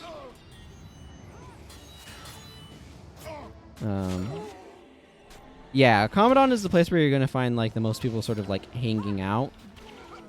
You'll definitely see, if you're in American districts, you'll definitely see people just like popping into outposts and stuff and running around though. Not really as much on other servers. I've been playing since 2005, yes. Not exactly the very start of the game. I've been playing since a couple months after its release. I actually started playing the game... yeah, if you do Zaishan quests, you can find pugs for them as well. I got the game when a StarCraft modding friend of mine was telling me about this awesome game he started playing, which was this game. He had just gone through the steering and saw Althea's actor stage knocked over, and that really left an impression on him. And so he told me about it, and I got the game based on that, basically. And him saying how awesome the game was. Okay, I think I've cleared out these groups now. Well, or maybe there's another group coming from this side. That seems to be the case.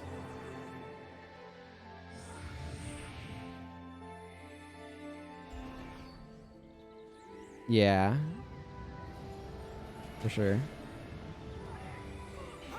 Excuse me, I want to balk back. There we go.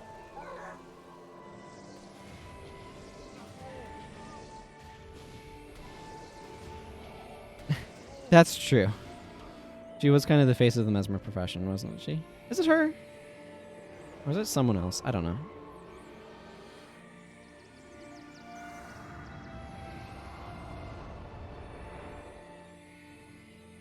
Okay, are we finally ready to go fight this guy? I think maybe. Nope, nope, nope. Another group coming over this side. Don't want to double aggro.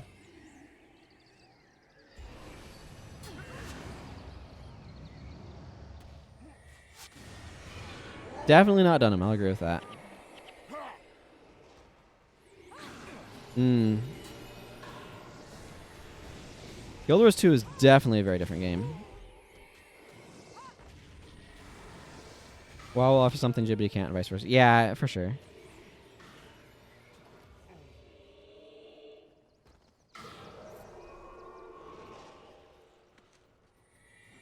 Okay, like, I'm happy to go fight the boss here, but not if they're going to keep sending groups at me. Okay, you know what? I'm just going to call it now. I'm just going to drop this guy. If I see any red dots coming in, I do not.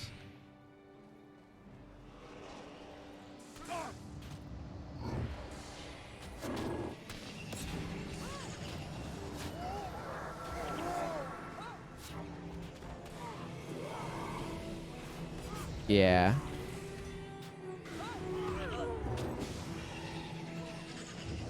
I don't know much about WoW because I never played that. I enjoyed Warcraft 3 and I enjoyed the story of Warcraft 3. So I had an inherent interest in World of Warcraft, but then I discovered it had a subscription fee and I was like, well, screw that. And also that it was a completely different type of game. That also caused me to lose some interest in it. This guy is really tanky, as I recall.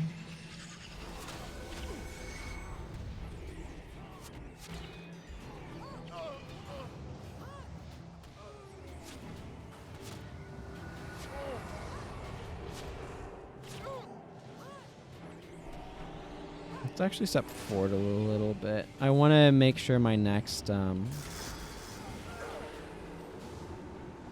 Evan Vanguard support is able to affect more. Okay, yeah, we're getting a little bit wrecked here. This is a difficult one, as I recall. So, well, that's a little bit of a bummer there.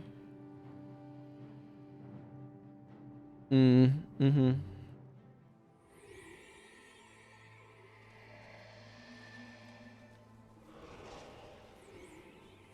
There we go. Good rolls on that. Bad ones, too. That's how they work, though. 15%. Yeah. And then you get some lucky points.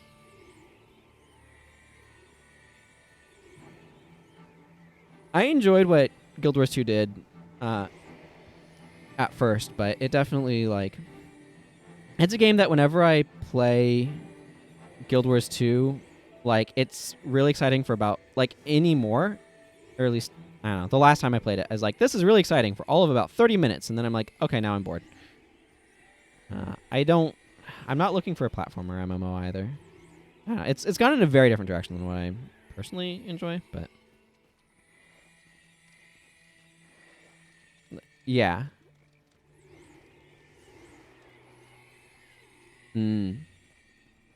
Yeah, I used to. I remember people doing power leveling outside Drockner's Forge on the trolls.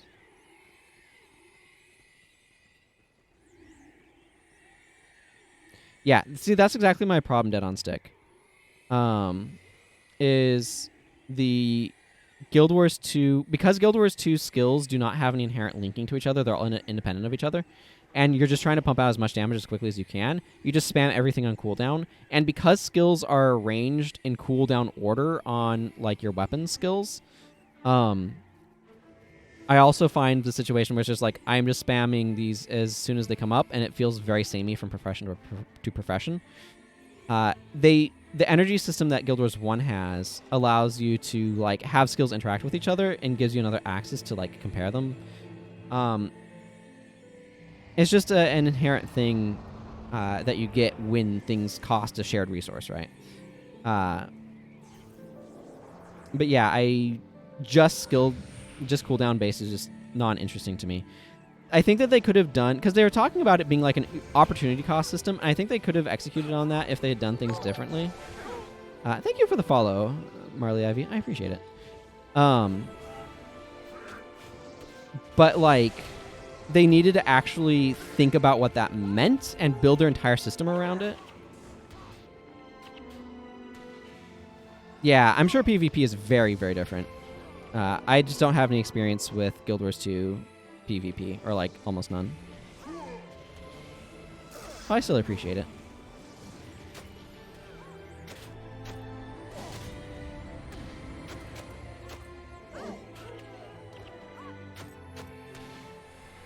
Let's make this guy go down a little bit more easily. Oh, got another group coming in from the side.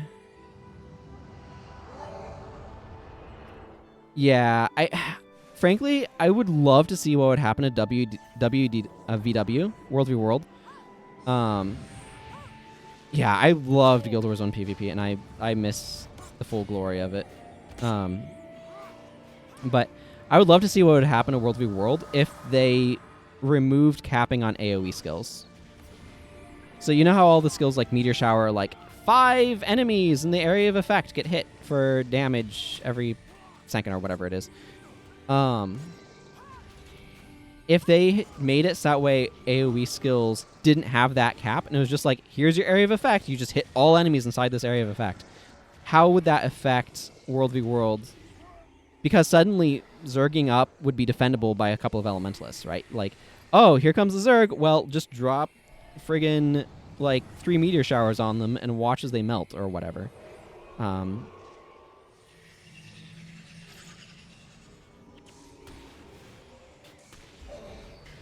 But that's just not how that works.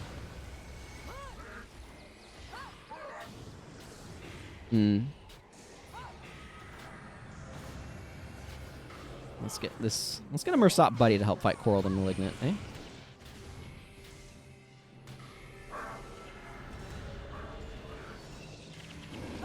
Yeah, this is the thing too, is as you kill Koril, he like spawns aid in to attack you, which is annoying.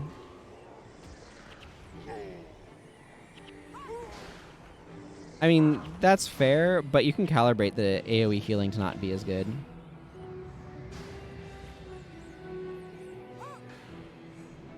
Everybody up there. Whoops, I turned on my auto run.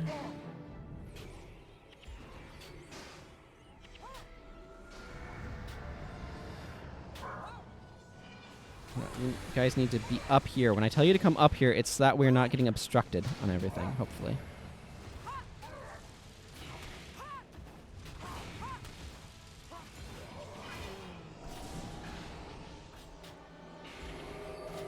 I don't care if he has AoE. Whatever. Lifesteal. There we go.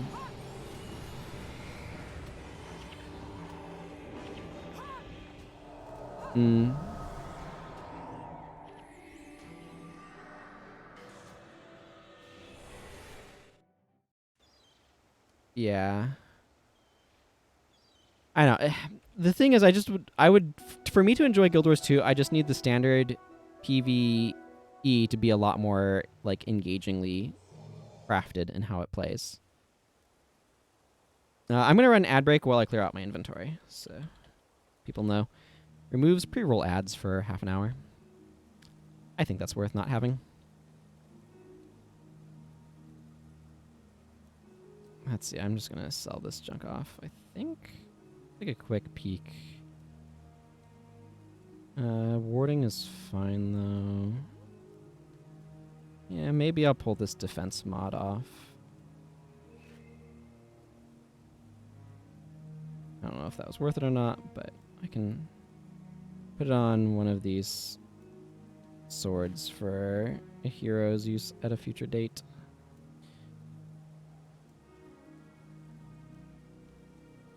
Yeah.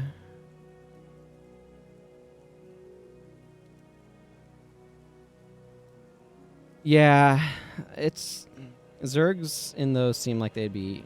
It's just very strong to run around with a group of people.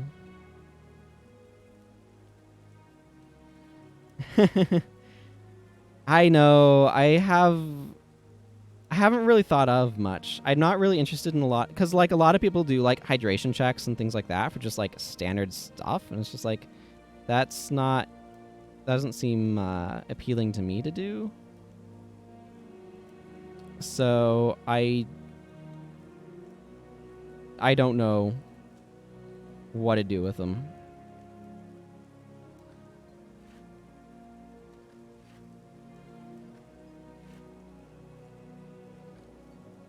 Because, like, the thing is, it needs to be something that's fun / useful for all of us, and also, and that includes me. Like, I don't want to be something that, like, makes me miserable. I've thought about that sort of thing. It has some, like, I have this program here that has, like, challenges and stuff like that. And, like, some of that's a potentially interesting idea, but it also causes potential like rebuilds or other things. Like it's how do you balance stuff with the viewer thing. I could potentially see like here is a template to use on somebody in your team. That's not a bad idea. Right, I wanted to check. I don't think that's just wanderers again. That's just that old monk thing, and then yeah. Soup absorption's not worth anything. The only reason to take soup absorption out of this would be to save 40 gold. And I don't think it's worth it. I don't think it's worth it to worry about it. I mean, if people want to join me for playing stuff, I'm usually happy to do so. Maybe not during the lore playthrough stuff, like, as much, but even then.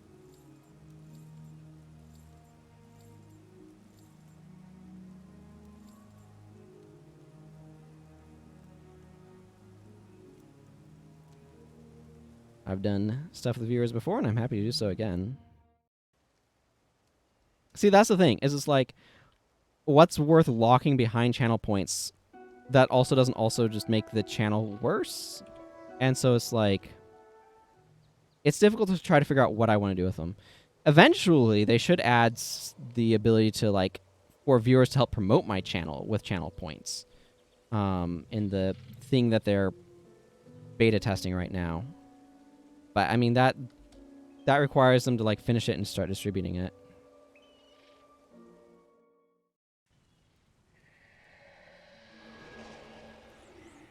So, I mean, if people have suggestions they want to add for what to do with channel points, you can put them in my Discord. Doesn't mean I'm going to do them, but I'll certainly look at them and consider them. But yeah, it's like figuring out how to make it so that way spending channel points does something that is interesting and useful to people, but is also not like detrimental to the stream. And it's just figuring out like what's actually something that's a good idea, like not just in paper, but seems like it would actually be a good idea in practice. And like when you think about, okay, we're actually it's this thing that I have, like, I want to do something with it, but I just don't really feel like I've come up or heard something that's, like, great. I do kind of like the idea of, like, here's a template that you need to use on either for yourself or one of your heroes. I think that's a reasonable idea, and I'm going to go ahead and actually write that down.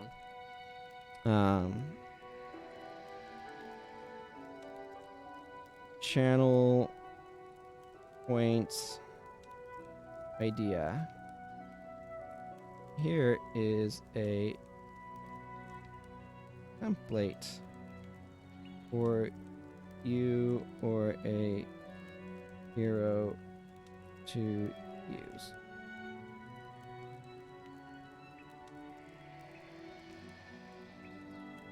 Hello, Elodin 272. Welcome.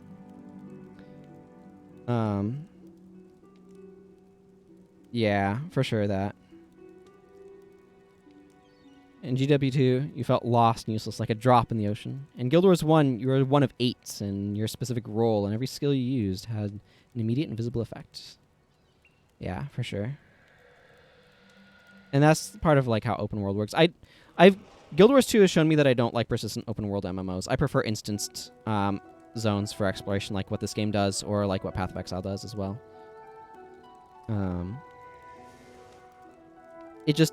There's too many mechanical problems with an open world like what Guild Wars 2 does.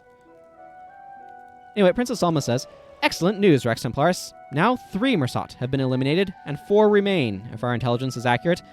But this news of Mantle forces amassing in Dimitra is troublesome. It is a holy place for the Mantle, being the site where Saul D'Alessio pushed back the Char. I suppose we can only wait for a word from Dinas and hope he doesn't come under suspicion. His work has been crucial to our cause."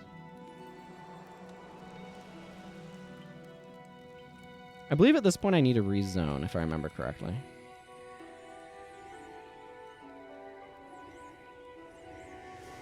Yeah, right? I much prefer like how elites work in this game.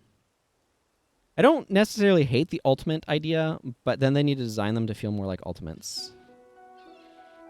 Mesmercast is elite. Underwhelming summon runs around for a while, dealing moderately increased damage. Yeah.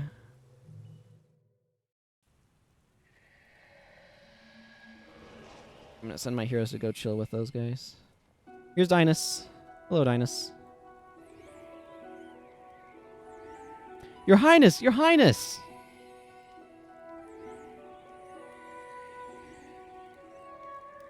I can't do his voice properly.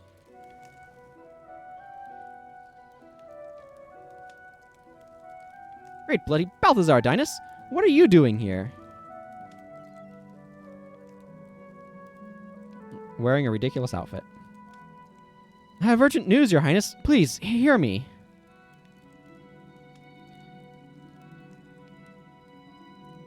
Of course. Catch your breath, and then tell me this urgent news.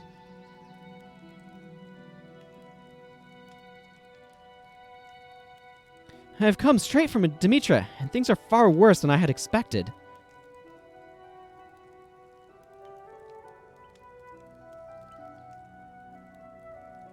While you have busied yourself with taking out smaller targets, the Mantle has been quietly filtering troops into Dimitra, where the true leadership is stationed.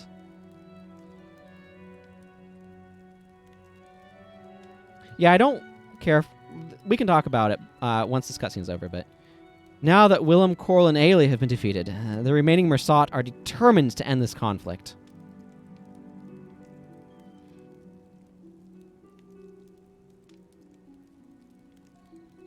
As we speak, they prepare to march for Lion's Arch with all the men they have mustered. Their intention is to kill you, Princess.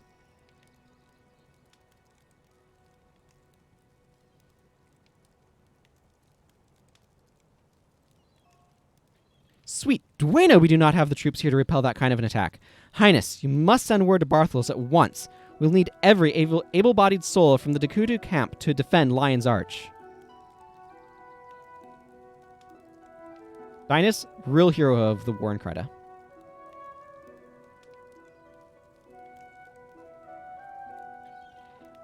Agreed. We must also get word to Livia, and hope that these Asuran geniuses of hers have held up their end of the bargain.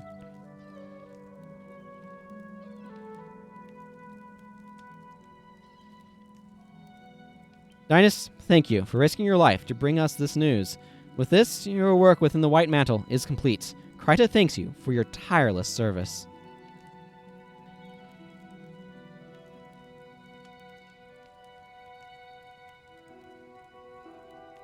I am grateful to serve my queen and my country. I'll remain here should you have need of me again.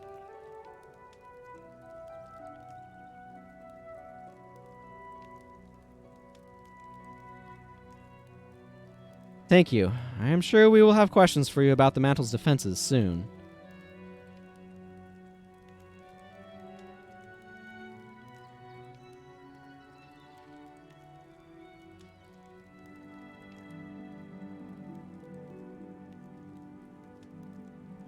Yeah, I mean, the thing though is that they were trying to get Guild Wars 2 to work on as many systems as they could, so that's always going to kind of do things.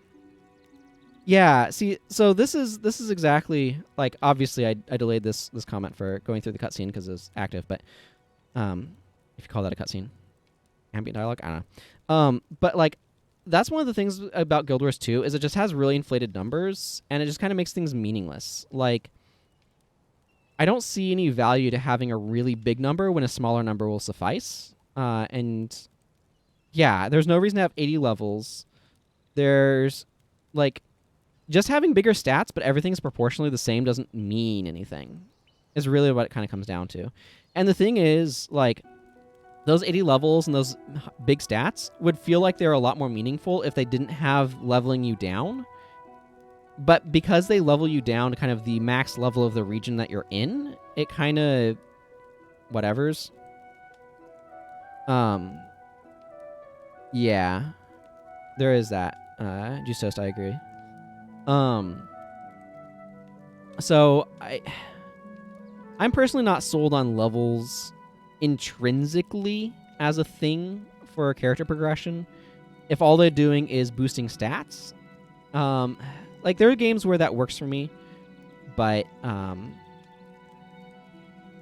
those stats need to be meaningful in their own way. Like Dark Souls getting levels is just getting stats, but those stats, like, the side effect of them is usually increasing durability and things like that. But the primary effect is, like, I am building towards being able to use certain pieces of equipment and things like that.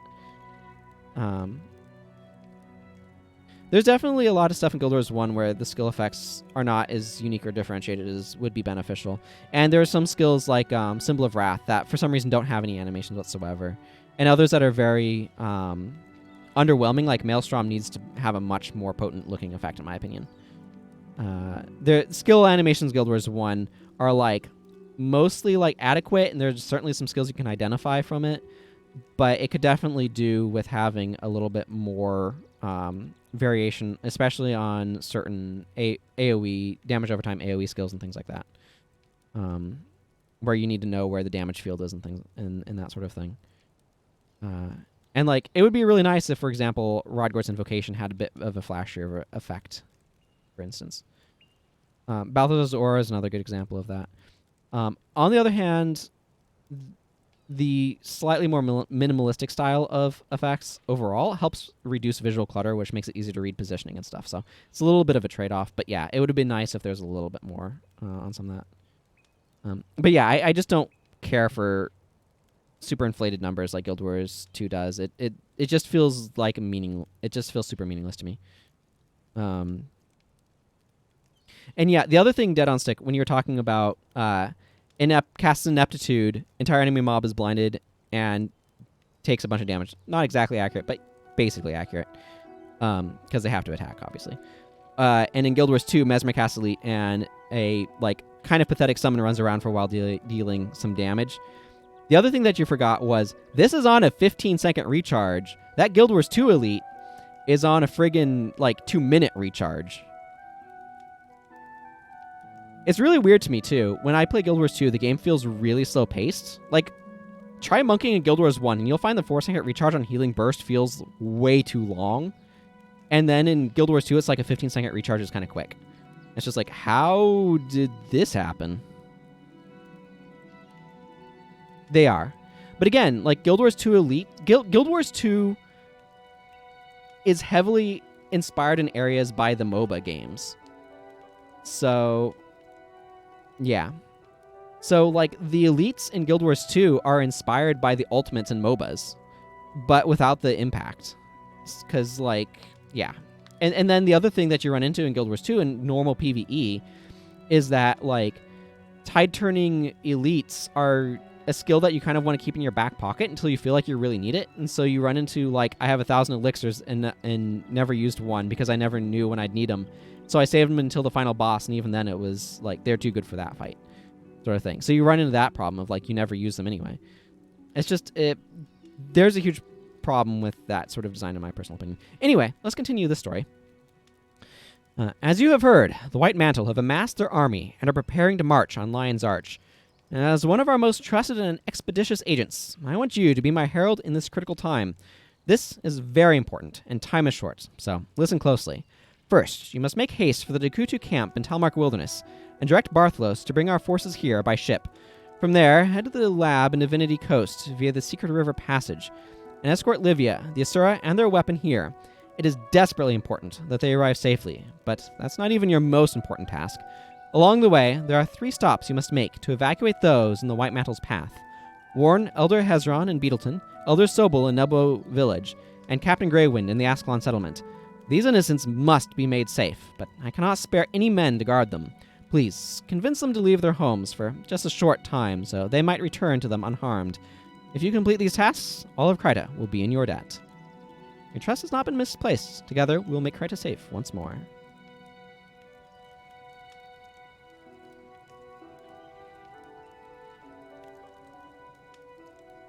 Yeah, but as a main warrior back in the day, see the Guardian cast on someone without needing to see the caster. Yeah. Yeah, they worked well for PvP because you could generally recognize them. I know, right? Zaitan... Here's another problem that I have, though. Anytime you're making a really large boss like that, it's almost impossible to make them not underwhelming. Because the scale difference issue, you effectively can't impact them without it being, like, cheesy in some way. I have that problem in a lot of the Devil May Cry games as well, where it's like, yes, you have presented me with this incredibly dangerous, enormous threat, and it doesn't really do anything, though. Okay. I'm gonna switch... That's not the switch I want to make. Oh, I need to put those away. We can wander over there as I switch my gear around. Okay, my air magic is infused. Good.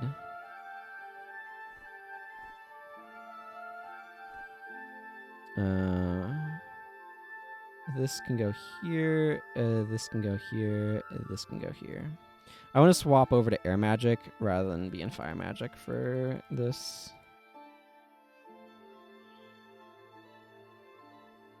Yeah.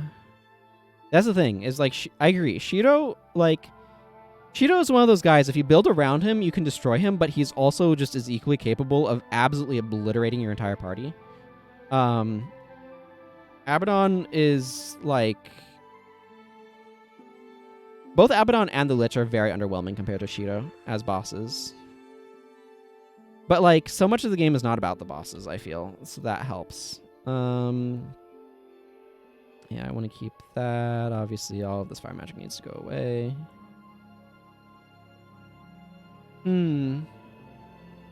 That's a decent fight. Okay, I want Stormjin's haste. Aura of Restoration. Actually, why would I use Aura of Restoration when Elemental Lord exists? I fought Doom once, and I don't know if it was indicative of every fight with Doom or just that one in particular, but that fight was particularly underwhelming, I thought. Or, for me, that was a very underwhelming fight. But it could have just been that particular fight was...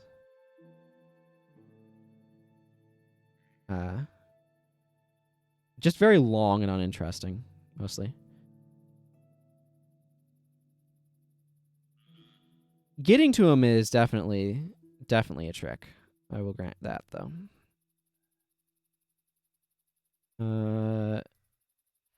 What do I even want to do here with my skills?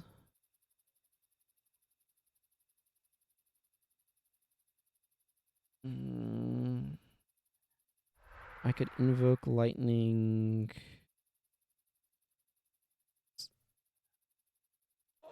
Invoke lightning, lightning strike.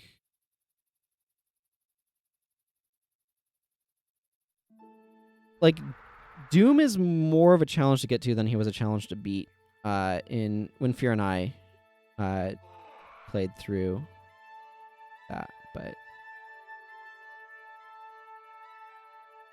yeah, like if you're not ready for Glint, she will end you. And I ain't gonna argue with that fact. Because that's what she does. She just ends you. Let's see, I need... Air magic is one of those attribute lines that's like slightly underwhelming to me.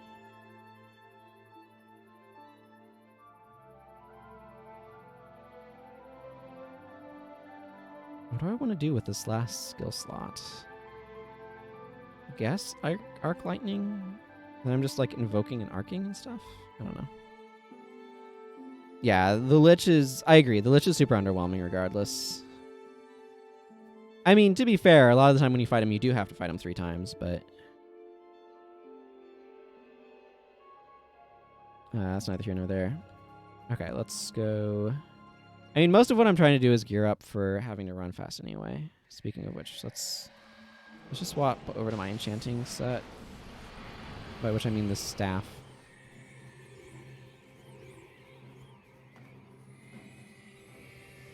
Hey, Lawrence Crafton.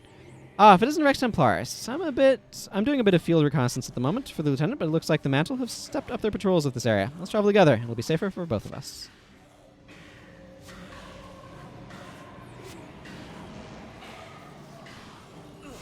Hey, Sinister Conjuring. Welcome. You may recommend as you want, but as you'll notice in the things down below, I will tend to build the way I want to.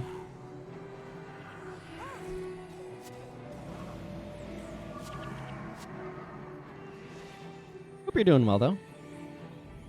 Welcome.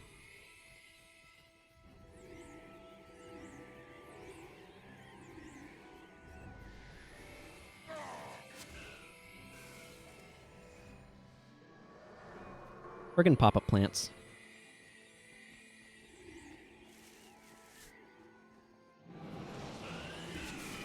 Yeah, those things die a lot more quickly to fire. But I want Stormjin's haste, so here we are. Just in case. I was actually thinking about grabbing charge, but I don't feel like going and capping it, so here we are.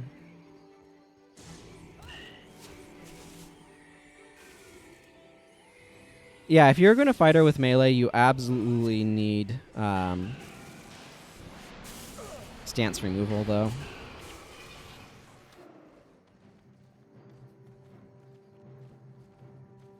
Because without stance removal, that stance she uses will absolutely shred you. It also doesn't hurt to have a inspired hex or revealed hex somewhere in your party to be able to absorb her hex.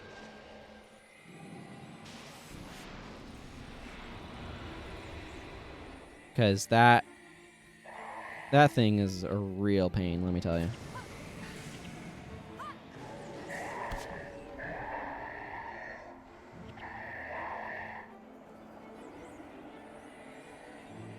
What type of damage does this deal? Chaos damage, of course it would.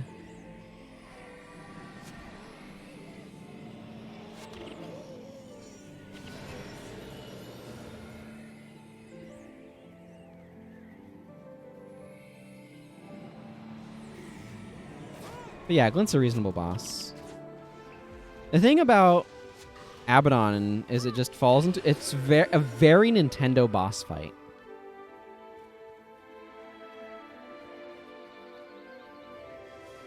I'm glad they did a good job of like laying out what you're actually supposed to do for this quest, because it's got a lot of stages, it feels like. Let's go along the southern route. I haven't gone this way. I should be able to get down over here, I think. Oh, yeah, sure. I usually want to have empathy when fighting Shido.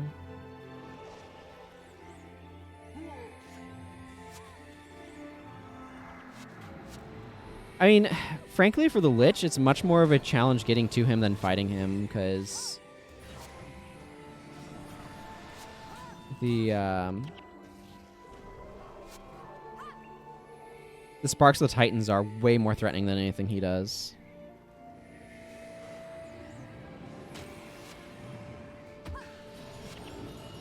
I think I need to go over... One of the spots where I'm going to reveal my ignorance of this part of the world's geography. Maybe down this way? Okay, well, this goes around.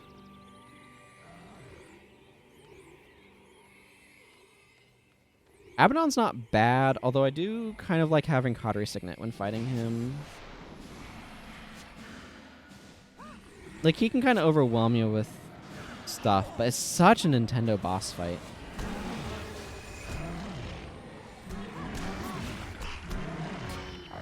With the, like, staging and stuff.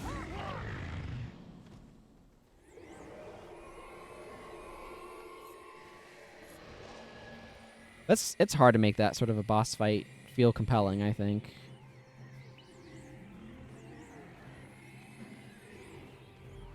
Yeah.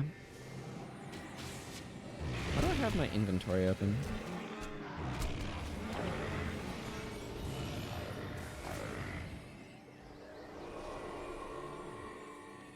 I probably fat fingered hitting you for the map.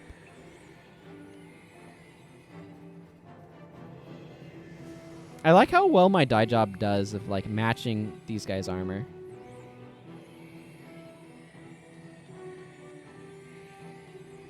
I mean, weakness is useful in like everything too. That plus cracked armor is really handy.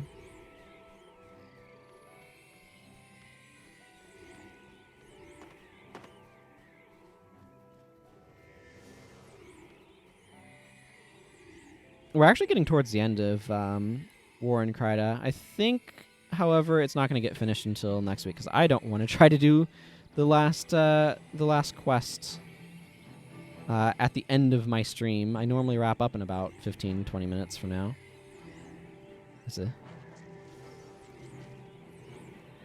Hey, do you guys have anything different to say? Now my expertise is best used here, where I can impart wisdom to our new recruits. May the gods protect you. I just heard news from Loamhurst. My parents are dead, burned alive in their farmhouse by Terimo the Torch, because their daughter was loyal to Salma. Now I've got nothing left inside me but hate. I'm going to talk to some of these people around here. How can I help? Princess Salma has departed for Lion's Arch. If all goes well, Lion's Arch will become the royal capital once again. If not, Lion's Arch could become her tomb. Let us all pray to the Six that it goes well. That's a little past the fact, but sure. Well, I'm glad you have been able to join in, Dead on Stick. It's not done just yet, but the Shining Blade recruits are as ready as they'll ever be. Kryta's future lies in their hands. Yes, indeed. You honor me. I miss the little princess. She helped to brighten the day a bit. I know the Lion Guard will take care of her, and we have much to do to prepare for the battles to come. Hello, Carlotta. If you could become friends with, like, a spider this absolutely enormous, would you?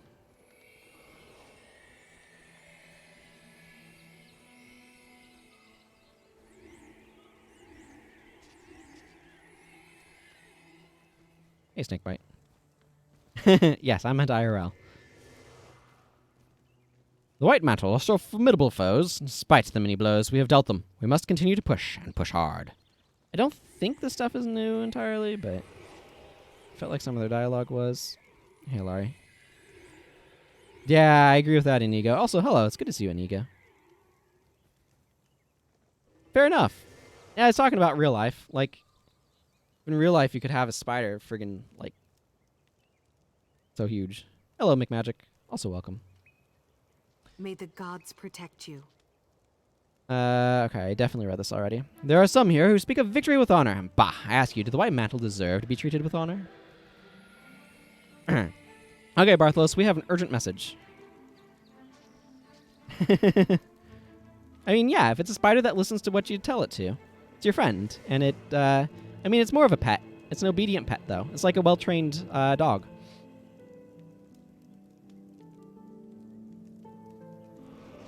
Well met, friends. Here you see what is left of the Shining Blade, but new recruits are coming in all the time to bolster our numbers. We expect the Lion Guard to join the fight as well when the Princess travels to Lion's Arch. Okay, this is his older dialogue, because he's not here until, like, this part. And It'd have been nice if they updated it, but also a lot of players are just going to skip it and just click mustering response, and that's fine. Ha! Though it may have caught some unawares, this is exactly what I had been hoping for. We've backed the mantle into a corner and forced their hand. Now we fight on our own turf. Lion's Arch is a highly defensible location for the final battle to take place, and this will be the final battle. I can feel it. What's more, my men have been prepared to move out at a moment's notice for some time now. We have enough ships moored in Fisherman's Haven to take our entire army to Lion's Arch on the double quick. You'd best continue on to the lab now, or you won't make it back to the city in time for the real fun. See you soon. Attention, everyone! The White Mantle has mustered its armies and are marching to Lion's Arch. This is what we have been waiting for. We make for Fisherman's Haven immediately, where our ships await to take us to Lion's Arch. So grab your gear and let's move out.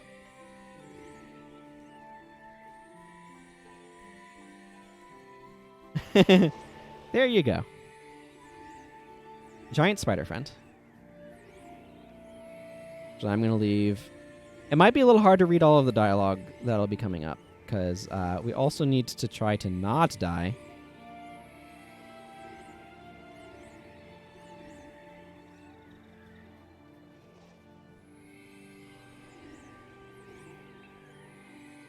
This is why I wanted Stormjin's Haste. I mean, I'd prefer charge, but that would also require me to go capture charge, so. Because I could do charge and sprint. I think enough in tactics would allow me to be able to kind of keep those up.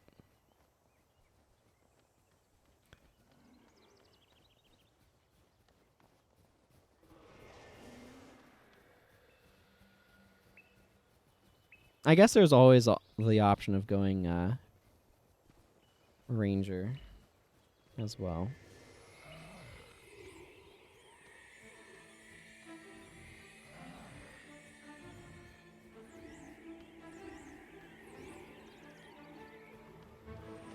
The basic way that this arranges things, though, is I guess you kind of go this way and then you go to Beetletun, right? Alrighty. Thank you for watching, Elodin. Next Guild Wars stream will be on Tuesday. So you can see... I mean, the schedule... I need to update the schedule after today's stream, but you can find the schedule in terms of timing down below, so... Take care.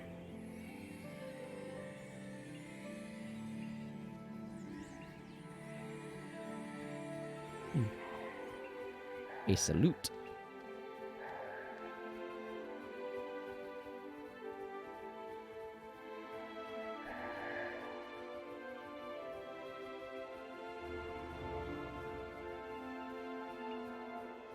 All right, time to go through the Secret River Passage.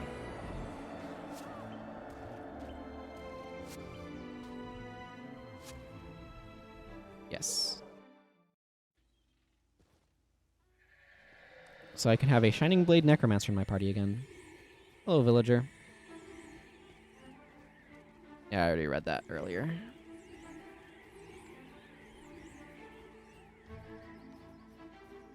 Do Blim and Zin say anything more right now?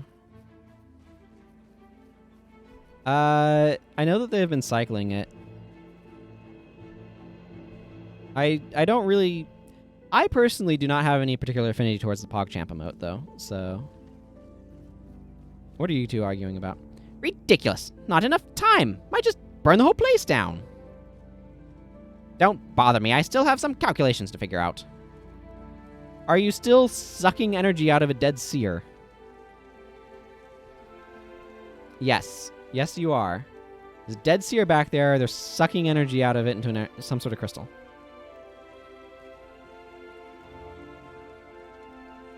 I mean, it's all a matter of, like, profile and stuff for making PogChamp feel good, doesn't it? Isn't it?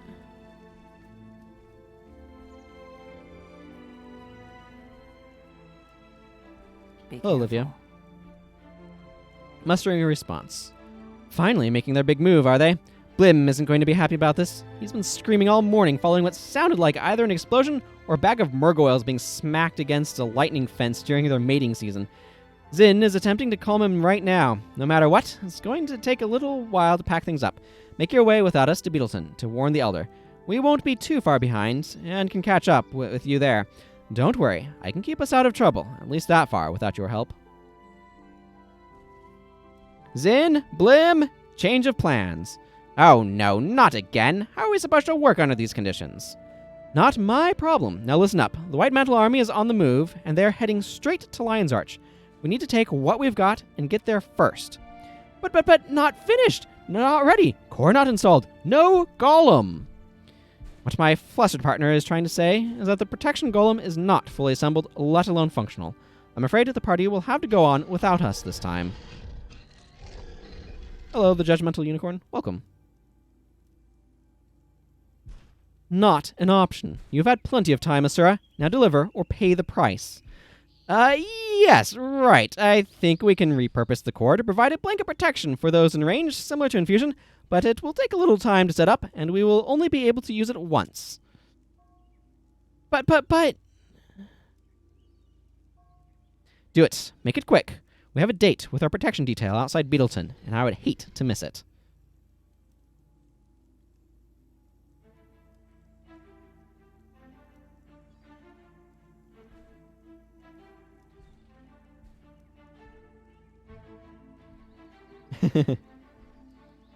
Heike contemplating logging back in. Do it.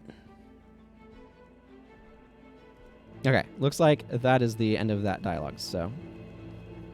Ooh. What are they doing back here?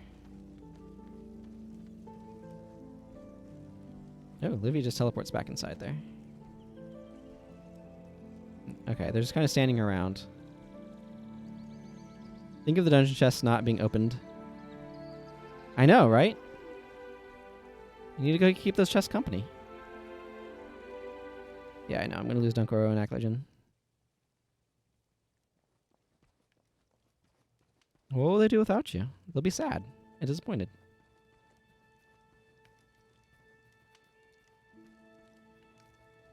Hello, Elder Hezron, and welcome. I have bad news. What brings you to Beetletun? Mustering a response. Thank you for the warning, Rex Templaris. I'll advise my people of the approaching danger and recommend they evacuate to the safety of Shaymore. So going from here is... Shaymore was this way? I think this was Shaymore. Oh yeah, absolutely log back in.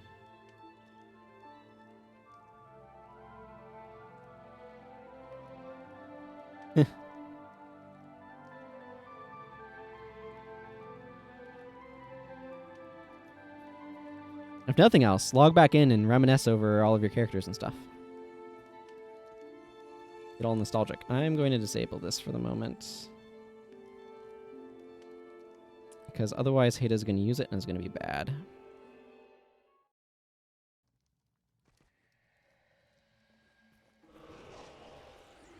I don't know how we managed to get here before you, but clearly you have a talent for tardiness. Lucky for us, we found friends. Specifically Captain Lingmar and Lieutenant Thackeray.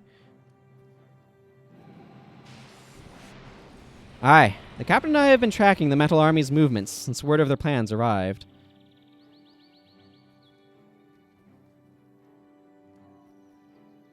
We don't have much time. They struck camp this morning and shouldn't be too far behind us. Then let's go, before the Mantle are upon us. This is the part where having an incoming fallback Paragon is very useful.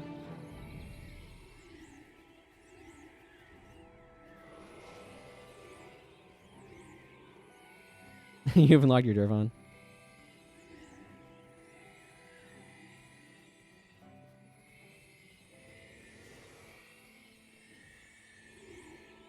Here they come. Are you on right now, Inigo? You are. You're on. You're in Matu Keep.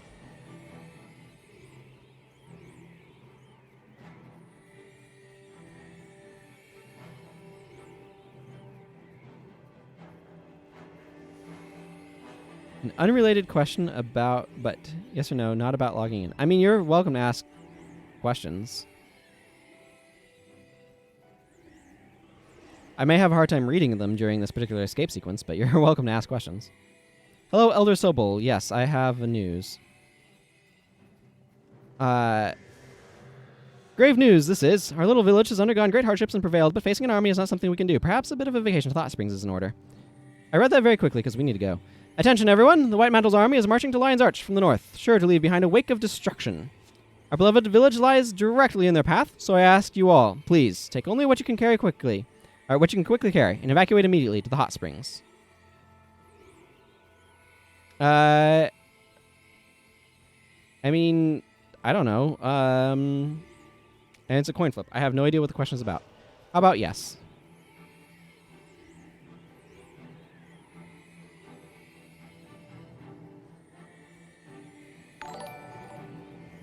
Hey, thank you for the subscription. I appreciate it very much. Judgmental Unicorn. Okay, that was what I needed to trigger. Yep, cool.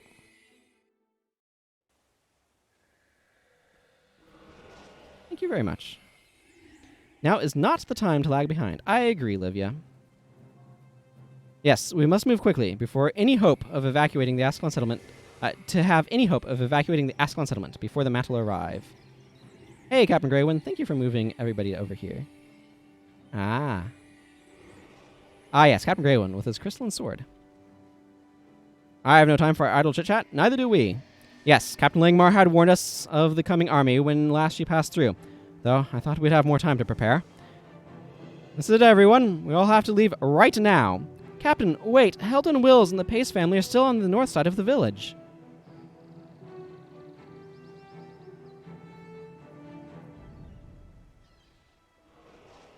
You need to get out of here now. I'll take care of the stragglers.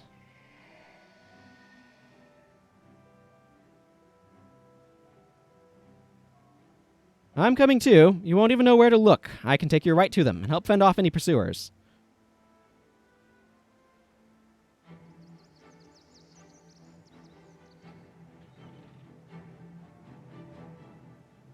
Fine. No time to argue. Thackeray, you're with us.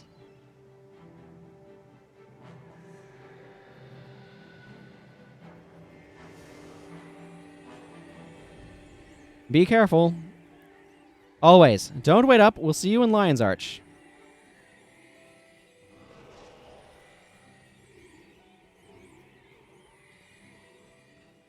General Morgan is MVP right now. Just want to make sure everybody knows that.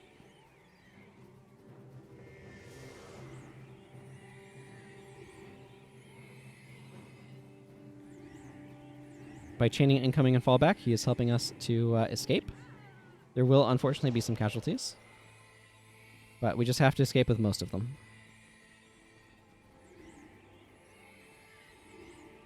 Who's lagging behind? Ogden.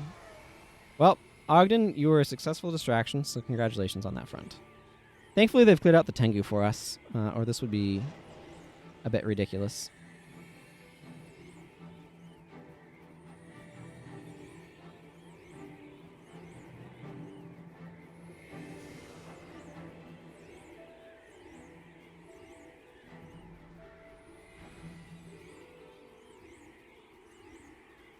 Yeah. Yeah, this... I wouldn't want to even think about trying to do this in hard mode. Oh no. General Morgan, why? You were the chosen one to make us run faster.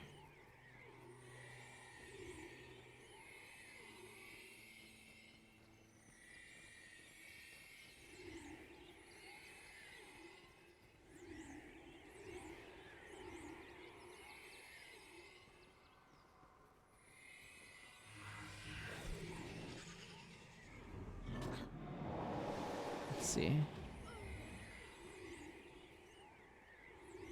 Yeah, need to make sure they don't all die. Yeah, doing this in hard mode when they all have like move speed buffs and everything would be miserable. Imlad's doing good work here, helping to knock some of them back.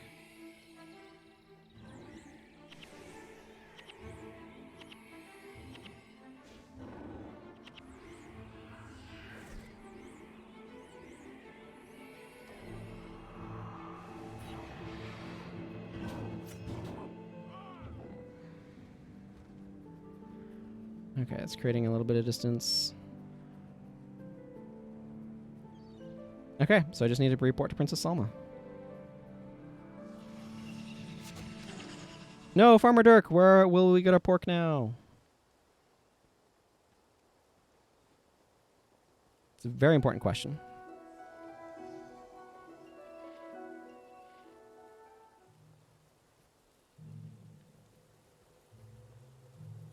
This is prize-winning hogs, after all. Boy, glad we didn't have to chase the prize-winning hogs to LA. That would suck.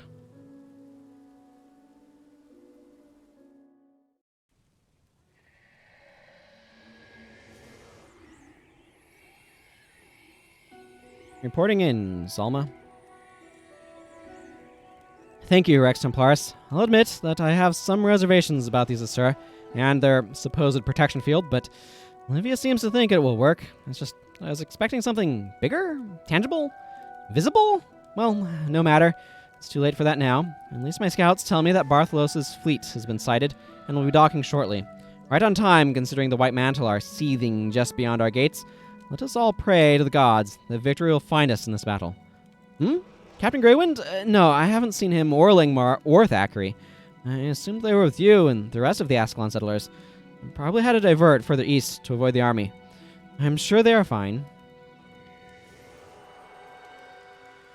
Well, this will be next time, because we've reached the end of my scheduled streaming time, and this would be a terrible mission to start right at the end. But it'll be a great one to start the next one with. So just to whet everybody's appetites, the White Mantle army is teeming around us. Rather than waiting until they break down the gates, we will strike first. If it all comes down to one fight, it's going to be on my terms. Come midnight, we open the gates to draw them in, and then funnel them through that glorious choke point, while our archers rain down the fury of the Crichton people upon their heads. Wave after wave, they shall feel the sting of our arrows. And when the Mursaat run out of fools to send, they'll personally enter the battle, and our moment to end this will be nigh. Bartholos is organizing the defense. Speak with him to help fortify both the city and the people for battle. That is, assuming you do intend to help. Of course, for a free Kryta.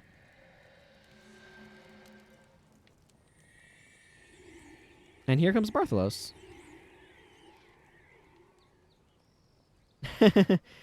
Yes, because it's not challenging enough without doing it in hard mode, clearly. I have to think about how I want to put people together, but that will be a job for another time.